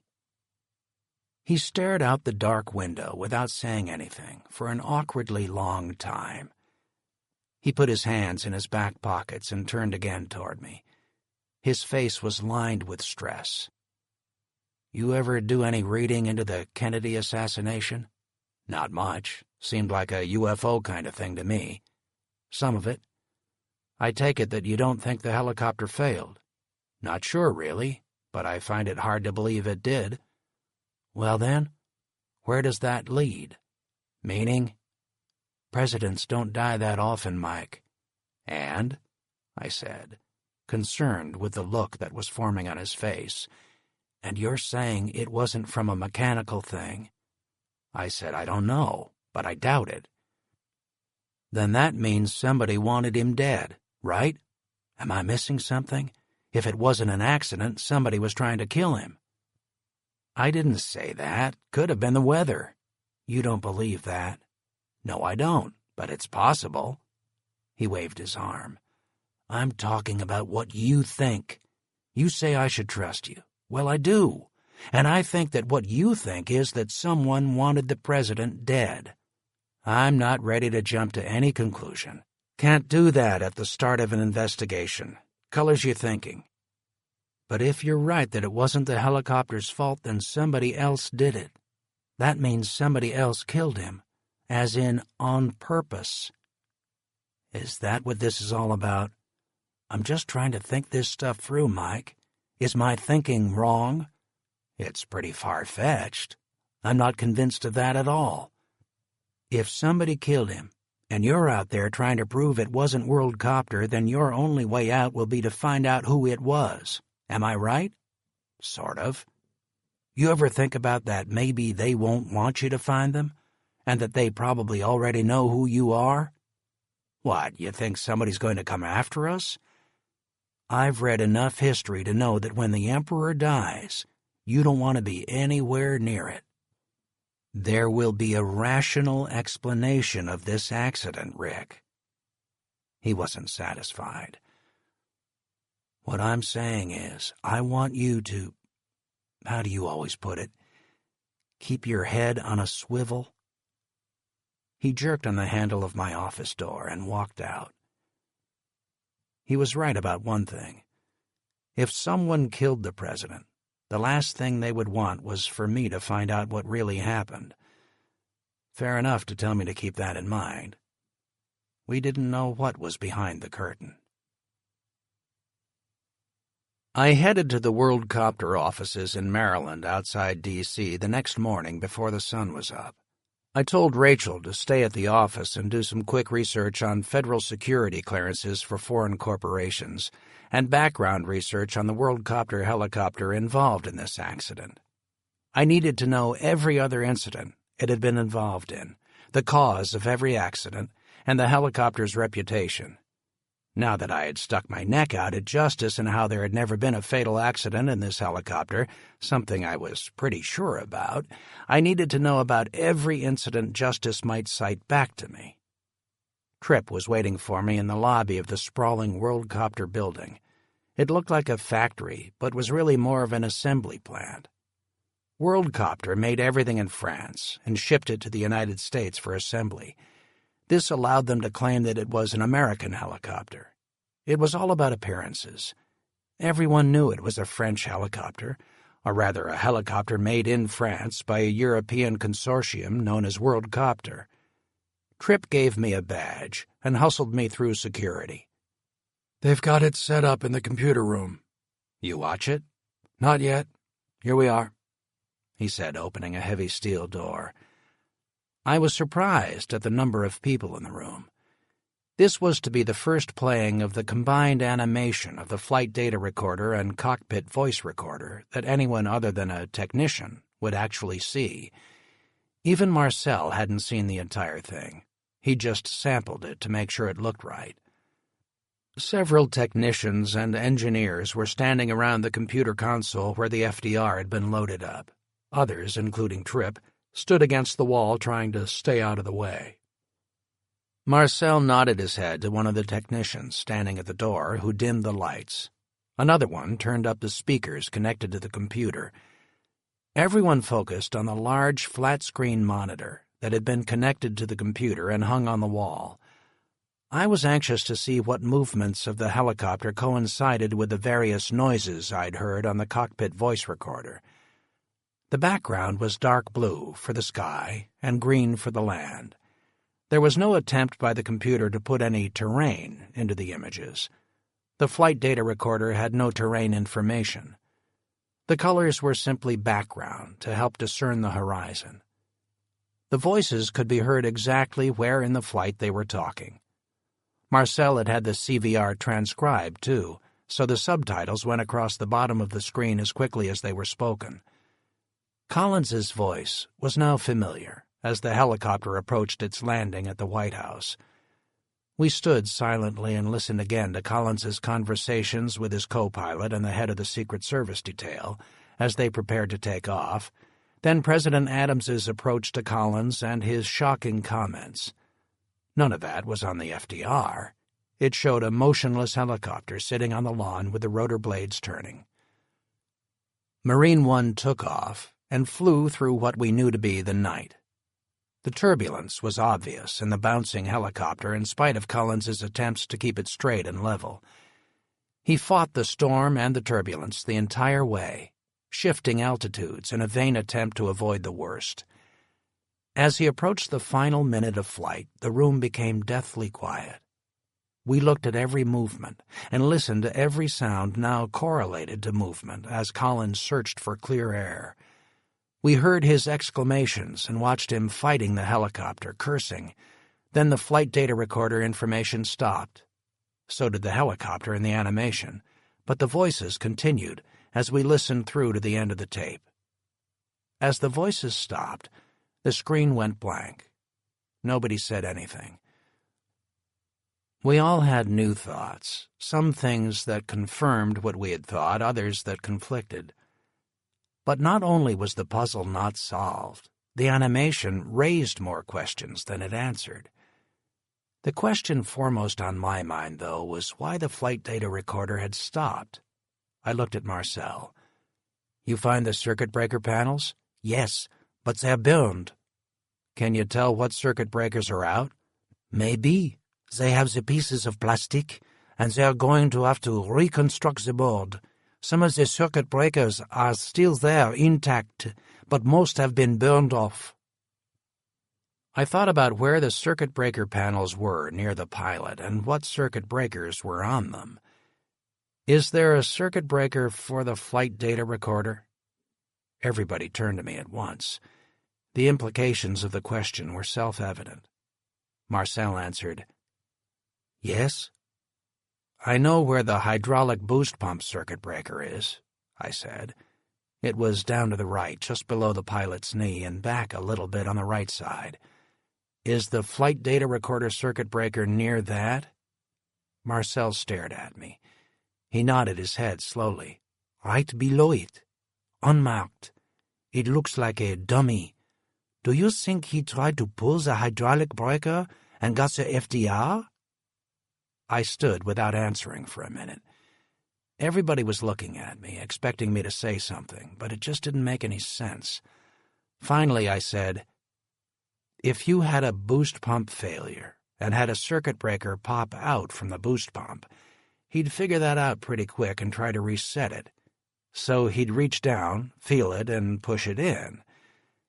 The only thing I can imagine that would involve the flight data recorder circuit breaker would be if he decided to pull it out before he pushed it in and grabbed the wrong one. Seems unlikely." Marcel threw his hands up. "Then why else would the flight data recorder or circuit breaker have popped?" "We don't know that it did. But maybe there was something wrong with the flight data recorder. Or he pulled it on purpose," I said to myself. "Did you load this flight data recorder info into the simulator?" "Of course. It has been ready all night." We headed toward the simulator room down a long hallway. I said to Marcel, "Does it have an FDR circuit breaker?" "No, it's a standard helicopter, not marine one." "I want to fly it and feel what Collins felt." Marcel held the door for me and the others who wanted to watch the flight from the control room of the simulator. The simulator room itself was enormous. It held 3 fully operational helicopter simulators on hydraulic stands. The cockpits were complete and identical to those operational helicopters. Each was surrounded by a dome that could project any image, from mountains to bad weather to images of other aircraft. We climbed up to the simulator that had been prepared, and I strapped into the right seat, the pilot in command seat, where Collins was sitting on the night of the accident. I put on the headset, and Marcel took the left seat. An accomplished helicopter pilot, he had spent 10 years flying attack helicopters with the French Army. The cockpit was fairly dark, but the internal lights made the pre-flight routine feel like a normal night launch. I went through all the checklists from memory. And Marcel was right there with me, turning on some of the systems to get us going. We could just have told the computer go, and they would have put the simulator immediately in the air approaching the White House, as Collins was at the beginning of the CVR. But I wanted to fly it from Andrews Air Force Base to the White House, just as Collins had.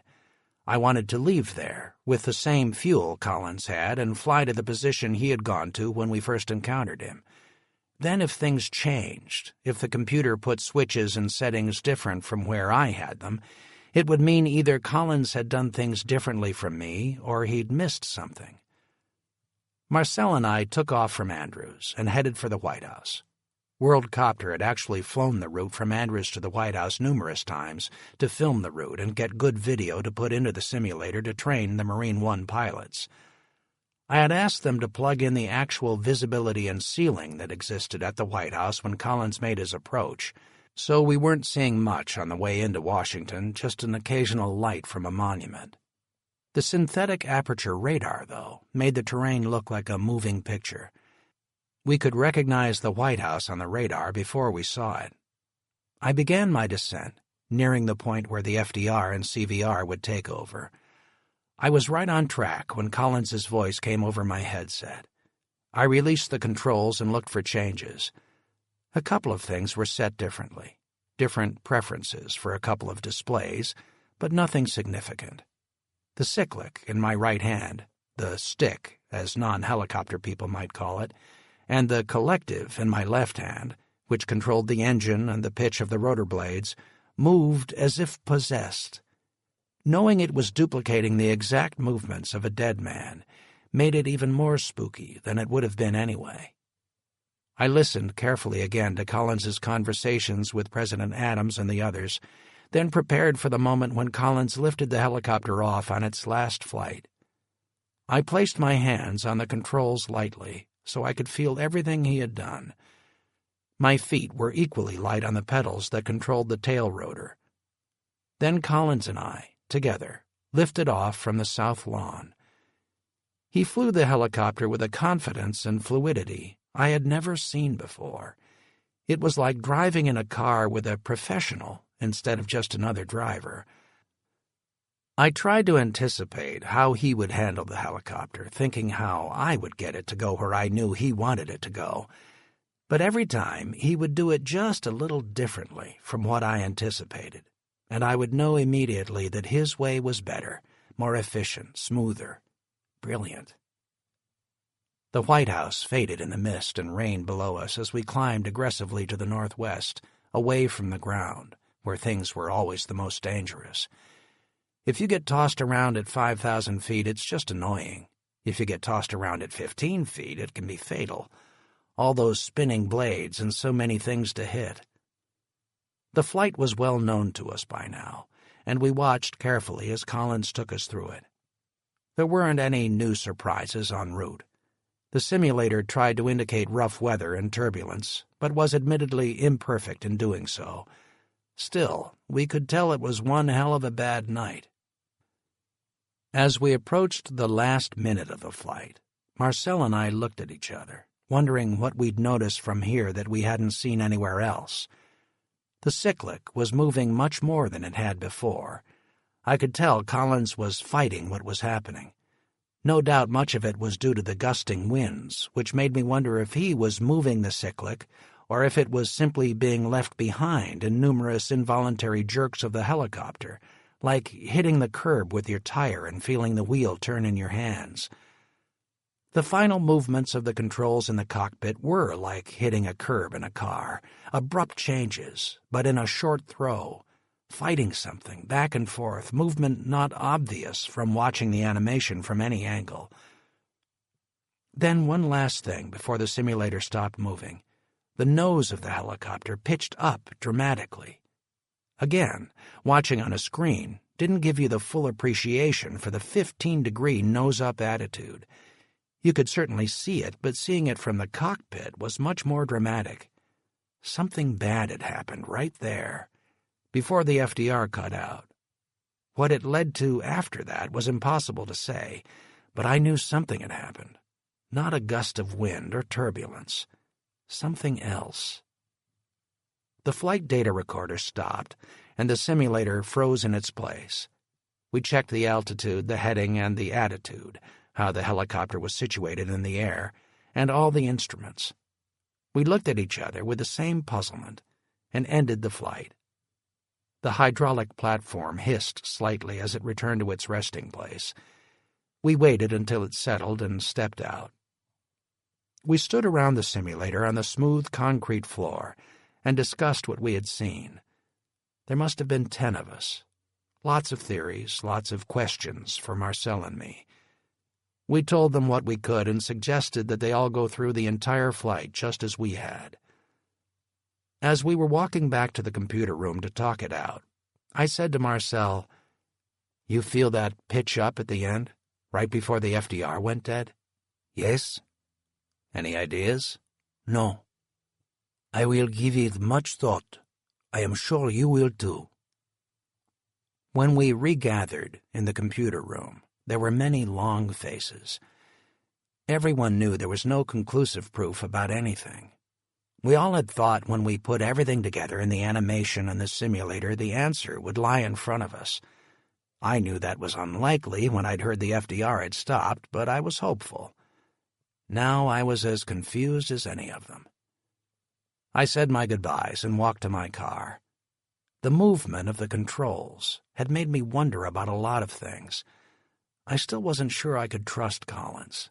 Great pilot, sure, but not a great guy. I had to know everything there was to know about him, and I had to keep it to myself. I couldn't exactly be telling people I had a vague suspicion that the pilot of Marine One crashed on purpose. Saying I suspected Collins was too strong. I simply allowed it to exist as a theoretical possibility. I was probably the only person in the world who did. The FDR showed someone fighting a storm, or at least that's how it was supposed to look. Collins was smart, though, and knew the helicopter had a CVR and an FDR. If he had set this all up, he'd know we'd be listening. He could make it look however he wanted. I had to find out more about him to put that crazy idea to rest, or to sound the alarm. I headed for my office to call Jason Britt, a Marine pilot I'd known for years and who was one of the pilots in my reserve squadron. He had flown with Collins in his last active duty squadron before going to fly for the president. I had to talk to him before the NTSB did. Chapter 8. I needed to call Britt right away, but first things first. I asked Rachel and Justin, my unique, disheveled paralegal, to come to my office. We sat in a small conference room just down the hall from my office, between Rachel's office and Justin's carrel in the library. I said, "We need to get all the records we can on Collins. Justin, put together a Freedom of Information Act request to DOD. I want everything: personnel files, fitness reports, test scores, discipline. Go back to the Naval Academy, grades, infractions, demerits, everything. And get on the internet. Look at everything that's out there since the crash. I'm sure they're already doing a Lee Harvey on him and accusing him of being somebody's pawn. I just want to know what's being said. Look at everything." "Will do," Justin said as he wrote. He looked up at me. "You think the government will give all that to us?" "No. We'll have to fight them over documents. Probably have to file a lawsuit to enforce it. But the sooner we get on it, the sooner we can force the issue." Rachel asked, "Know anybody at the Pentagon who works in personnel?" "Yeah, but I can't do that." I pondered for a moment.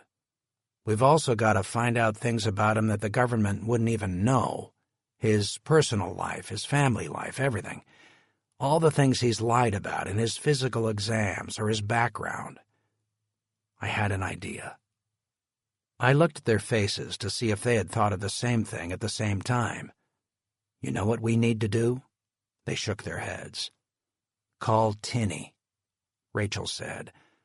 "Well, if you want information and don't care too much about how you get it, he's the guy," I said to Justin. "Dial it."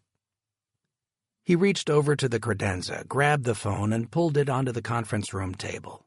He knew Tinney's number by heart. We used Tinney on nearly every criminal case we handled.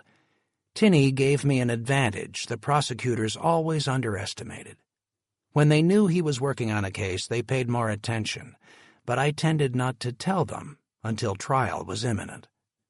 Justin dialed the number, and we heard Tinney's cell phone ring.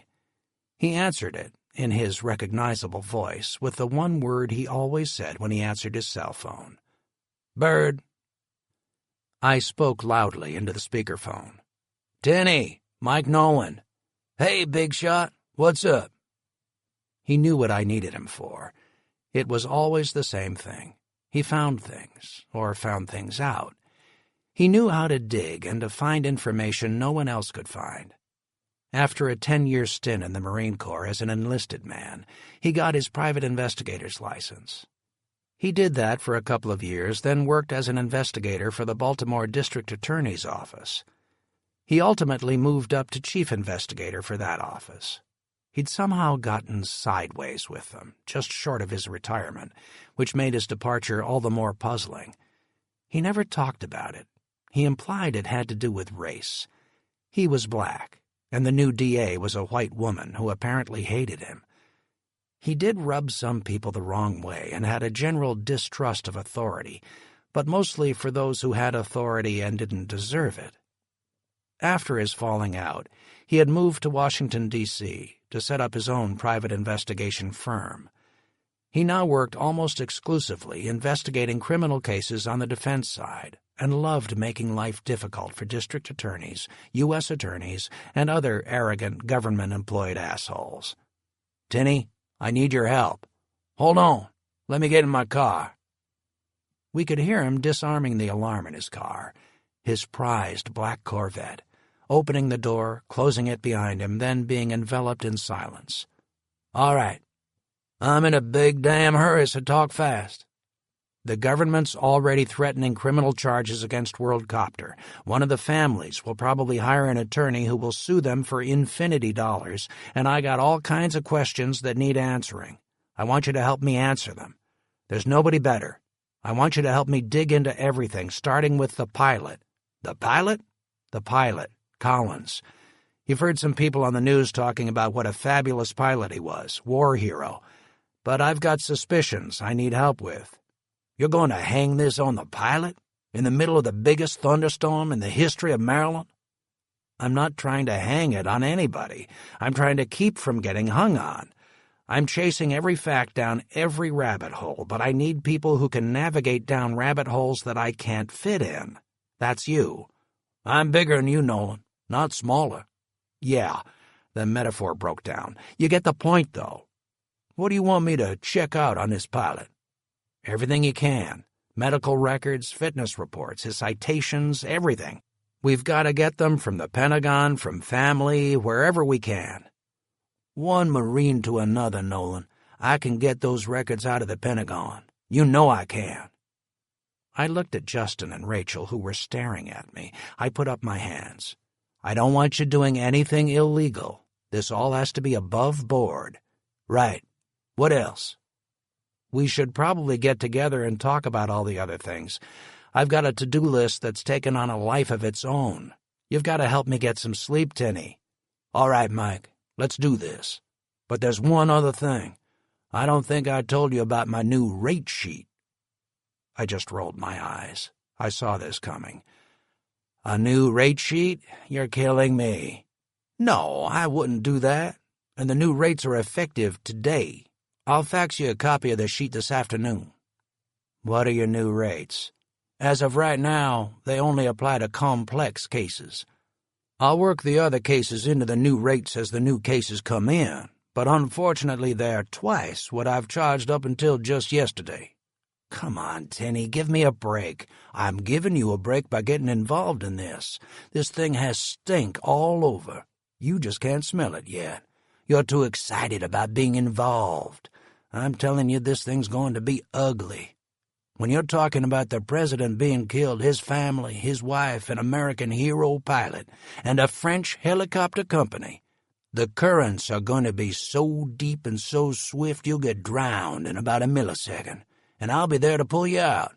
I may have to triple my rates. Just send me the rate sheet. I'll be in touch. I'll send you that rate sheet right away.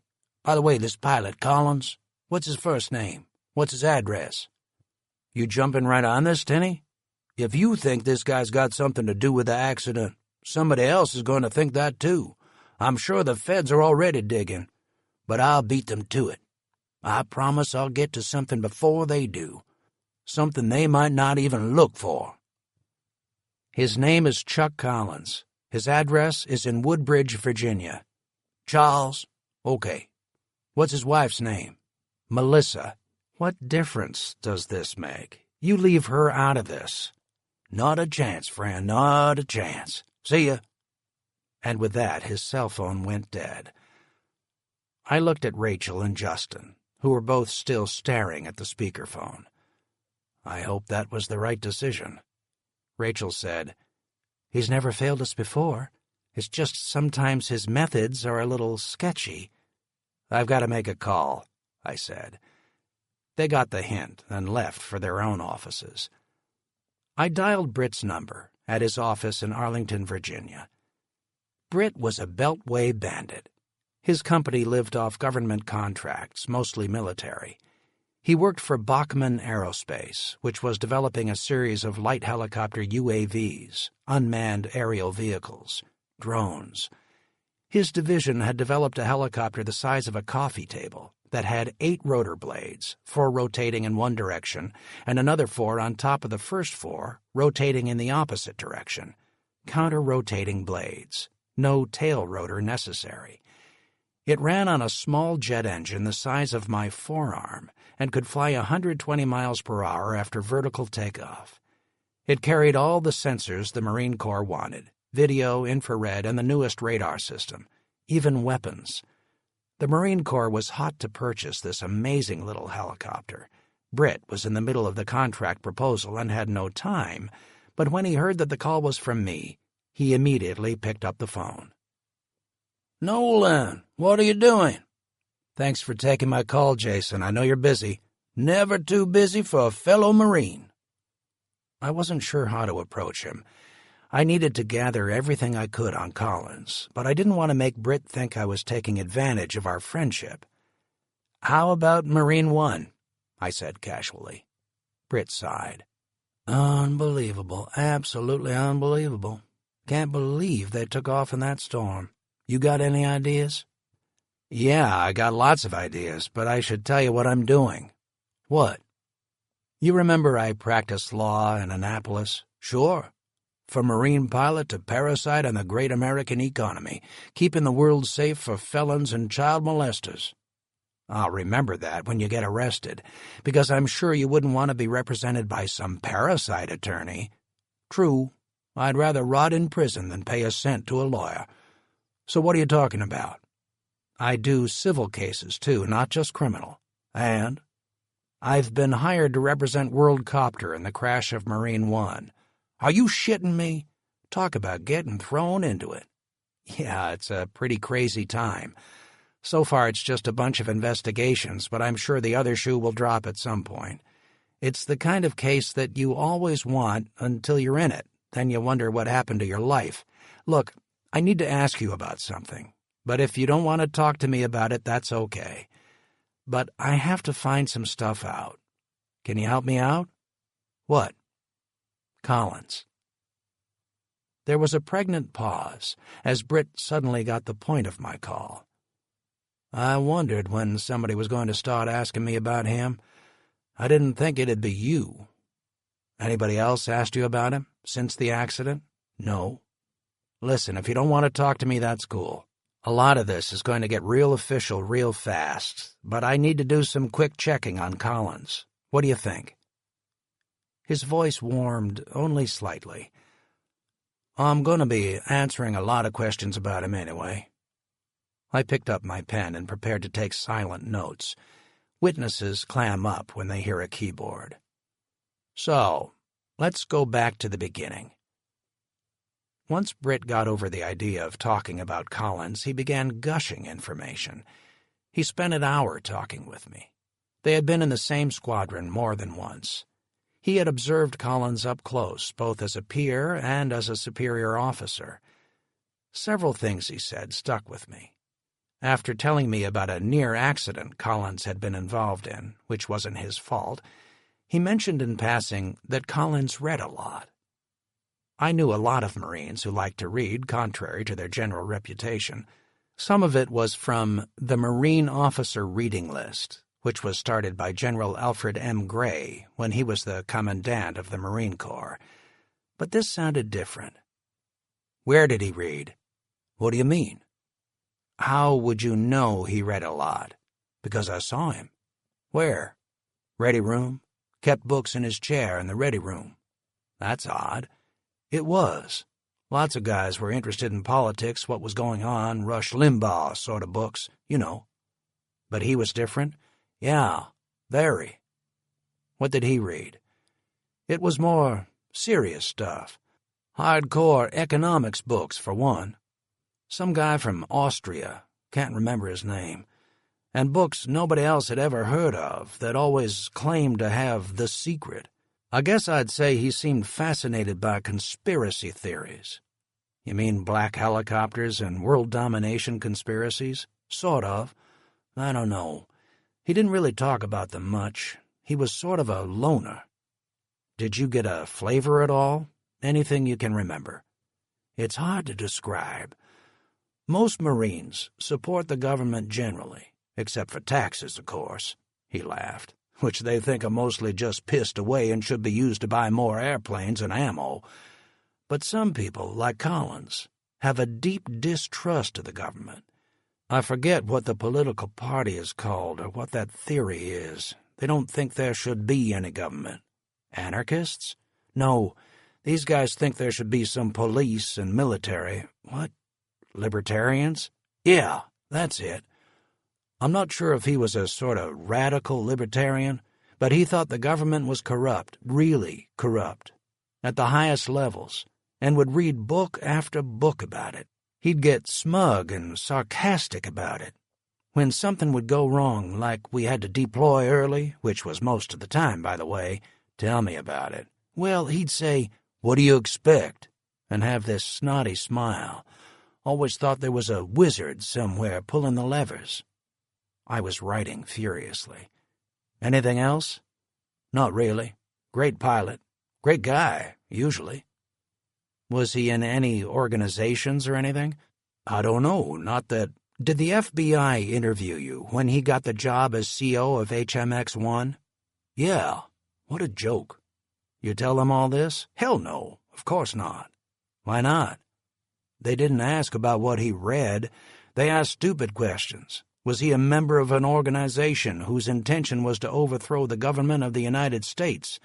What a dumbass question.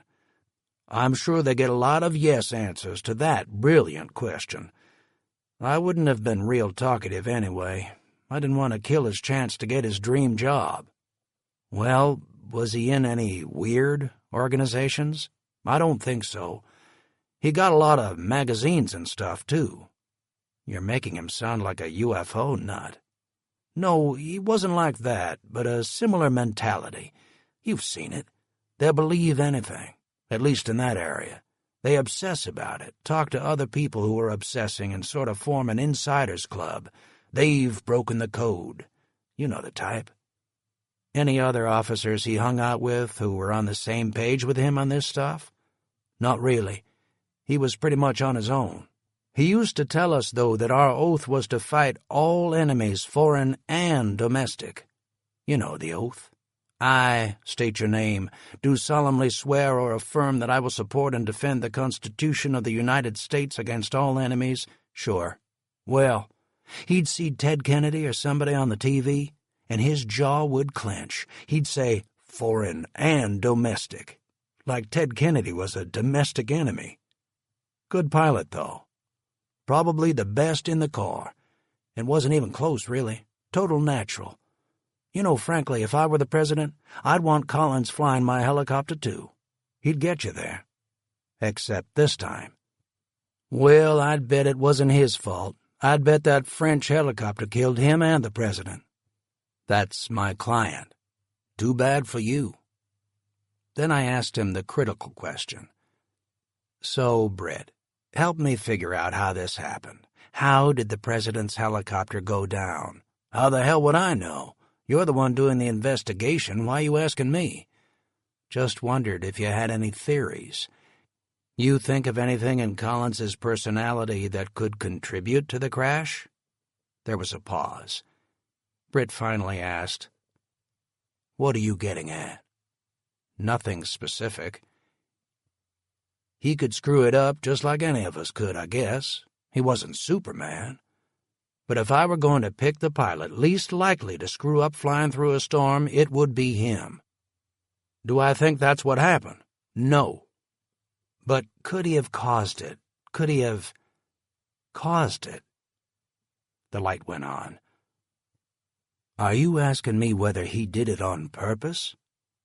You yourself said he could get a conspiracy theory in his head.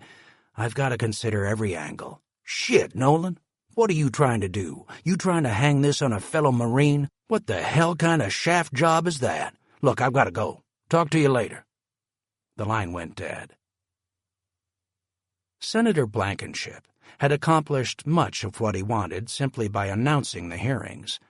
As the chairman of the Senate Armed Services Committee, he could force hearings, which he did. He set them for the caucus room in the Russell Senate Office Building, not coincidentally the site of the Watergate and Iran-Contra hearings. He was furious and was determined to make WorldCopter feel his heat. Within a week after his initial press conference, subpoenas had flown out of the Capitol to all corners of the country and even overseas. The subpoenas were not effective overseas, but ignoring them would be untenable for WorldCopter, so Jean-Claude Martin was one of the several voluntary foreign witnesses. Blankenship had imposed his will on Lisa Romero, the Senate Majority Leader, to start the hearings 3 weeks after the accident, before the dust had even settled. He wanted to get people on the record before they had a chance to construct their revisionist history of Marine One. Blankenship knew the DOJ was pushing WorldCopter hard, gathering documents and tickling the pearl handles of their criminal accusations. But he wanted to get it all in front of the world and the television cameras to see what worldcopters said in response to hard questions. He didn't really care if the testimony he wanted jeopardized the investigation of the Justice Department. He was doing this for the country. As the hearings got underway, Blankenship was pleased that the entire country and much of the rest of the world tuned in. The government had been quiet about the crash so far, and this was the first chance for people to hear about what might have killed President Adams. People gathered around televisions wherever they could to hear pieces of testimony. Blankenship set the witness list carefully. He called witnesses from the government who had selected Worldcopter as the winner of the helicopter competition to build the next Marine One. They testified in somber tones with obvious disappointment how they had carefully laid out all of the requirements for the helicopter that would be used as Marine One, not the least of which was a proven track record, a history of impeccable safety, and assurances that whoever built the next Marine One would have the proper employees and subcontractors who had Yankee White-level clearances. They explained how they had relied on Worldcopter's representation of how quickly they could have the security checks completed and Marine One delivered in time to fulfill the contract. The senators on the Armed Services Committee had been bipartisan in their attacks on Worldcopter since the crash. Now they were all in the Senate caucus room with all the bright lights and energy the journalistic interest could muster. For the first time since any of the committee members could remember, they all felt exactly the same way about what was transpiring in the hearing. After the procurement witnesses, Pentagon officials marched through the hearing room to describe the process of selecting the competitors for Marine One, and then the fly-off, where military test pilots evaluated the competitors. The distinct impression left by all the witnesses, who had been reading from the same government playbook, was that the other helicopter was superior to the Worldcopter helicopter, which called itself an American helicopter, that had been selected for Marine One.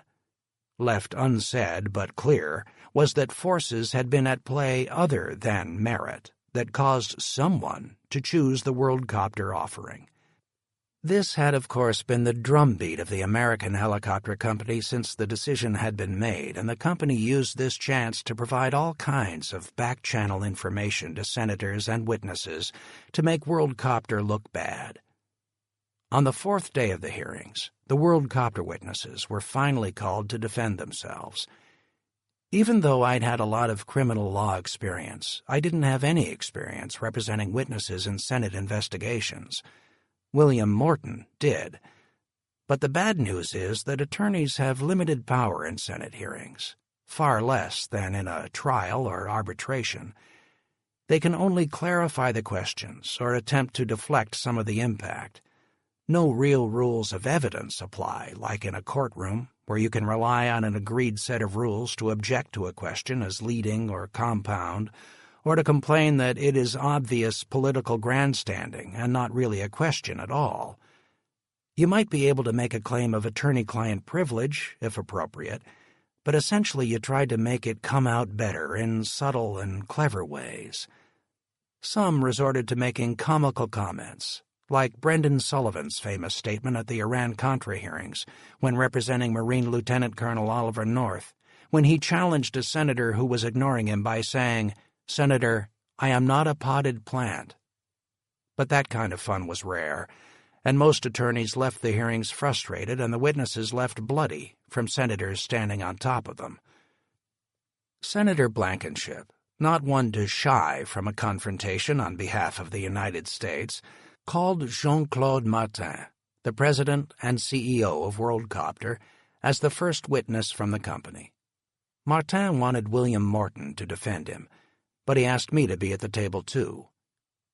We entered the jammed caucus room through the small aisle that wound between the audience, the journalists, and light poles. Jean-Claude sat in front of the microphone at the table covered with green felt. Morton sat to his left. I sat to Jean-Claude's right. Jean-Claude looked poised and calm. We knew differently. We had spent countless hours preparing him. Half our time had been spent giving him information about the helicopter's construction, and the contract with the government that he had either never known or grown unsure about. The other half was spent grilling him and pressing him harder than any senator was likely to have the nerve to duplicate. But there's a big difference between preparing for an inquisition and being in one. His hands were shaking slightly. Jean-Claude knew it and kept his hands out of sight until he was able to settle down. Blankenship began the questioning himself. This was the moment he had been waiting for.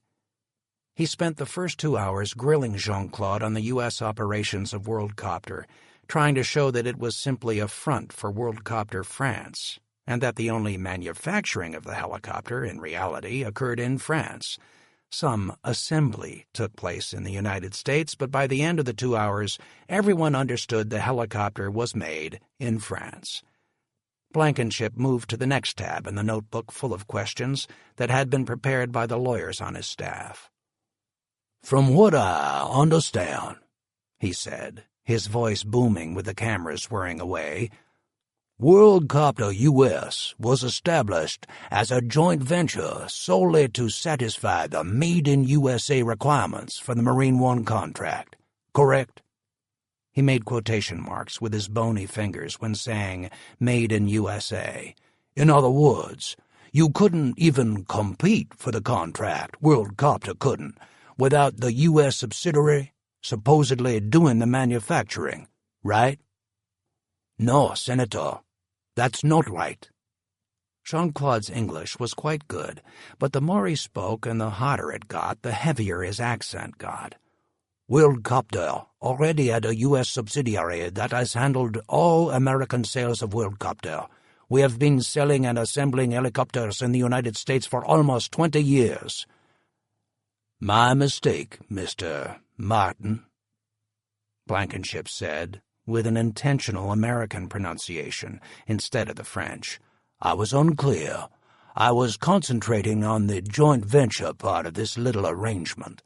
WorldCopter had a U.S. subsidiary, but it joined with the Hammer and Blaylock Corporation, the major U.S. military contractor, which then agreed to produce 1/5 of the parts for Marine One. Isn't that right? Partially, Senator. We did enter into a joint venture with Hammer Blaylock to provide 1/5 of the parts for the helicopter. That's true. Senator Blankenship was unimpressed. Well, the point of my question, sir, is that it was that joint venture that allowed you to participate in the bidding process to manufacture Marine One, correct?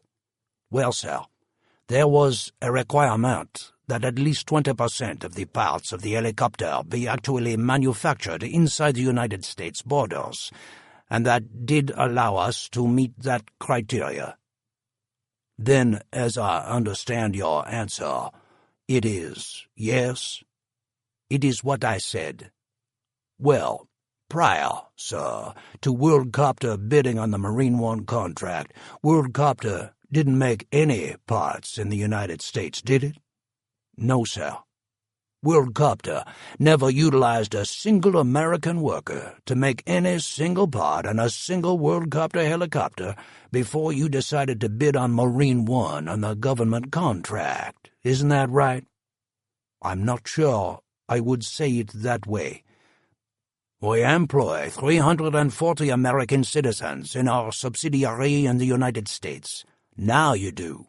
But 30 days before this bid was submitted to get the Marine One contract, you had 27 employees in the United States, correct? I believe that is correct. And 13 of them were French, correct? I don't know the numbers exactly, Senator, but that sounds pretty close.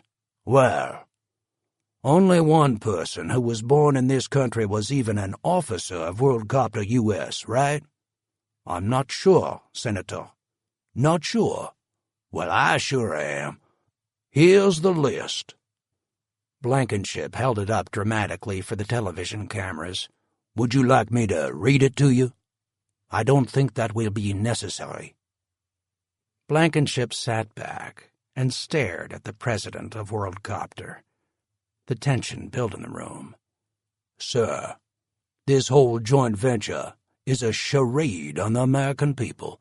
It was created to get the government contract. You certainly didn't need to have Hammer and Blaylock build parts that were already being built in France, did you? We were enthusiastic to participate with them in the manufacturing of Marine One and to have them help us manufacture Marine One in the United States, just like Boeing transferred some of the manufacturing to China when it got the contract to build aircraft for Chinese airlines, or General Dynamics allowed Norway to help build the F-16 when it was placing those aircraft with NATO. It's very common, and I think it's very healthy for both countries involved. Blankenship looked at Martin as if he were stupid. Are you comparing the state of the United States aviation industry to that of the Chinese or the Norwegians? The United States already has a healthy helicopter industry, don't we? We don't need a European helicopter manufacturer here to show us how or to get us going, particularly one that's faking the manufacturing just to satisfy the criteria in a contract bid. Blankenship smelled an opening. Sir, at the time that General Dynamics sold F-16s to Norway, Norway certainly didn't have any native fighter industry, did it? And when Boeing agreed to allow China to help build Boeing aircraft, China didn't have much of a native commercial aircraft industry, did it? It's a completely different situation. Morton interjected. Senator, I don't think we're here to debate policy or whether it's wise for various countries to share technology with other countries. Senator Blankenship leaned forward and looked at Morton. Who invited you to this hearing, sir? I'm here to ask questions of the president of WorldCopter, not some high-priced Washington lawyer who's trying to keep the truth from coming out. Morton was stunned. Senator, witnesses have a right to counsel at these hearings, as you well know. He paused. I'm not trying to keep the truth from coming out at all, Senator. I'm trying to keep this witness from becoming a political tool. Blankenship turned beet red. A tool? You think this is about politics? Sir, this is about killing the President of the United States. This is about a foreign company winning a contract they didn't deserve to win and then failing to comply with the contract, resulting in the death of the President. This is about fraud. You think that's politics? Morton was appropriately quiet. Blankenship was aching for a fight. Blankenship returned his angry gaze to Martin. Now I want to talk about fraud. He turned the page dramatically in his notebook. You're aware there have been allegations of fraud in the contracting process for Marine One. Martin wanted to throw it right back at him, but restrained himself. I have heard people make reckless accusations. Blankenship didn't even look up. What was the bid and accepted price for the entire Marine One contract, sir? Martin said. $6.1 billion. And by the time the first helicopter was delivered, the price for the contract was what, sir? $12.5 billion. And that was in spite of the fact that the Navy asked for 0 changes, right? No, sir. The Navy tasked us with 1,900 additional requirements that weren't in the original contract. Blankenship held up a document. I have a sworn statement from the lead Navy contracting officer, sir. Let me read you what she says. This idea that the Navy gave them 1,900 additional requirements is simply not true. It's a myth, and it's becoming a legend. Blankenship paused. Is she lying? Martin snapped back. They asked us for a helicopter, then because of the post-9/11 requirements said it had to be able to jam incoming missiles, be hardened to some nuclear blasts, and have the same video conferencing and encrypted communications capabilities as Air Force One. That made it very expensive to essentially redesign the entire helicopter, and those requirements were not in the original contract. Blankenship smiled ironically. Funny you should mention Air Force One. Each of those 747s cost less than one of these helicopters. Did you know that? That's not the case, Senator. Yes, it is. These helicopters cost the U.S. taxpayers $400 million apiece. That's more than the 747. Yes, well, these 747s were built many years ago. No, sir. That's in today's dollars. I adjusted the price for inflation. Blankenship paused. It is hard to believe that a helicopter can cost more than a 747, isn't it? You didn't believe it. You can see why we believe there's fraud. When you pay for an Indy car and get a VW, you look into it. At least this committee is certainly going to. At that point, I knew one of us was going to have to take a spear for WorldCopter. Senator, excuse me, I'm Mike Nolan.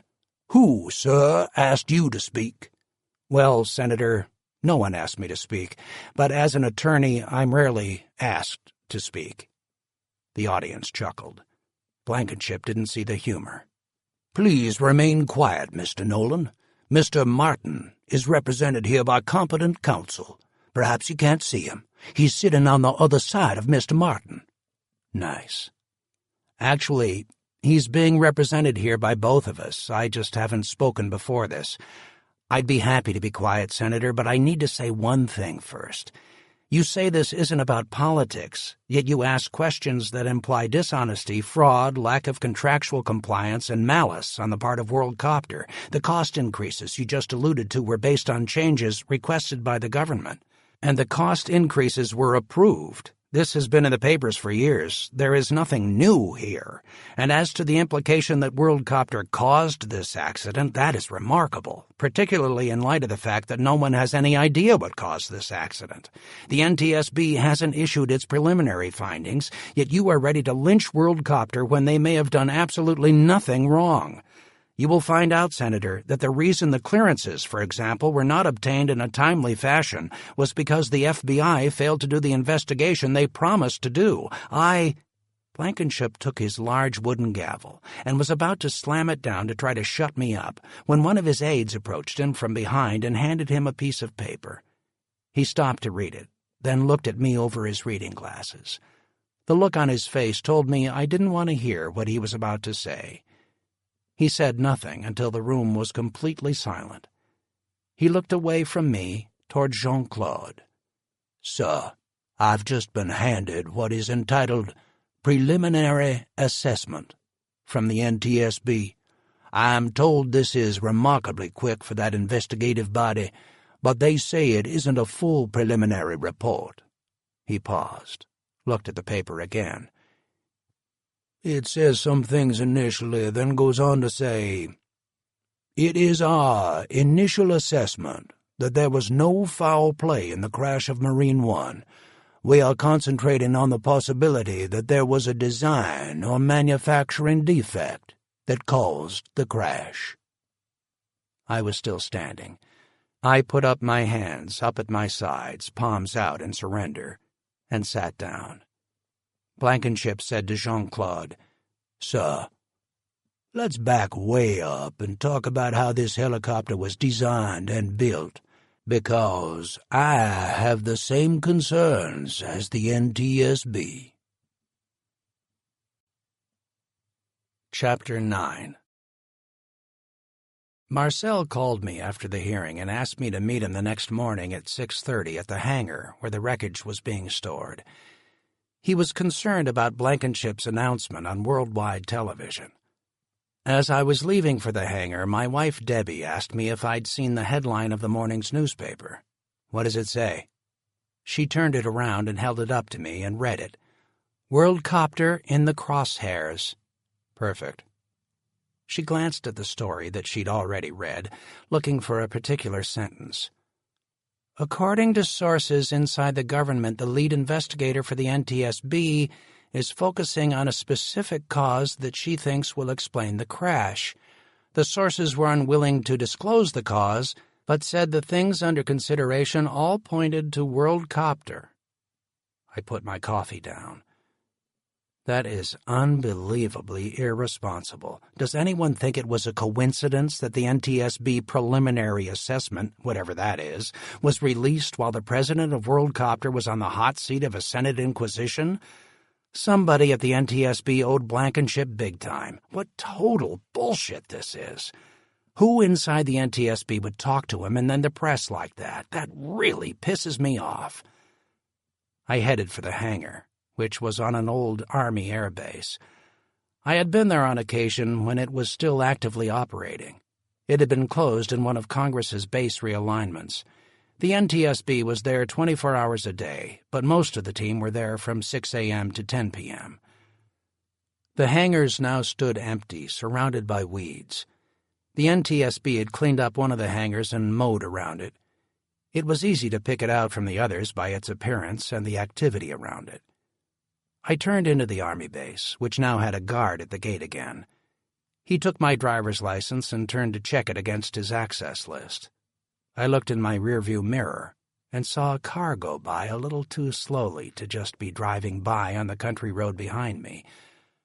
The car was unremarkable, and I couldn't see the driver, but I thought I'd seen the same car earlier, on the way to the Army base from my house. I couldn't imagine who it would be. It had to be either a coincidence or my imagination. I parked at the side of the hangar in what was once a pilot's parking lot and walked through the side door. The concrete floor was spotless, and portable light stands all over the massive space illuminated the charred, mud-covered wreckage from Marine One that had been trucked to the hangar. The investigators had spread the pieces out on the floor to represent the places where the pieces had been in the helicopter when it was intact.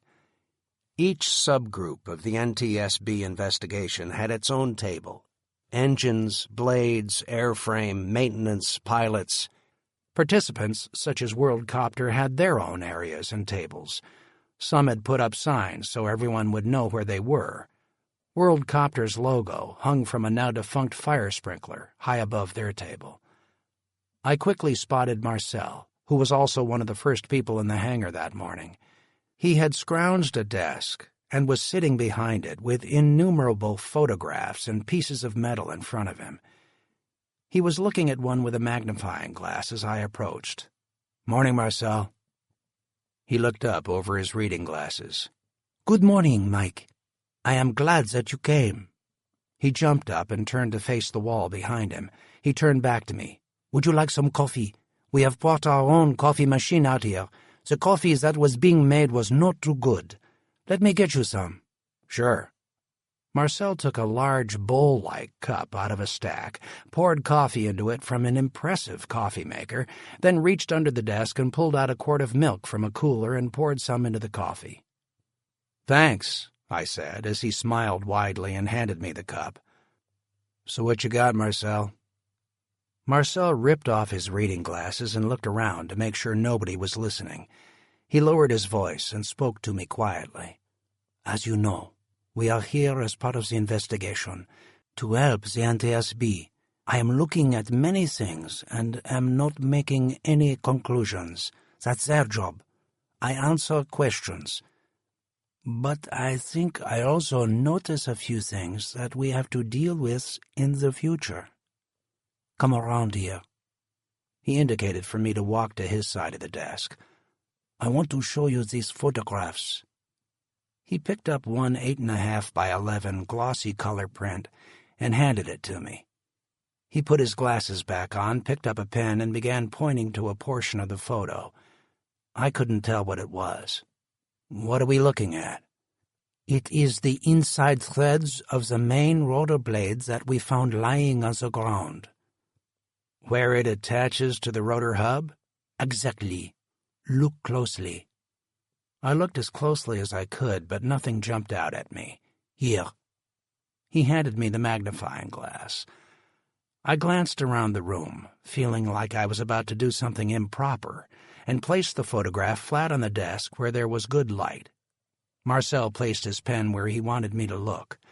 I looked carefully, moving the 4-inch magnifying glass in and out until it was perfectly focused on the threads that held the main rotor blade to the rotor hub. The threads looked odd, like they weren't as clean or as precise as you would expect them to be. The threads showed slight bending, some discoloration, and a softness that I couldn't really understand.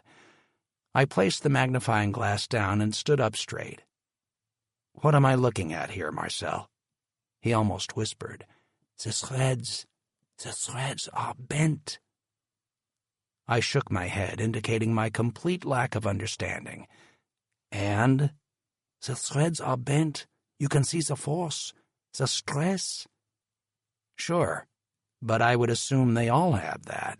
When the helicopter hits the ground, the blades flex down, putting a huge amount of force on their attachment to the rotor hub. That should stress the threads." "No," he said. "This blade came off in the air.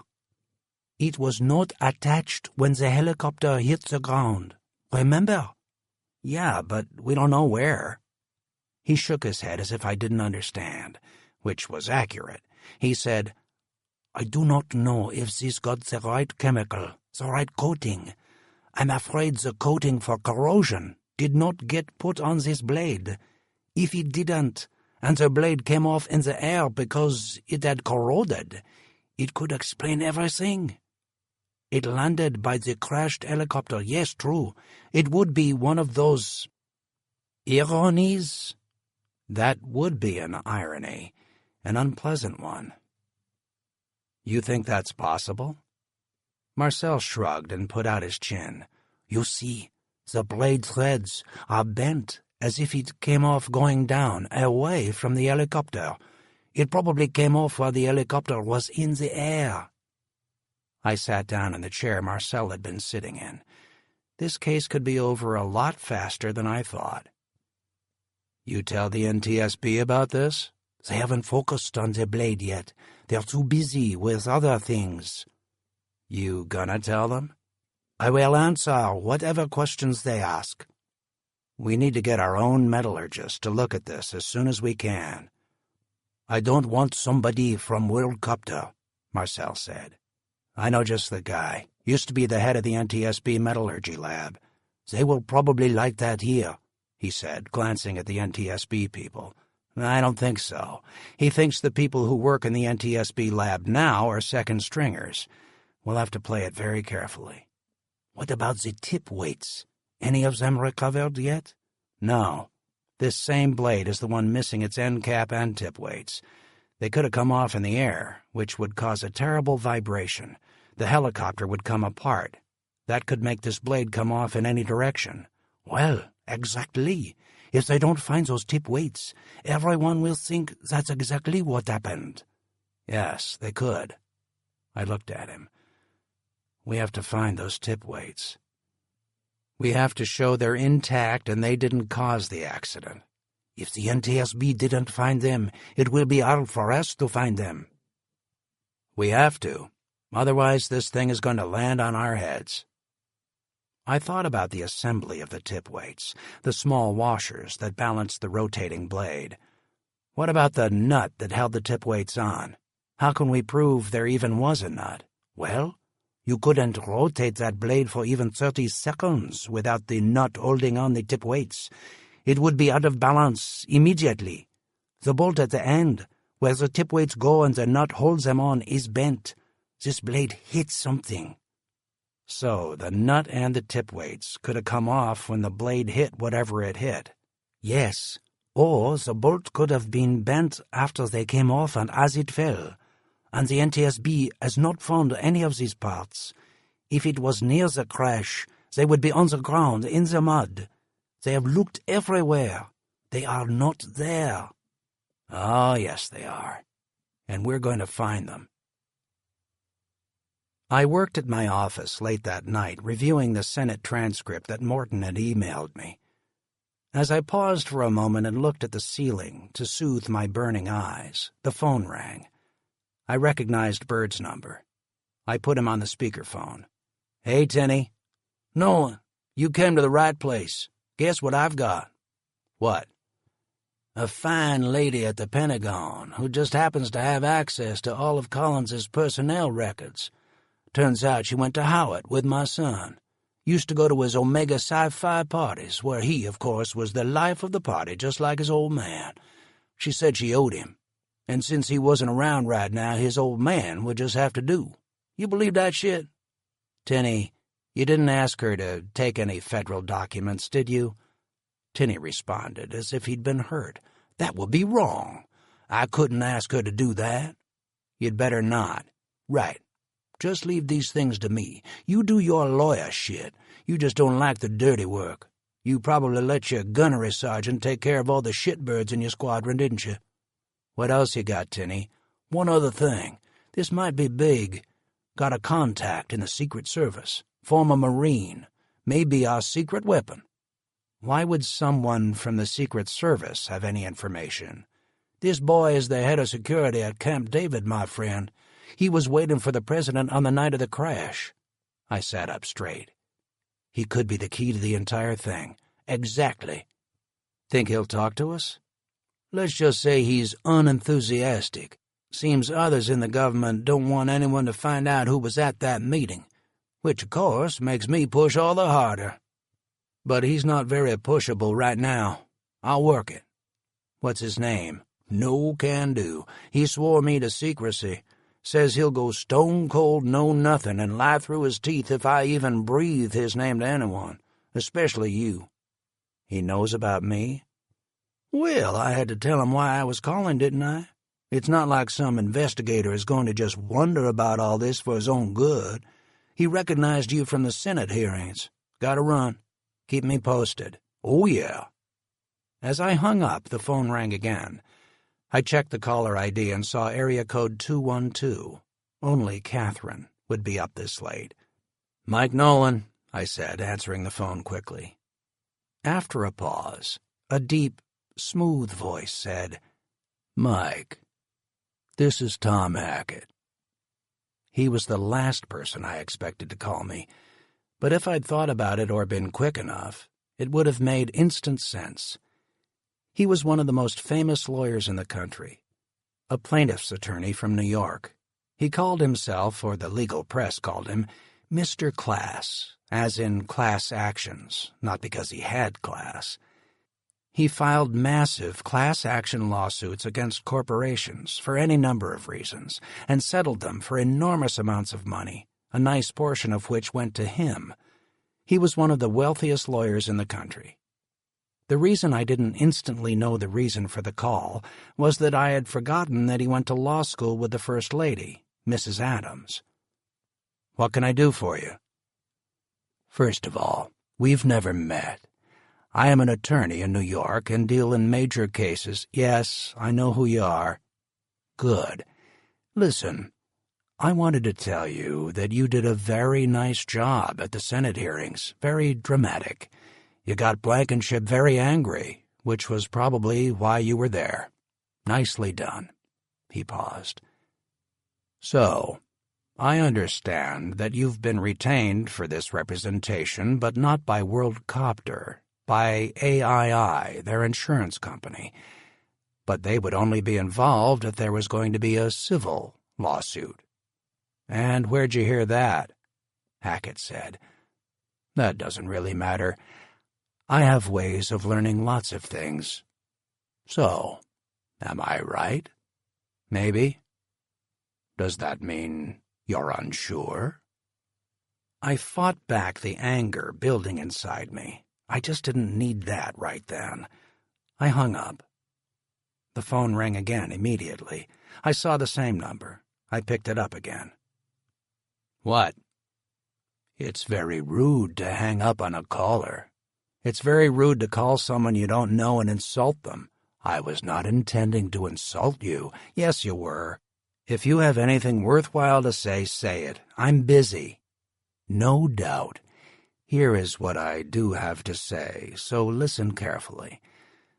I am representing the First Lady, or former First Lady, Mrs. Adams.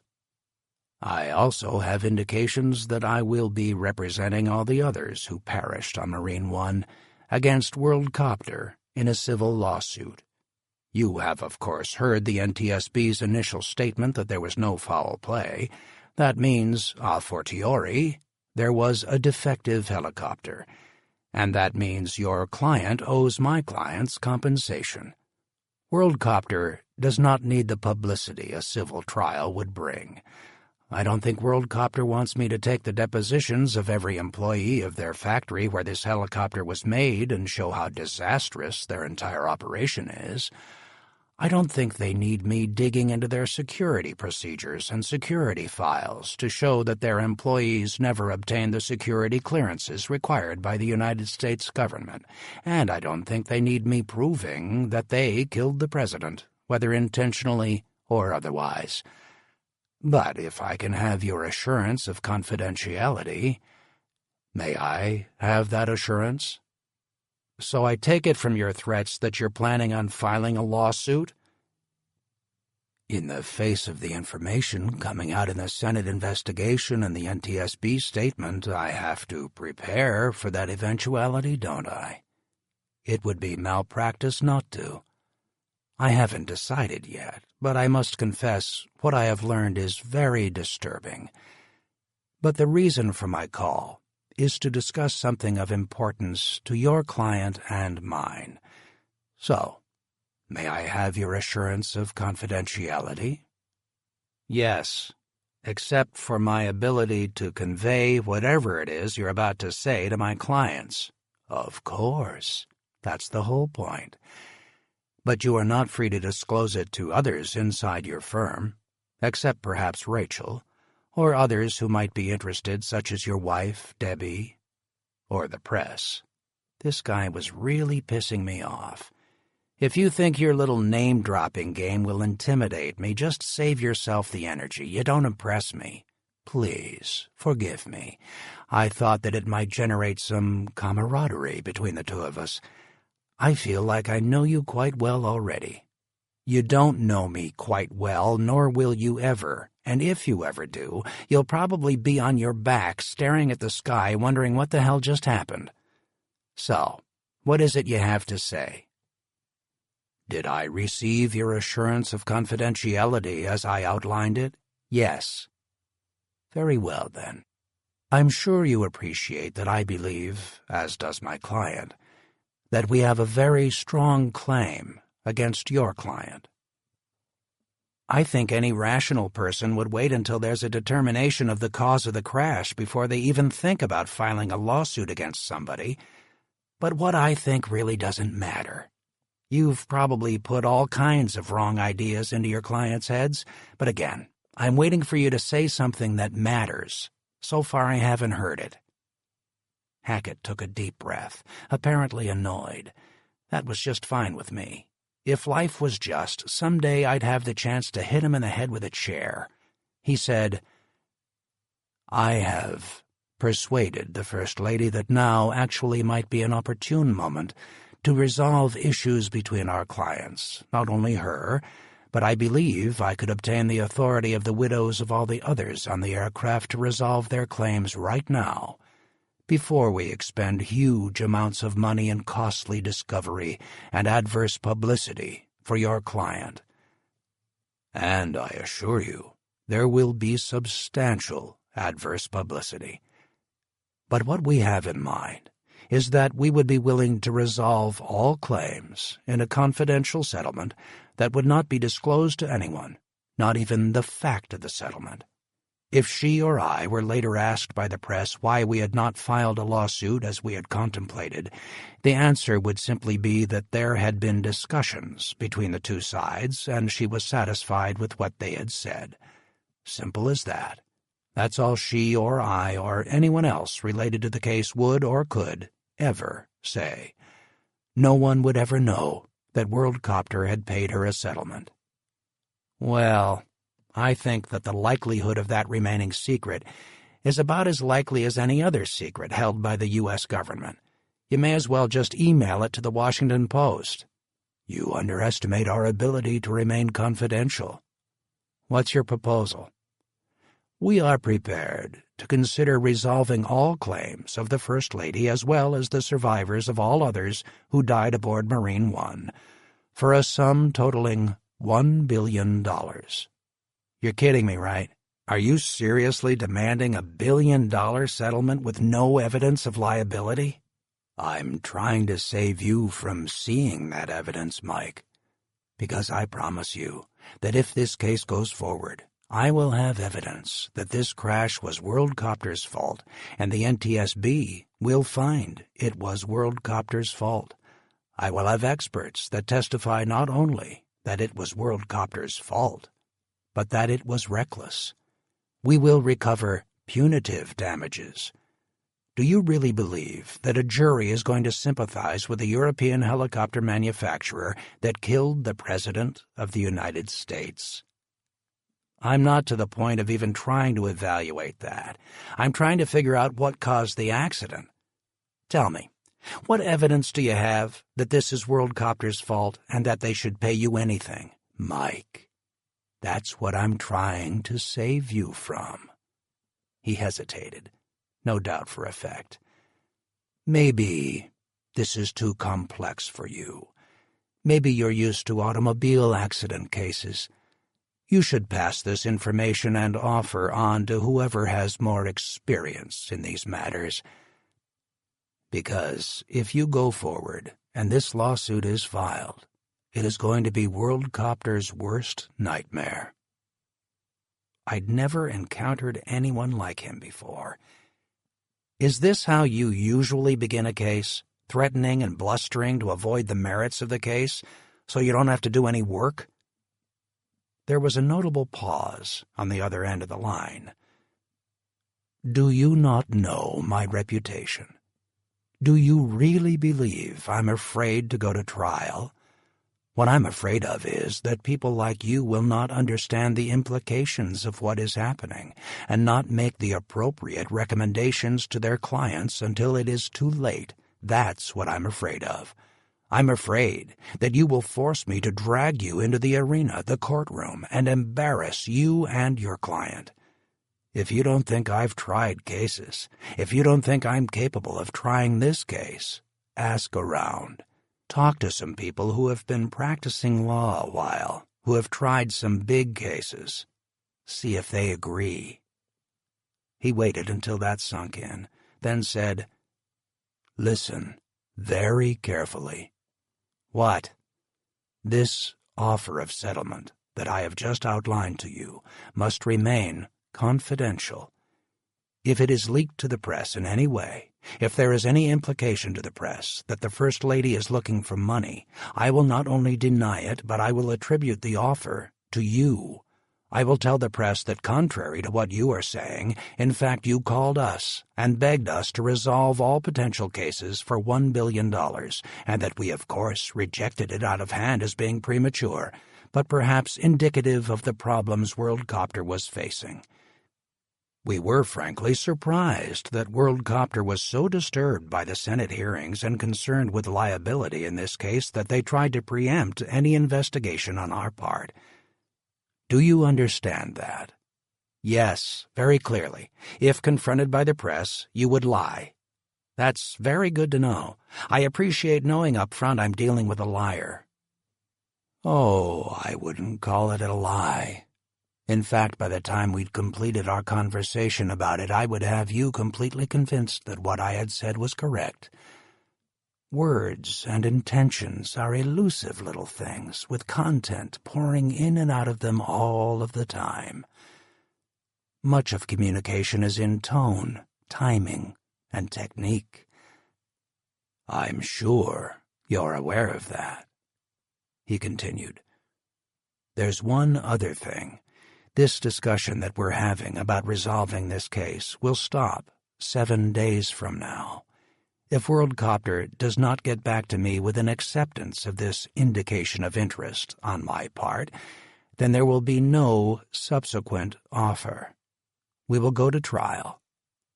Do you understand that, Mr. Nolan? I understand it very well. Excellent. I will look forward to hearing from you by telephone, and you can find my number in any number of places. I'm sure you're clever and will be able to do that.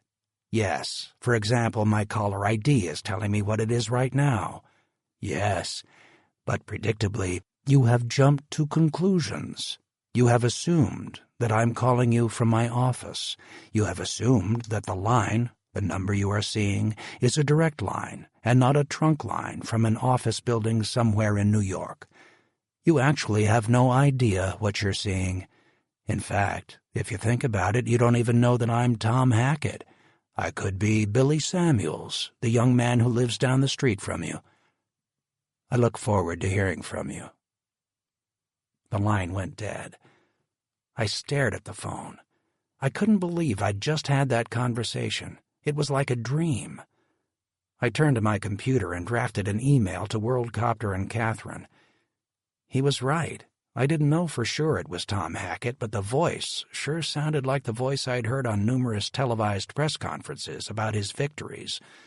Plus, it's hard to match that kind of articulate arrogance. You can't find that just anywhere. I finished the email and read it over. I decided to call Catherine in the morning. Throughout that night and the next morning as I drove back to my office, I couldn't get Hackett's call off my mind. Sometimes, the more desperate people's cases are and the less likely they are to prevail, the more they demand and the quicker they insist on a response.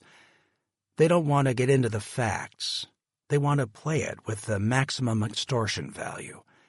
They don't want to get into discovery, where we might find out that their case was a pile of shit. They demand money, bang on the table, try to scare the defendants, and try to extract a settlement. It wasn't my decision, but I couldn't imagine this case being resolved this quickly with no theory of what happened, especially for the kind of money that Hackett was talking about. That was crazy money. I drank deeply from the coffee in my USNA mug and called Catherine. Her secretary answered. "Miss Galbraith's office?" "It's Mike Nolan. Is Catherine there?" "Sure, Mr. Nolan. I'll get her right away." Catherine came on, now sounding as if she hadn't slept in 3 days. I gave her the whole conversation, which she found odd and remarkable. She waited patiently, but finally broke in. "I read your email. Is he out of his mind?" "Yes, he is. He wants $1 billion. "That's just crazy. He represents the families of everyone who was aboard Marine One." "He says he will." "That's just ridiculous." "But there's a big problem with that number, Mike." "What?" "Worldcopter is only insured for $250 million. "That is a problem." Catherine thought for a moment, anger building. "Sounds to me like it includes punitive damages, too. Agree?" "Probably. How much is a dead president worth? How much does a former president earn over the remainder of his life? Hard to say. A lot, but nothing like the CEO of Exxon or something. And former presidents don't become CEOs. So it sounds to me like he's including punitives without saying it." "We can't insure punitive damages, Mike." "Yeah, I know." "Well, we have to reject it. I'll call Worldcopter. I suppose if they want to kick in $750 million of their own money, that would force us to decide whether to throw in the policy, but this case isn't even worth our policy, unless someone convinces me otherwise. We don't have any evidence of liability at all." I agreed. "And Jean-Claude will never pay anything over the policy, especially now. Everybody would think it was an admission that the helicopter was defective." "Did Hackett say he'd keep it confidential?" "Sure, but I don't even take that into consideration. I've lived close enough to Washington for long enough to know that things are only confidential until someone feels wronged. Then suddenly it appears in the Post. You want me on the call with Worldcopter?" "No, I don't think it will be very long. They're indignant about all this. They think they're being slandered by the press and everyone else. NTSB's nice little press release didn't help much. Just the springboard Hackett needed to make his call." A thought suddenly struck me. Maybe he has a friend inside the NTSB. It would explain a lot. Great. That's all we need. An attorney manipulating a government agency. Well, keep going. Looks like we're going to have a big fat lawsuit on our hands pretty quickly. Assume Worldcopter is going to reject this unless we call you back. We're in for a real fight on this one, Mike. He said this would be his last offer. That's what they all say. Chapter 10. "Mike," Tracy, my secretary, said from outside my door as I hung up the phone. "Yeah?" "Rachel just called. The NTSB is going to have a press conference in a few minutes." "Get her in here," I said as I turned to my computer and went to msnbc.com. They were carrying the press conference live. Rachel ran in as I clicked on the video feed and the picture opened in a small window on my computer screen. Anyone speculating on what this is about? Nothing. No one was expecting it this quickly. I expanded the video panel on my computer screen. I recognized the lobby of the NTSB building. The NTSB logo was right behind Rose, who was standing in front of a lectern with a bank of microphones. Rachel came around to my side of the desk and leaned against it next to me. Rose looked up at all the cameras and the faces of all the reporters. She began reading a prepared statement. She told them she would take no questions. This was a preliminary finding, how tirelessly all the professionals who were a part of the investigation had worked, blah, blah, blah. Everybody in the country wanted her to get to the point. Finally, she did. She looked up, and her eyes narrowed. I wondered if she had written that gesture into her statement. First of all, let me say that our findings, again, are preliminary, and this is particularly true as to the cause of this accident. I want to state clearly what we believe did not cause this accident. We have found no evidence of any explosives, projectiles, or other means of bringing this helicopter down by outside forces. This helicopter was not shot down. Second, we, with the FBI and other investigators, have found no evidence of foul play. The president was not assassinated. Third, it is our preliminary belief that the cause of this accident was due to the helicopter losing one of its main rotor blades in the storm. You could hear cameras clicking in the background. We are not positive about the cause of that rotor blade leaving the main rotor hub, but we know it was put on the helicopter 2 weeks ago. This was a replacement blade. Our current focus is on the missing tip weights, which could have caused blade separation. That is all I have. She closed her notebook and walked away from the lectern without answering any of the questions being screamed at her by the journalists. So it was WorldCopter's fault? Was it sabotage? How long before your investigation is final? Have you met with WorldCopter? What did they say? She was true to her word and took no questions. When the door closed behind her, the reporters quieted down. I muted the sound on my computer and looked up at Rachel, who was looking down at me. She folded her arms and stared at the screen. How could they know that? I don't know. Maybe they've got some good metallurgy we haven't seen. I'll ask Marcel. They're clearly not telling us everything. They can wait until the final report is issued to really lay it out. That could be another year or two. Marcel would have already told us if they'd found something. Rachel stood there, not moving. She looked down at me again. You buying it? We've always known that blade was a problem. But do I think that caused the accident? No. Then why would they say it did? Because they believe it. You ever heard of Occam's razor? No. It's named after some philosopher. His idea, the razor, was that the correct answer to a complex problem is usually found in the simplest solution. The more you construct or assume, the more steps or requirements there are to explain it, the less likely it is to be right. All things being equal, the explanation that calls for the fewest assumptions is likely the correct one. Basically, the simplest answer wins. Makes sense. I don't think it does, but my point is that's the way the NTSB thinks. If they can come up with a single screw that explains an entire accident, they'll grab onto that theory and hold it forever. You can tell them whatever you want. You can question all their evidence. It won't matter. You won't push them off of that conclusion. And as you know, the government is never wrong. That's certainly been my experience. She stood up and walked toward the door. Once you start thinking about this accident, you can't stop. I can see why people obsess about the Kennedy assassination.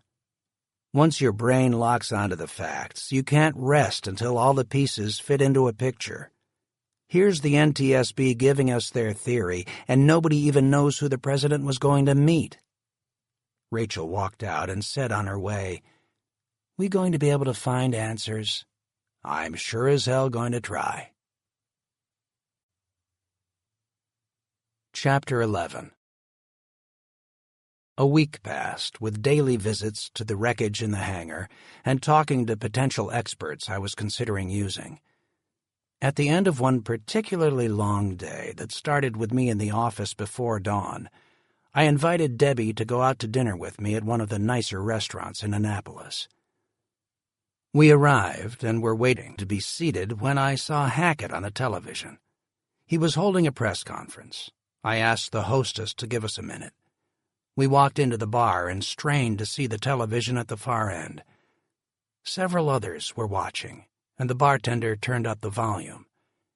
Hackett was in his conference room with his law firm's name emblazoned in gold lettering on the mahogany wall behind him. The press had been given plenty of notice that the attorney who represented the First Lady was holding a press conference. They packed the conference room. Conveniently, the press conference coincided with the evening news. We had missed the first couple of minutes. Hackett paused as photographers clicked cameras and print reporters made notes. He continued, "Now that the NTSB has stated what the cause of this accident was, and we know that it was WorldCopter's fault, the First Lady has reluctantly asked me to pursue the justice and the closure that she thinks the country needs, the justice that is required to defend the honor of President Adams.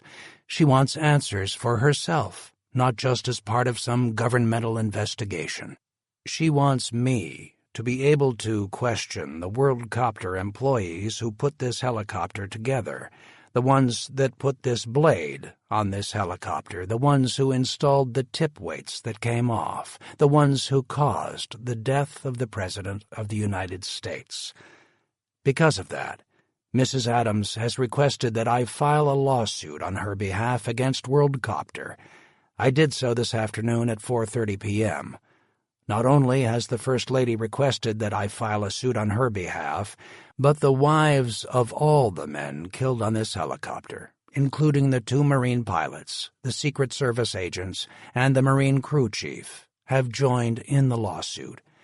They were all killed because of a defect in this helicopter.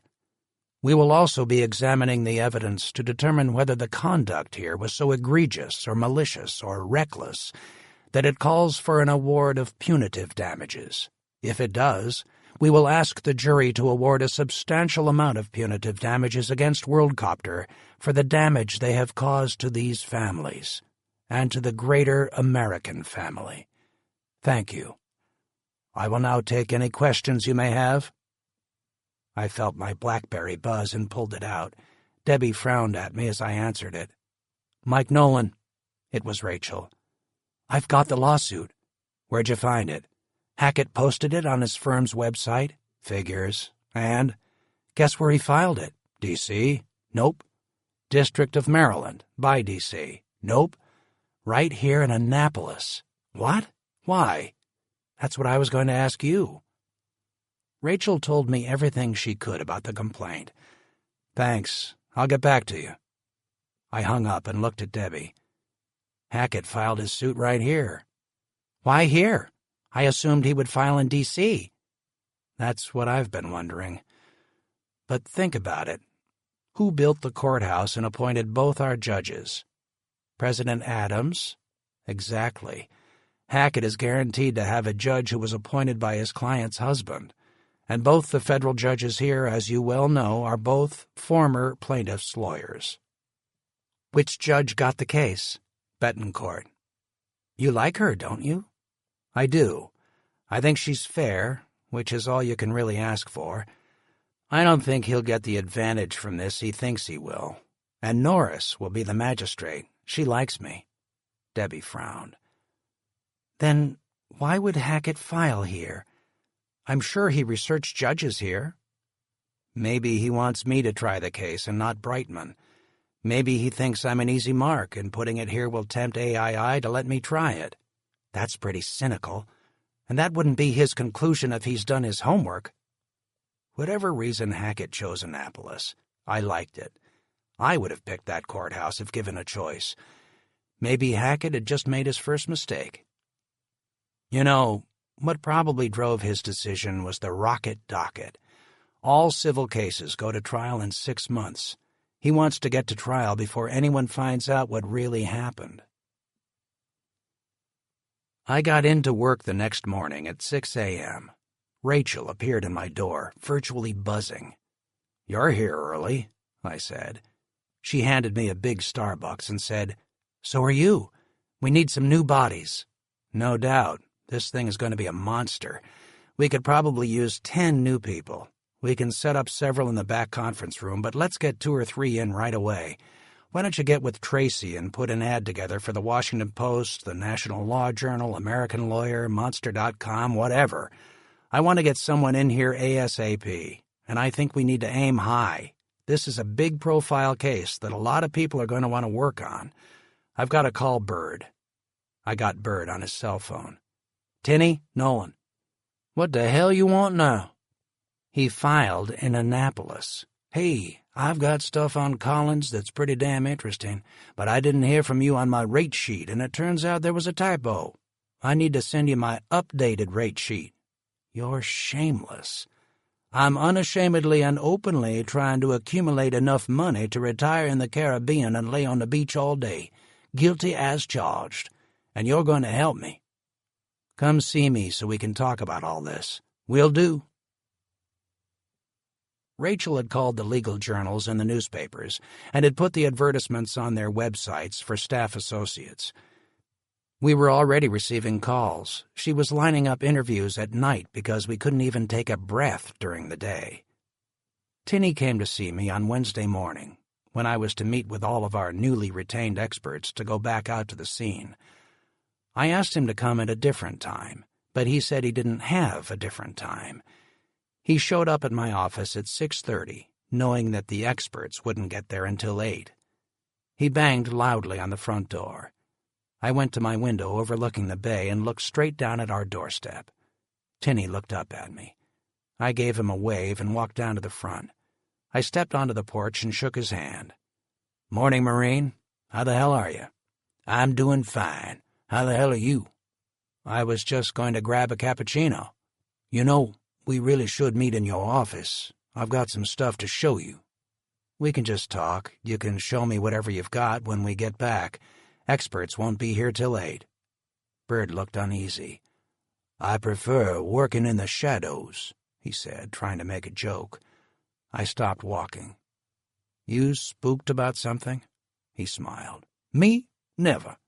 Just that somebody's already on this stuff. Or maybe they're on me. You think Hackett knows you use me?" "What are you talking about?" I asked, studying his face. Bird didn't scare, so the fact he mentioned it gave me real concern. "Inside," he said. As soon as we stepped inside and closed the door, he said, "You know I got a sixth sense. Well, somebody knows I'm around in this case." We walked back to the coffee room, where I had watched the news of Marine One's crash. I just made a fresh pot. We sat at the cheap table in the middle of the room. "So you think it might be Hackett?" "Yesterday, right after you called, I saw a guy. Weird. Maybe Hackett doesn't have good investigators. He just tells his guys to follow the other side and let them lead you to the evidence. Don't know." "It'd be like him. So we'll be careful, right?" "Like always." Bird sipped his coffee. "But how do we know it's him? Could be anybody. I talked to my boy in the Secret Service, too. He said he was cool, but maybe they didn't like me doing that." He thought about that for a moment, then asked, "Anybody else you know who has a stake in this?" "If it isn't a defective helicopter, then there's someone who cares a lot." "Who?" I shook my head. "No idea. Don't even have a theory. If you could find out why Adams was in such a big damned hurry to get to Camp David, we might have an idea. Short of that, no." "So, have you found anything interesting?" His eyes brightened. "I've got some access. We can take further advantage of it." Tinny picked up his battered briefcase and folded over the large flap. "First thing I've got." He pulled out 2 files and handed them to me. They were fairly thick, well-organized, clearly photocopies of something, and unlabeled. "What's this?" Bird leaned close to me. These, my friend, are the personnel records of your hero, Mr. Colonel Charles Collins." My eyes opened wide. "You got Collins's personnel file?" "Mm-hmm." "How'd you do that?" I could tell he wasn't going to answer, at least not directly. I felt like I was in the middle of a drug deal. "Did you read them?" "Yeah." "Anything?" "He's been a lot of places and done a lot of things. He's got enough medals for 3 men. His fitness reports are pegged in the top 1%. He's just a star, plain and simple." "That's it? No issues? Just pure starhood? Nothing you think you need to follow up on?" "Nope, not really. I did get a real good history. I made a summary of that here." He handed me a single sheet of paper. "This is all his commands, his dates of service, his commanding officers, his awards and medals, and some other stuff you might want to have. I want to follow up with the guys in his most recent squadron. I think you've already talked to one of them." "Yeah, I did." "Can I start with him?" Bird finished his coffee and waited for my answer. I already knew I was going to be stepping on some friends. "Yeah, go ahead. Britt's a good place to start. I wouldn't spend a lot of time with him, but get names and numbers from him if he'll give them to you. Keep me posted, and don't do anything illegal or stupid. Wouldn't think of it." I tossed my paper cup in the green trash can. Bird was about to stand up when he stopped himself. "There's one other thing I almost forgot. You're not going to believe this." "What?" "Collins had a nice house, very nice. And I'm not saying there's some funny money business going on here. Some guys are smart in real estate. We've all seen those Marines who buy a house wherever they're stationed and after 20 years own 10 houses. That's fine. But I checked out the house." "Meaning?" I said with growing interest. I stared at Bird's face, which had the hint of humor of someone who knew an inside joke. "Meaning, I don't think our boy was getting any." "What do you mean?" "You know, with the wife." "What are you talking about? And how could you possibly know that?" "I'm talking about exactly what you think I'm talking about, and I have my ways of knowing." I leaned over the table. "Are you saying he wasn't sleeping with his wife?" "The man had his own bedroom." I frowned. "I assume they have a guest room. What makes you think he was sleeping in it?" "Oh, he was sleeping there all right, I promise you. Not only was he sleeping there, he was living in that other room. His computer was set up there, his clothes were in the closet, and his pictures were on the wall. That was his room, dude. I'm telling you, they were living apart in the same house." "That's bizarre. What do you make of that?" "Don't know, but I'm sure going to find out. He was leading some kind of double life. You imagine walking into the ready room and having one of the other pilots say, 'How was your night, dude?' and him saying, 'I don't know, I was sleeping in my own room'? Not going to happen. He'd rather die, just like I would. Course, I would never be in another room, but that's the difference between me and him. At least one of the differences. I'll track it down. Maybe he's a cross-dresser. Maybe he's gay. I don't know. But there's something there, and I'm going to find out what it is." "What could it have to do with the accident?" Bird, who was turning away, turned back and looked at me. "You of all people to ask me that. You know accidents, Mike. It's never one thing. It's always a series of things, and you never see the links until the aha moment." Bird chuckled. "Can you imagine if I find a picture of the president's pilot dressed as a woman, and not at a Halloween party? Holy hell! And I know where his personal photos are on the internet. He used one of those photo storage websites. I think I'll take a look at them today." "You can't just go look at his photos. They're on the internet. Fair game." Bird left, and I went up to my office. In just a few weeks, he'd obtained records from the Pentagon that he wasn't supposed to have and knew more about Collins's family life than probably anybody else. That was a little unsettling.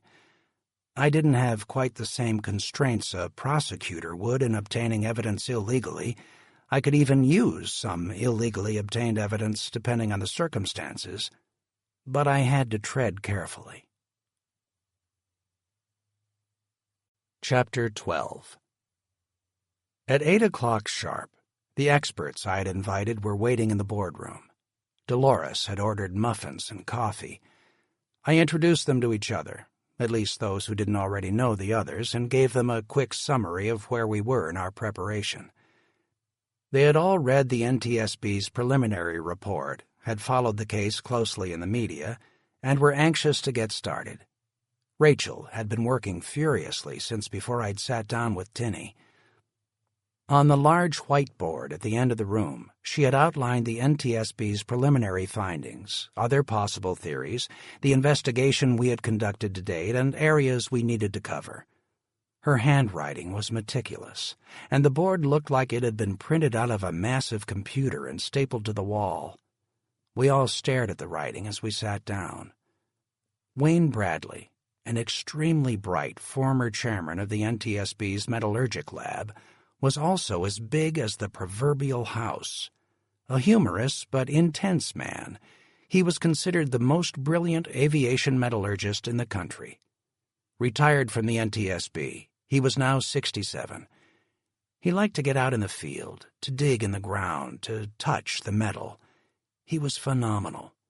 I had used him in cases before and was glad to have him aboard. Some people were concerned that his huge size would turn off a jury when he testified, but I never found juries to be that shallow. If you give credible testimony, the rest doesn't matter. To his left, farther away from the whiteboard where Rachel stood, was Holly Folk. Her background was as different from Bradley's as her petite figure was from his massive one. She had gone to Purdue University in their aviation program because that's where Amelia Earhart had gone. Not only did she obtain her commercial pilot's license while in college, she graduated with a degree in aeronautical engineering. She got a job flying for a commuter airline, transferred to the big airlines, and got laid off when they declared bankruptcy. She hadn't really liked airline flying anyway, and had gone back into the marketplace by devoting herself to investigating airplane accidents. She had obtained her master's degree in engineering and had attended the Aviation Accident Safety School at the University of Southern California. She had gone to work for the NTSB and had achieved investigator-in-charge status of several major investigations. But she quickly realized her income would forever be limited by two initials, GS, and to get ahead in life she needed to go into the private sector. She had been in demand ever since, and was the first person I called when I had an accident case. Every case that she had helped me on, we had won. She looked like an engineer, but had a wonderful, if quirky, sense of humor. We could never figure out what triggered it. She routinely thought things were funny that we didn't. I saw her look at Bradley's plate while she picked at the 5 pieces of fruit on her plate and drank the strong coffee. The third expert in the room, Carl Will, our accident reconstructionist, sat motionless, drinking his coffee. He and Bradley had worked together numerous times. Bradley never tired of asking, "Carl Will what?" Carl never thought it was funny, not the first time and not the 100th. He was one of those lean, sober Arizona types. He looked like he'd been cooked in the sun for 10 years. His skin was permanently brown, and even though he wasn't wearing a hat, you just knew that he usually did. I stood at the whiteboard, waiting for everyone's attention. Bradley finished his second muffin and leaned back in his chair to turn toward me. "All right, Mike, what do you have?" I said. "Morning, everybody. We're glad you were able to make it. We're going to talk for about an hour, then we're all going out to the crash site. The NTSB has released it. Rachel and I have been back a couple of times, but we want to get you all out there today. The weather's good, the ground should be dry and firm, and we shouldn't have any trouble." Rachel passed a handful of CDs to Carl Will, who passed them to the other experts. I said, "These are copies of all the photos that have been accumulated so far. Both the photos the NTSB has given us on a separate CD and the photos that we took at the scene and at the hangar in Maryland as part of our investigation. I also put together a DVD." Rachel handed another stack of diamond boxes to Carl. that are the digital videotapes that Rachel took at the scene. There is some footage at the hangar as well, but most is from the scene at the day of the accident. Did you give all this to the NTSB? No, they didn't ask for it. We weren't the official representatives of WorldCopter, we were just there to assist WorldCopter. These tapes belong to me, or WorldCopter, or maybe even its insurance company. I don't know, but the NTSB doesn't have them. Good, Holly said. I walked them through the entire investigation as we knew it, including the criticisms we had of the NTSB's preliminary findings. Everybody had criticisms of the preliminary findings, particularly those who had previously worked for the NTSB. Bradley said, "This is a political nightmare for the NTSB. Nothing they can do will ever survive the scrutiny that it's going to get after that report is issued. This is going to be like the Warren Commission on stilts. I'm sure the conspiracy theories are already flying." "They are," I said. "Figures. The NTSB has got to be dreading publishing their final report. I'm frankly surprised they came up with a preliminary. They probably just did it so everybody would know the president wasn't murdered." "But we don't know that," I said. "True enough," Holly said. "This report says there is no evidence of foul play, but that means with missiles, bombs, something that would blow up and leave a residue. There's nothing to say there wasn't foul play on the aircraft itself. If you stab somebody, there won't be any evidence in a body that's burned down to the bone. You might find the blade, but not if it was thrown off the helicopter before it crashed. Do you have confidence they've found every piece of the wreckage that's relevant? Because I sure don't." I looked over at her to see if she was just speculating or if she had suspicions. "You really think the president was murdered?" "No. I'm just starting with a blank slate. Whatever the NTSB says is irrelevant. I don't trust their methods, their people, or their politics. If they gather some evidence that's useful, I'll use it. Anything they say or conclude, I'll ignore. We've got to do our own investigation here, Mike. Our own metallurgy, our own analysis, our own fire analysis, our own explosives and foul play analysis. We need former FBI investigators, we need explosive experts, and we need forensic chemists and forensic pathologists. We've got to ramp this way up, Mike, and I mean right now. I think we've got to beat the NTSB to a final conclusion. They'll probably take 2 years to get there. We need to get there in 6 months. That's what I'm saying." Bradley and Carl nodded.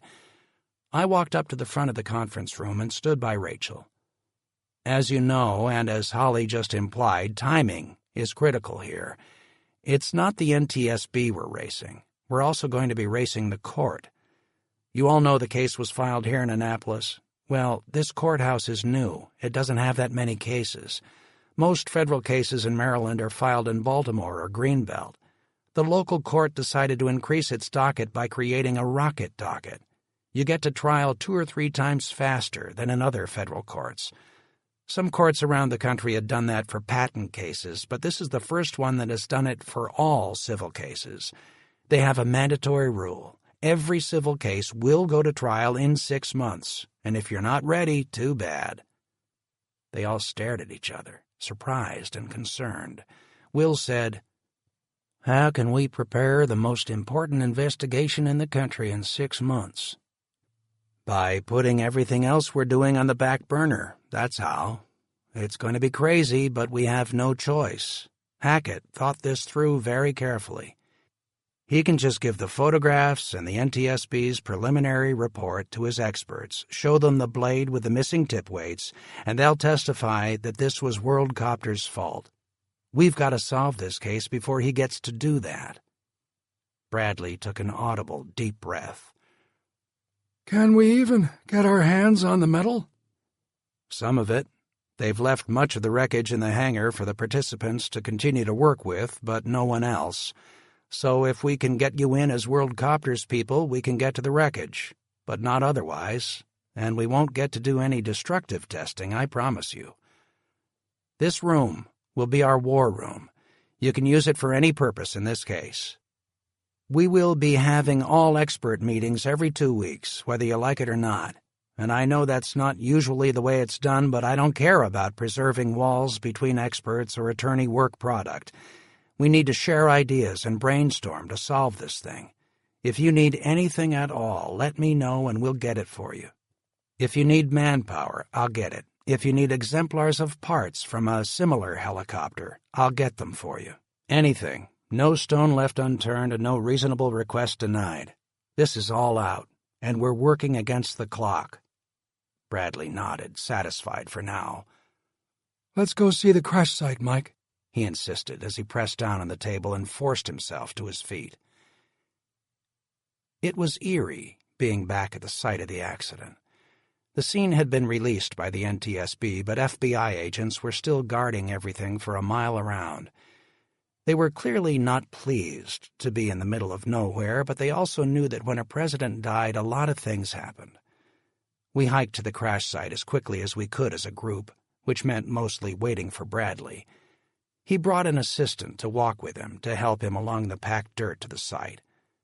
The handful of FBI agents who had the thankless duty of patrolling the center of the crash site saw us coming. One ducked under the police tape and approached us. "Can I help you?" I always love it when government officials who know exactly who you are and just spoke to someone about you pretend that they've never heard of you.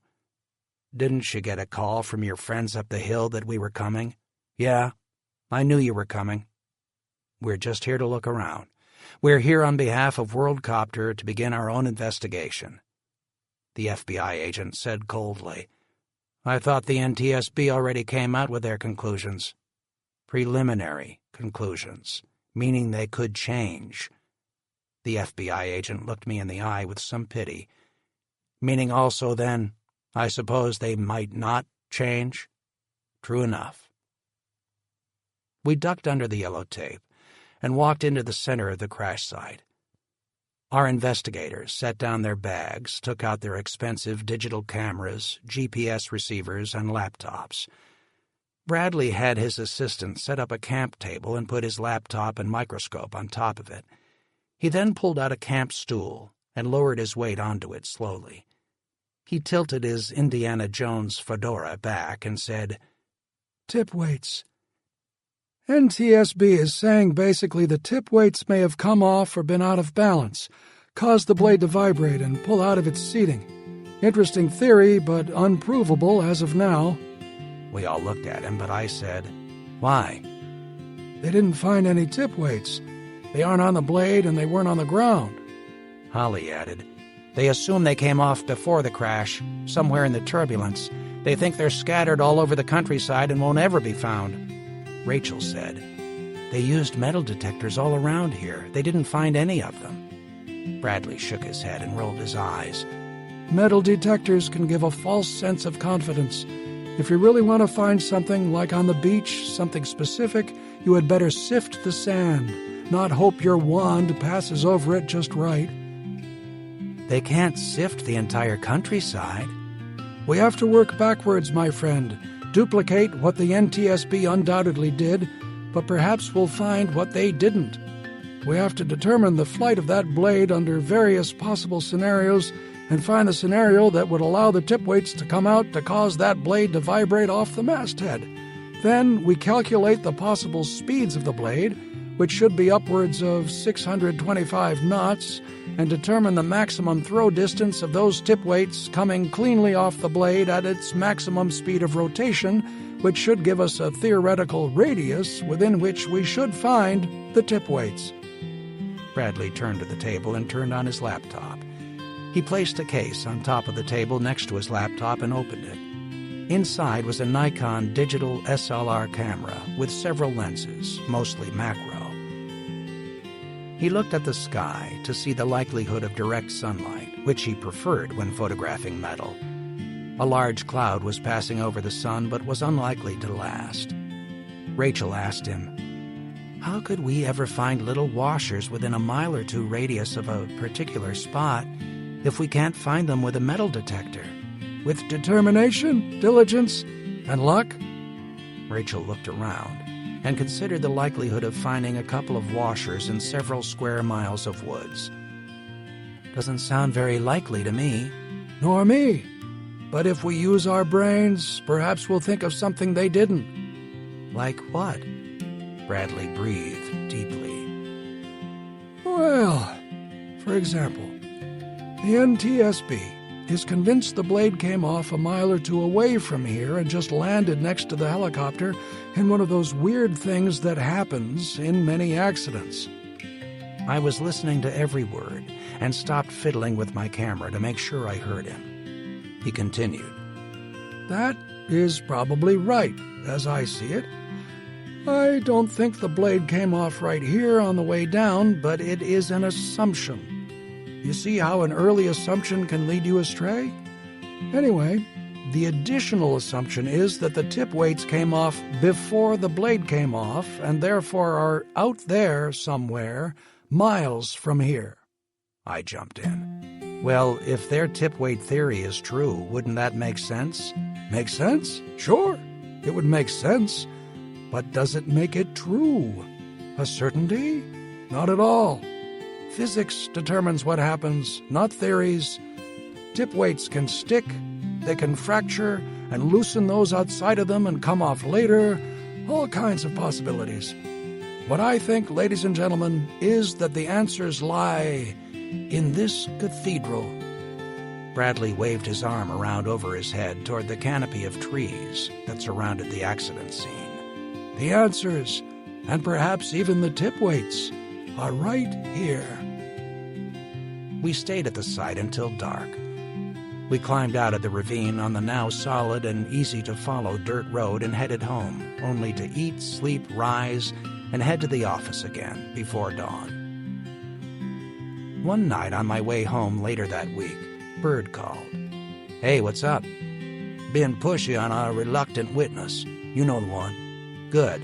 He ready to meet?" "He wants to go the other way. Suddenly he has no idea who I am. Won't even return my calls." "That's not good." "Not. But get this. Tonight I got a visit.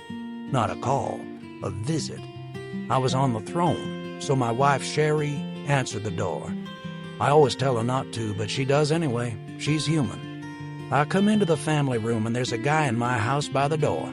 Not really a threat, distinguished looking, older, like the IRS or something. I ask him who the hell he is and what he's doing in my house. He stares at me and says that he wants a meeting with you." "Me?" "You." "Why didn't he call? Who is he?" "Exactly what I wanted to know." "What did he say?" "He said he wanted to meet with you, and he wanted me to set it up." "So who is he?" "You're not going to believe it. Head of security for the State Department."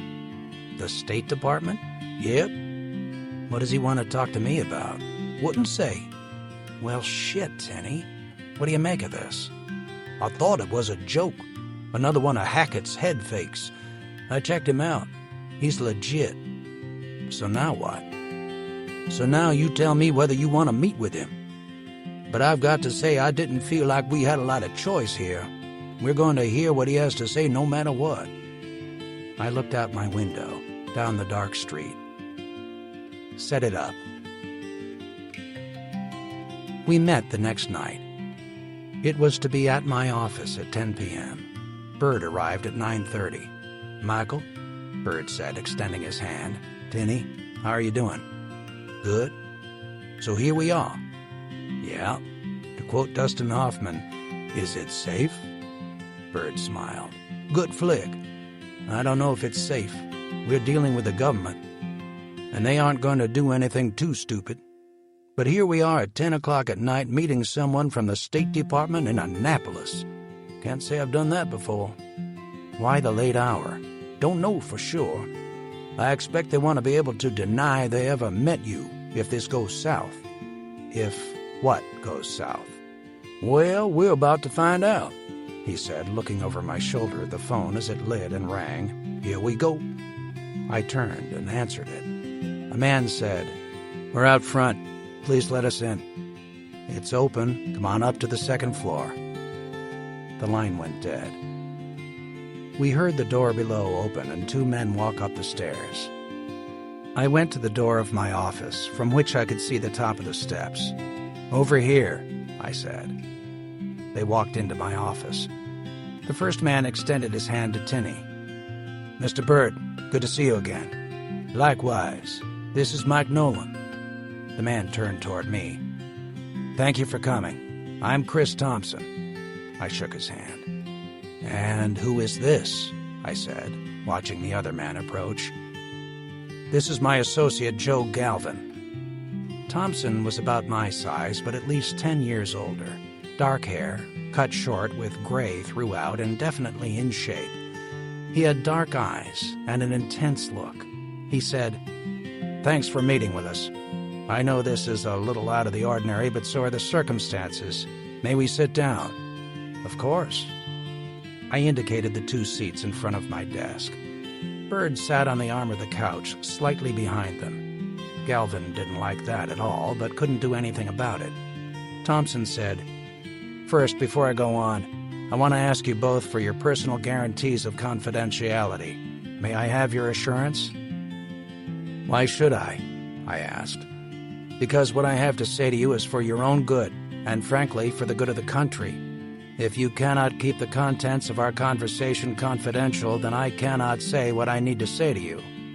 "Why would that concern me?" "Because you need to hear it." "Okay, for now." Thompson looked at me sharply. "I need your assurance that you will keep it confidential forever."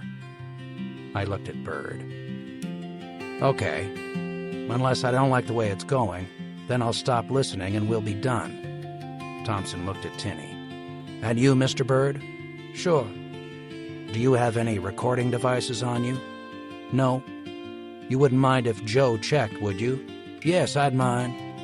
"Well, I insist." Joe checked Tinney for a tape recorder. Thompson said, "Let me get right to the point." "Before you do," I said, "who are you?" "I work for the State Department. My boss reports directly to the Secretary. We're an INR.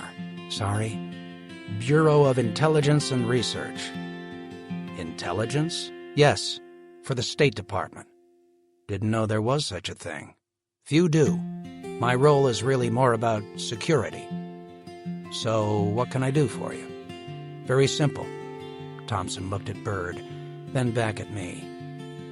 "You've been talking to a certain Secret Service agent. He seems to have a soft spot for other former Marines." He looked directly at Bird. "I'm a former Marine, too. Grunt. Retired, 20 years as a lieutenant colonel. I saw a lot. Spent a lot of time floating around with MEUs. So I get the idea of camaraderie between former Marines."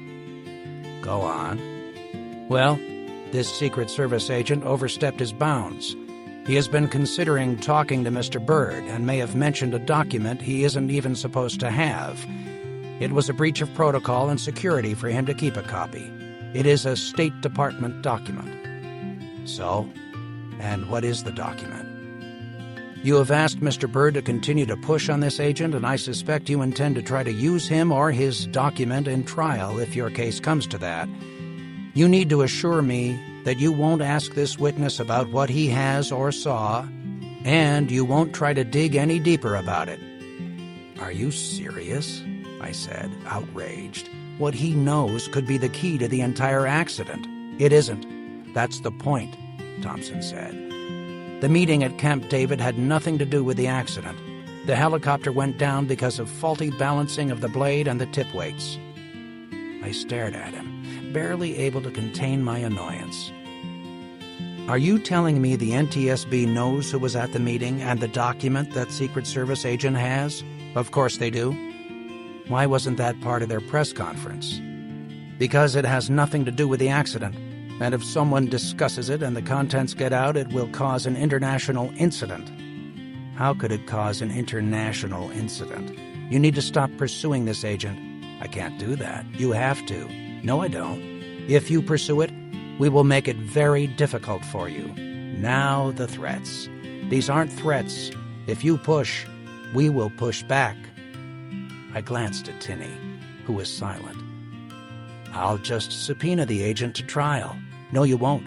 And if you did, it wouldn't matter. He no longer has a copy of that document. He was kind enough to give it to me. Any testimony he might have would be hearsay and not admissible, I'm told.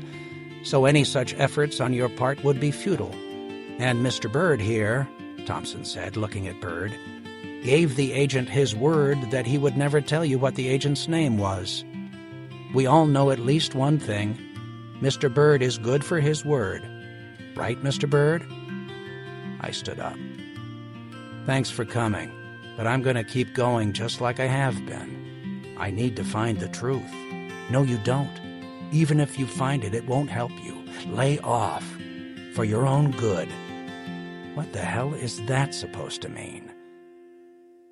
Thompson lowered his voice to almost a whisper and stood to look me right in the eye. "Meaning, you have no idea what you're dealing with here. You're out of your league. Just let it go. Leave the Camp David angle out of it. It's a dead end." "I'll be the judge of that." "No, you won't. I am, and I'm telling you to lay off." "Or what?" "Or nothing. I wouldn't threaten you. That would be wrong." But the Secretary of State is very concerned about the others who were at that meeting. They would be very unhappy if the fact or the purpose of the meeting ever came out. Thompson looked around my office in silence. His sidekick stood up with him, as if they were about to leave. Thompson said, "There are very many people who have the same interest, that you never find out or disclose anything about that meeting. If you continue what you and," Thompson turned, "Mr. Bird are doing, they may take steps to stop you. I have no control over them or what they do. I don't know what they might do. I'm just looking out for your interests." Thompson opened the door to my office. "Look, this is a product liability case. Don't be a hero. Settle it. Make it go away. Don't embarrass yourself and your client." "So you would help these people out by directing them to me? But of course you would never do anything yourself." "I don't have to direct anyone to you. Everyone in the country knows who you are. Your name is everywhere. I might only tell certain people that you are intent on disclosing the content of this certain meeting. Just know that many of the people who would be angered by what you are doing are outside our government, and many would have diplomatic immunity. They couldn't even be charged with a crime. I think you need to leave." "Not quite yet." Thompson put his hands in his pockets. "I know you and Bird like to play the Marine Brotherhood angle. Well, Mr. Nolan, if you continue to press this will come back to bite you. You see, I've read your Marine Corps file, and you know what's in there." He waited for a reaction. "If you don't do as I've asked, certain people will learn about what happened in Iraq. And," he said, watching the anger rise in my eyes, "I suspect you wouldn't want that to happen." "There's nothing in my file." Thompson smiled. "That's what you wish were true. Even though most of it is gone, the copy of the file at Headquarters Marine Corps tells the whole story, Mr. Nolan, and you definitely don't want that out. It would jeopardize everything you've built. You'd be thrown out of the Marine Reserves, and your ability to practice law would be in trouble, wouldn't it? You see, I've seen your application for membership in the Maryland Bar, too. And it is notably silent about what happened in Iraq. It wasn't called. I'm sure you'd have a chance to explain it, but you might just lose your license and never be able to practice law again. So think about it. I may just go right to the press and tell them about your threats, about everything that has happened tonight." "No, you won't, because then I'll tell them everything you don't want out. And when I got here, I asked you if you had a recording device, but you never asked me. If I did have a recording device, and if I felt like it, I could have all these digital sounds duplicated and rearranged to have you say anything I want. So don't press it. I don't scare easily. I don't expect you to be scared, Mike. I expect you to be smart." Thompson smiled and walked out of the office. I said nothing as I heard them walk down the wooden steps of my building and close the outside door behind them. I walked over to my office window and watched them as they disappeared down the street. Well, that was disturbing. Bird stood next to me at the window. When they were out of sight, he turned. "So, what happened in Iraq?" "Nothing." "Really? Nothing?" "Drop it." Bird stood silently. I said, "What document is he talking about?" "That's my question, too. Now they've gone and made me curious." Chapter 13.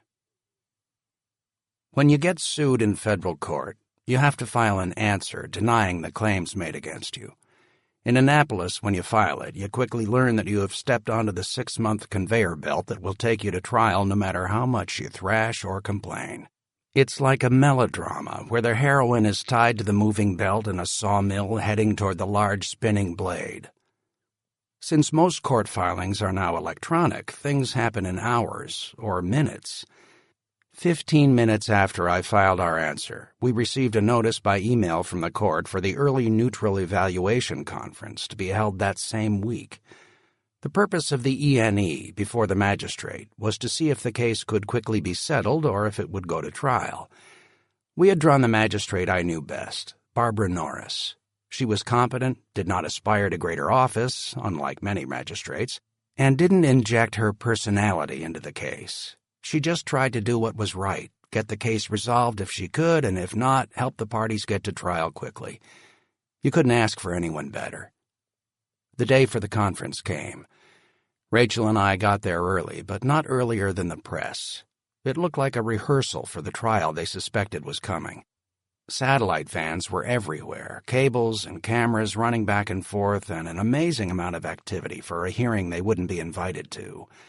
ENEs are generally held in the magistrate's office, not in the courtroom. After we made our way into the courthouse, we were ushered into the magistrate's courtroom. Margaret, Norris's clerk, closed the doors behind us, keeping the press outside in the hall. As Rachel and I entered, we saw that Hackett and his entourage were already there.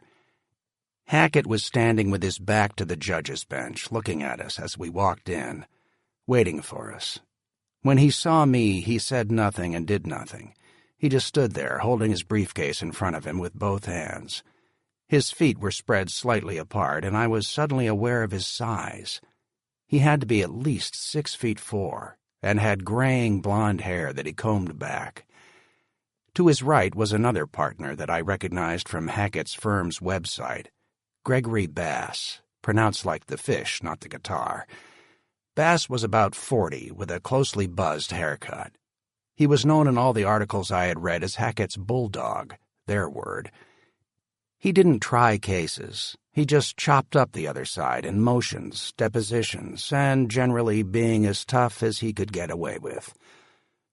On Hackett's left was an attractive woman, medium height and attentive, probably a paralegal. I didn't recognize her. The First Lady was of course not there, nor was any representative of WorldCopter. This was a meeting for attorneys only. I looked at Hackett, looked at Bass, looked at his paralegal, and glanced over their shoulders to the judge's law clerk, whom I saw looking from the door in the corner. Since Hackett hadn't said anything to me, I returned the favor.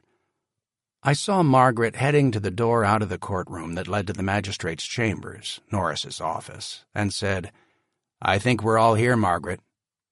She nodded as she continued through the door, sparing me the remark that was undoubtedly on her tongue, that she had already figured that out, and it accounted for her heading to the door.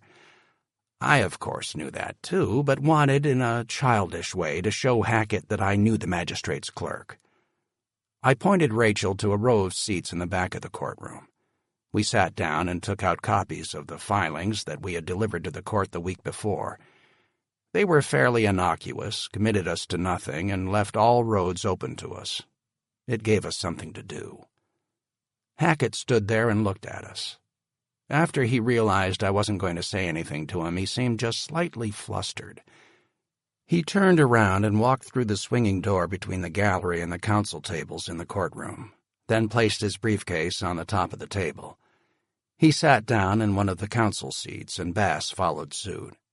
The woman went with them, but stood at the far end of the table looking through a notebook.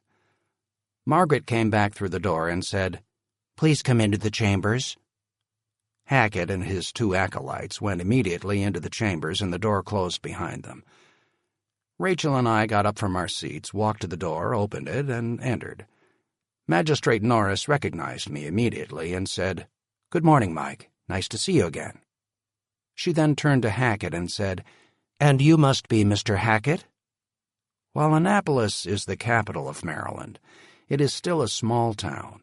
The attorneys all know each other, and those of us who try cases regularly know all the judges, and they all know us. Our reputations are already established, good or bad. This magistrate would almost qualify as a friend. Not that we got together socially, but we saw eye to eye on most things, and she knew I didn't take ridiculous positions. She motioned for us to all sit down on the couches and chairs placed around the coffee table in the corner of her office. It was the largest magistrate office in the small federal courthouse because she was the senior magistrate judge. 3 of the walls were lined with law books, and the other wall had 2 colorful paintings. The magistrate smiled at Rachel, who had appeared before her about 5 times. Hackett noticed and was irritated again. Norris led us through the conference professionally and quickly. We discussed what needed to be done, what discovery we anticipated, what motions might come, the primary issues in the case, and the usual civil concerns. But after 15 minutes of the usual, with the attorneys only responding to the magistrate's questions, she said to Hackett, "One of the reasons we hold these conferences is to assess the likelihood of settlement. What are your thoughts?" Hackett almost smiled. "My thoughts are simple. We made a time-sensitive demand, and they rejected it. I told them there would be no other offer, and I met it. So, in short, the case will not settle. We are preparing for trial." Norris was surprised. She asked Hackett and his group to leave so she could speak to Rachel and me alone. After the door closed behind Hackett and the chambers were quiet, she said to me, "Mr. Nolan, have you seen the press? Have you seen how many people there are standing outside this courthouse this morning? This case is going to be a circus. You know that?" "That's exactly what Hackett wants." She didn't respond. She took a sip of coffee from the mug on the table in front of her. "I think Mr. Hackett is right. This case is going to trial." I waited. "Mr. Nolan, do you have any settlement authority to even begin discussions?" "No, I don't, Your Honor. AII and WorldCopter rejected his offer out of hand and told him so. There have been no further discussions because he says not to bother. I knew you'd ask, and I tried to get some authority, but we really don't know what caused the accident yet. Hackett has filed prematurely. He's in a big hurry. The United States government has determined what the cause is, even if it's preliminary. The First Lady has asked for compensation, and WorldCopter, the company that killed the president, is stonewalling. That's what he's going to sell. You understand that?" "Yes, ma'am, I do. We can only do so much, and at a certain pace. The NTSB's findings are flawed, and we're working on the cause. I think they may have it completely wrong. I just can't prove it yet." "What was his demand?" $1 billion. She couldn't hide her surprise. For 7 wrongful death cases? Even if one of them is the president. I guess it depends on how much you project a retired president would make, but I would think these cases altogether can't be worth more than $100 or $150 million. She frowned. It's amazing how many cases resolve when you force them to go to trial, and I mean force. Motions for continuing trials are denied. Judge Baxter denied one last week, even though one of the attorneys had a death in the family. He put in the order that it was sad, but the attorney wasn't the lead attorney, and the death wasn't from her immediate family. Norris smiled. So, these dates are written in stone. And I expect Judge Betancourt will have no interest in dragging this out. A circus is bad enough. A circus that goes on too long is much worse. You do understand that? "Yes, ma'am," I said. The magistrate stood up and walked toward the door. "I will now speak with Mr. Hackett and see if I can encourage him to approach you with a new settlement demand. I don't expect him to. I do not think this trial will benefit the country or heal the wound that is currently bleeding." But I believe he thinks the fact the wound is open and hurting is better for him. I will try to dissuade him of that notion." She looked up as she put her hand on the door before we went out into the courtroom. "Mr. Nolan, if you think that you can find the cause of the accident that differs from the NTSB's preliminary conclusion, I'd suggest you find it very quickly. If this case goes to trial, it is going to be the biggest case in the history of our civil court system. Don't let that happen." The next morning at 6:30, I met Tinny at the Blue Mug, a coffee shop I knew by the waterfront. I went with some trepidation. He said he was bringing a friend. I didn't know what to make of that. Bird scared me. He dug stuff up and found people that I had no idea where they'd come from or how he'd done it. But he had saved my ass several times. This time, much to my surprise, he brought someone I had already spoken to, Jason Britt. They were waiting for me when I arrived. I shook Tinny's hand and then Britt's as I said to him, "What the hell are you doing here?" I looked at Tinny, who was controlling a smile. He said, "Let's get some coffee. I had to leave at an ungodly hour to get here." "I thought you didn't want to meet in public." "Nah, we're early. It's cool." We ordered and sat at the table in the front that looked through the window panes over the water. Bird said, "So I asked Britt here what you talked about, and he told me. You left a lot of things unasked, Nolan, as usual, so I started over. He told me some things that I think you ought to hear. Some more things about your boy Collins." I looked at Britt, who looked a little bit uncomfortable, but also excited. It's funny how some people respond to being a witness in a big case.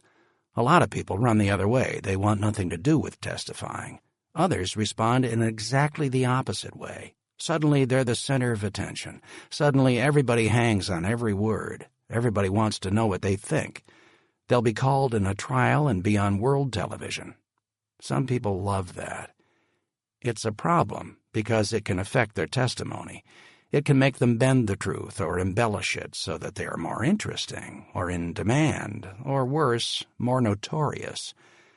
Some witnesses even imagine themselves being so popular and in demand that after this is all over, as they all say, they'll write a book about it.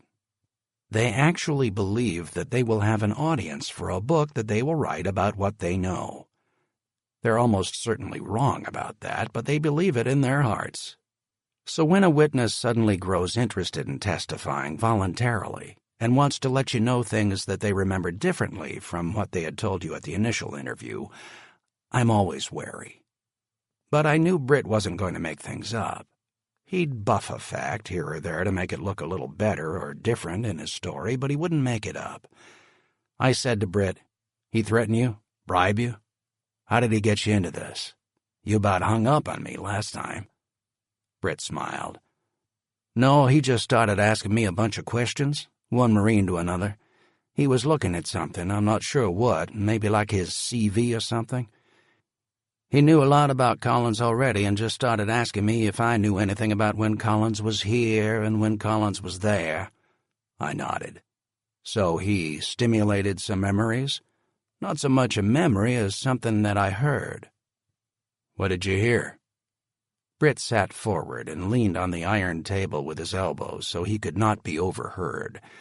Not that anyone else was around, we were the first people there.